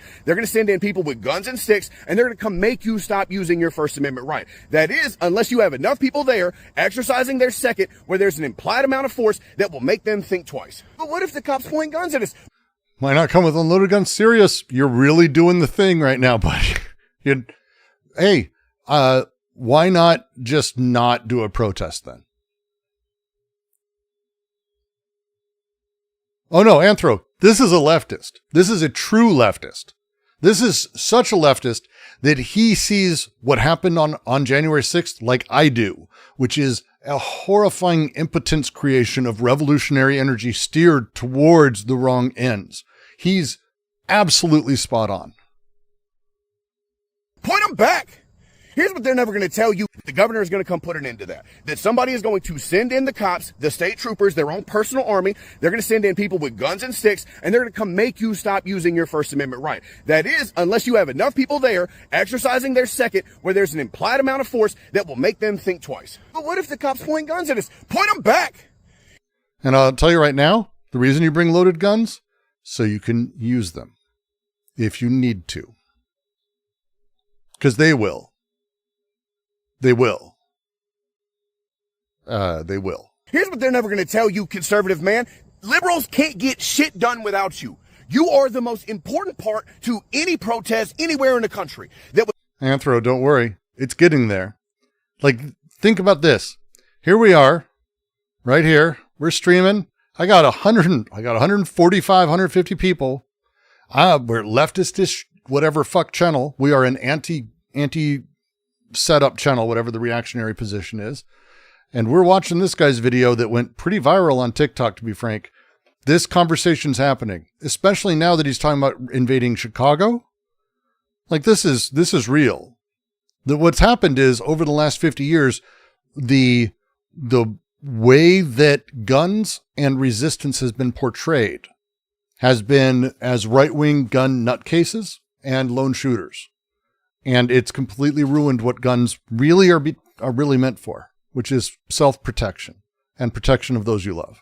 Without a bunch of us willing to show up and say, no, bro, we're going to come occupy this plant and we're going to be here until we decide to leave. Unless y'all actually want to pop this off. Y'all remember the Bundy Ranch? I think it was back in 2013, 2014. Ultimately, there was a rancher, Clive Bundy. The federal government said that he owed them a bunch of money because his cows had been out grazing on land that the federal government had never tried to actually fence off, prevent animals from getting onto. But it was only like 200-300 Americans that went down to that ranch and lined up on the bridge and pointed guns back at the feds. And you know what happened? Nothing. The feds went home. Not because they couldn't have eliminated every single one of us sitting on that bridge. There's a recognition they could, but some of them are going to die. And I'm going to repeat it because I've said it before, I'll say it again. It is easy to find someone willing to kill for a paycheck. It is way more difficult to find someone willing to die for one. Again, not a single... So fucking true, it's ridiculous. Again, look at the history of how the government's handled these things. Shot was fired. It was simply the implied threat of force that was enough to get the federal government to back off of their position. And that's going to be the case anywhere that you go. If you get 300 well-armed rednecks to go protect any protest, that protest is going to be allowed to exist as long as they want. So long as you have the supply lines to be able to keep those people supplied. That is the ultimate goal of any protest. If you're not, I'm going to be here until y'all hear me and until some shit gets done. You're at the place now where if you're having protests without the intention of something being done, what are we doing? You have fascism. You have people trying to dismantle democracy. You have a foreign policy of actual genocide. You have the militarization of the police in D.C. You have what is essentially a fascist takeover. If you ain't willing to come protest armed right now, you're not willing to try to do anything about this. This is the whole problem with demonizing all of the January 6ers. Look, I hate that y'all were misled by a fucking New York real estate billionaire pedophile. It hurts me to my soul knowing that y'all's energy was co-opted, that the only group of people actually willing to do the work, to put in the training, to be effective with their weapons, to be able to have the willingness to go stand where politicians are with their weapons, making them uncomfortable. I hate that y'all were misled by this meandering, insipid Cheeto. It fucking hurts. Radical Dino, I have a gun because my white neighbors have them. So do the white supremacists in the rural state I live in. Yeah, and you should. And you should be good with it. You should be responsible with it. This is the point. It's the point. Me. But we need that energy. Y'all are the most vital part to us getting anything done in this motherfucker. That's what the liberal will never admit to you, anti-authority conservative man, that without you, all of their flowery ideals don't mean shit. Until you're willing to defend your rights with the second, you don't actually have any. At least the implied threat of force. Y'all won't even show up and pretend like you're willing to fight. Why would I ever take you seriously if you come out and actively admit, violence isn't really on the table for us, with people who have openly admitted we're going to do violence on you the moment that we get the word. They haven't reckoned their own individual place within capitalism and imperialism. They haven't looked back and saw that the way that the United States did to the Black Panthers or any other militant group that showed up saying that, no, we're going to change shit right now. We're going to create social change, whether or not legal. This is the most leftist shit I've seen. Change comes at all. That's going to be on us. We are going to protect our society. Fred Hampton stood in front of a courtroom and said, why do they fuck with the Panthers? Because the Panthers had the nerve to say that the moment that a cop steps from outside the bounds from legality into illegality will blow their motherfucking brains out. And what's the problem if they harassing the people? And what's the problem with that? And that's the question everybody needs to be asking themselves. The moment that a cop steps outside the bounds from legality into illegality, ICE, all of you fucking DC police, the moment that the cops step outside the bounds from legality to illegality, you should blow their motherfucking brains out. If they harassing the people. And what's the problem with that? Look, if you can't say this shit out loud, how can you expect people to act upon it? If you can't impress upon people the seriousness of the situation, how in the fuck could you ever expect them to protest with any meaningful fucking energy? Understanding the stakes that come along with their position. You set people up for failure. I'm not going to do it because I'm going to be right there holding guns next to you. Good dude. 80,000 followers on TikTok. His channel is, what the fuck? Why isn't it showing up? One moment.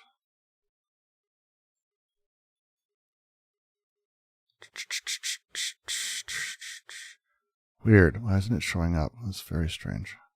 There it is. Boom. Dustin Schreiner 2. This would be the guy. Good dude. Good channel. Good setup. He's doing good. He's generally a hillbilly from Arkansas that reads too much. That's a good setup. That's a good fucking name, by the way. That's a good fucking way to talk about yourself. He has an empathy series. First part is general philosophy of empathy. This is the guy we just saw talking about holding guns and having guns. This is good. This is to be encouraged deeply. You surmise that my views on race have not always made me the most popular amongst the hillbillies. You'd be right. Take this example. So one day I was scrolling through Facebook and I see this post asking, why is it not okay to have White Heritage Month? And I proceeded to explain that would be nonsensical because whiteness isn't real. And that really struck a nerve with this guy. You can see here where he's talking about he's going to put me out the white race and he's going to show me how a proud white man carries himself. Or I could shut the fuck up. I didn't shut the fuck up. To the TikTok moderator who took this video down, there was no violence. This man fell down and I was simply helping him to his feet. Yo, what's going on, guys? So, as you can see, we've started already. He's a little irate. Give me just a second. I'm going to get someone to film for us, okay? Give me a second. Whew. Man. All right. I ain't gonna lie. I gave him the first one. He already slapped the shit out of me. Film your shit all you want. Well, he's a goddamn little punk ass bitch. Goddamn mama's ashamed. Where's your daddy at? Where's your daddy at? Never met him. Never met him. You know why? Because your mom was sucking black cock.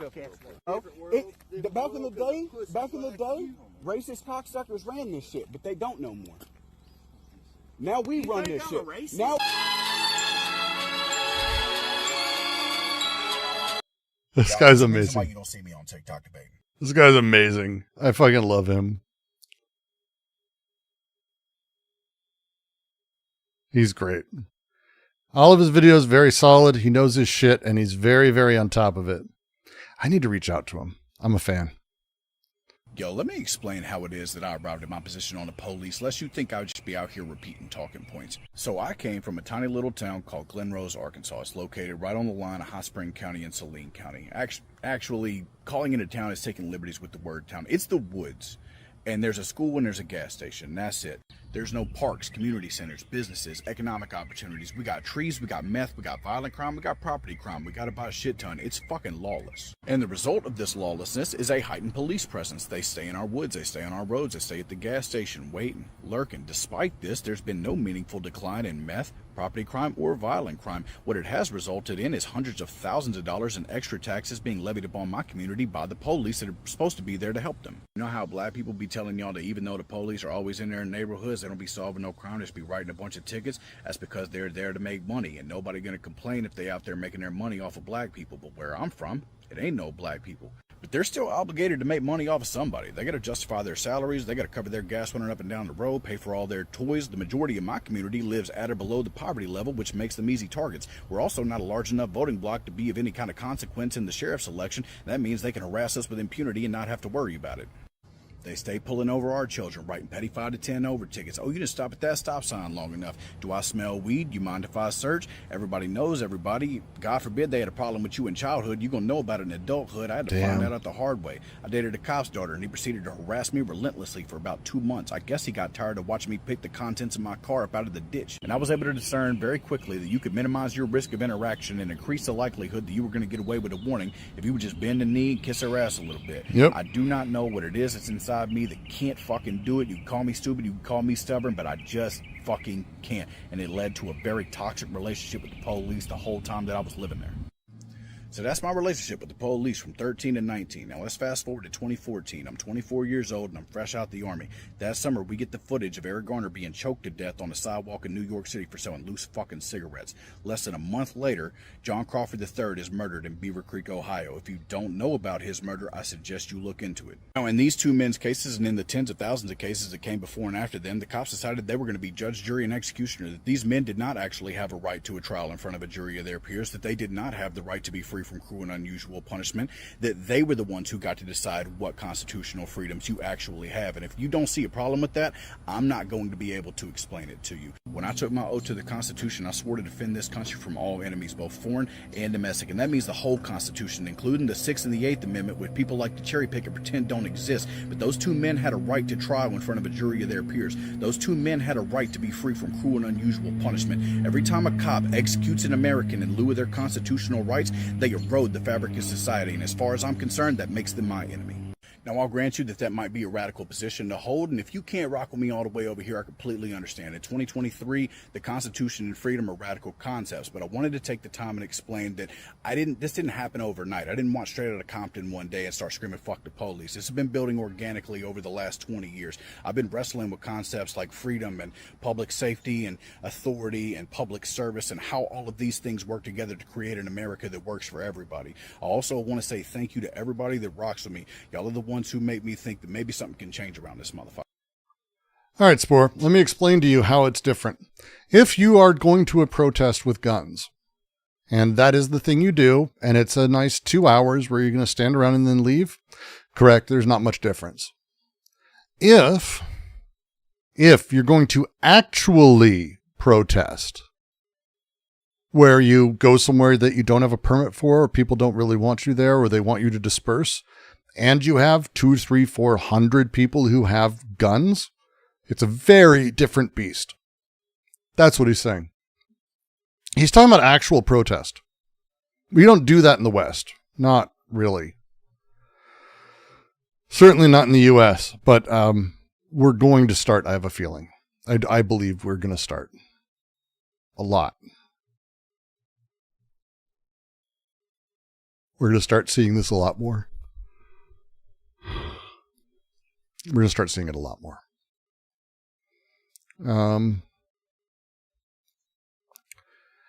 I don't have anywhere to send you fucking people. And I'm not sure what to do about it. Because my day is ending. It's nearing midnight. I've got to go. My daughter's probably asleep by now, so maybe read my son a story or two if I'm lucky. Come on, YouTube. Do your thing. Where can I send you guys? Let's see. Maybe we can send him over to... Yeah, let's see if he's going to let me... Let's see if he's set it up.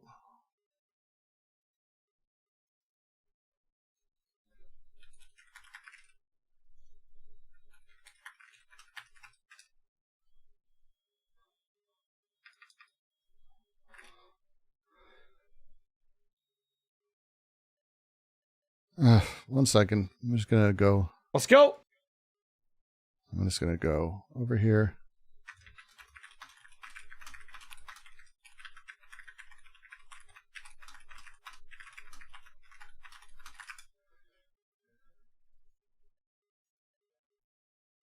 I'm nervous is because I wonder, like, who's going to fucking take a stand? How are we going to take a stand? Right? That's why I'm nervous. How are we going to take a stand? Or are we going to wake up and pretty soon there's just tanks rolling down?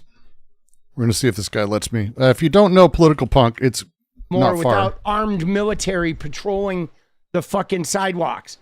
And right? And then, you know, I go to the store and a fucking tomato is $15. And then you turn on the news at night and they say, we've never seen lower prices. Right? Like the economy is booming. And angry old you know, men with dyed what's hair, up, ex-punks. Chillin' boss. Kind of you know good what I'm jam. saying? Like where we live in one of those, right? We live in one of those worlds where what they tell you is not what's happening, because that's what happens in dictatorships, guys. Is one of the core components. He does not have me set up as a cognitive redirect, dissonance. sadly. Dude, Blaze, let's go. Right? There's a cognitive dissonance where the leader comes out and tells you, we've never done better. And you Good go energy, outside yeah. and you're like, wow, it's horrible right now. It's like terrible. The world is inhospitable and I'm poor and broke. And yet the government's like telling me that everything is perfect. Right?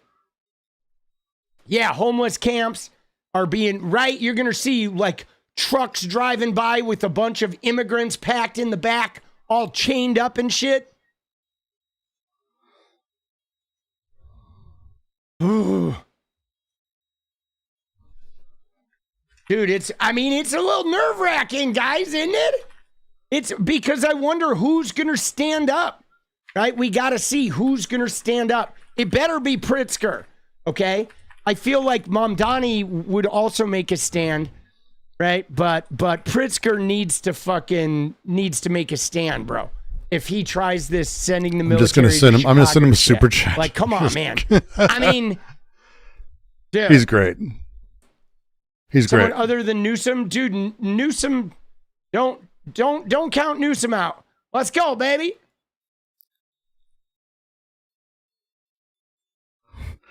Give you the ability to raid my stream. I mean, I think you should be able to raid, right? I don't even know where that shit is. I don't even know how to, like, where the raid controls are in the stream, right? I don't know. Damn.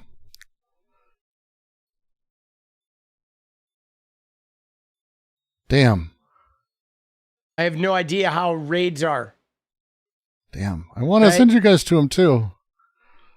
He's really great. Show us your raids. Yeah, I don't know. I'm like pretty new to YouTube. Right? Pritzker is the billionaire, yeah.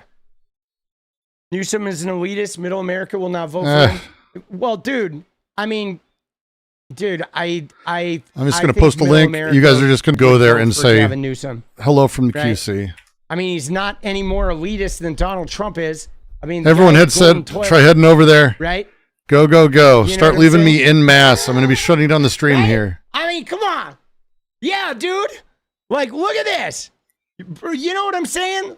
Like, come here, dude. Hold on. Let me just show you, dude. Look at this shit. Don't even talk to me Go, about go, go. elitists.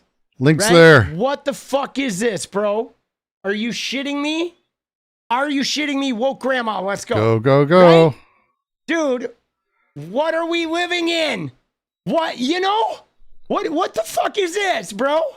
Thank you, Fent. Dude. Glad you could enjoy it. Pine Box Dance Party. Pine Box. Let's go. He's pretty great. Dude, for all the people who are donating, It's a thank you guys. complimentary Appreciate vibe you. for me. Dude, let's go. Let's go. One more. Oh, shit. Later, Trumpy! Let's go. Yeah, I mean, we'll see. We'll see who wins the primary. But I think, you know, I mean, dude, here's the deal, guys. You ready? You ready for this? I'm going to go out and say this. If America votes for more Palantir fascism, go there. And Peter Thiel's guy over a Democrat. He's got exactly the right vibe for me. I've been enjoying his stream. It's a good exact level of exact kind of anger I enjoy. He's also an older fucking punk asshole guy from West Coast. So what can I say? You know, he part of my heart. Plus his hair was pink for a while, just like mine. So that was kind of nice. All of you enjoy. It has been lovely. I thank you all. It has been great, and I appreciate a great deal of this. And I appreciate you. And please enjoy your evening. Have a good time, and I'll see you all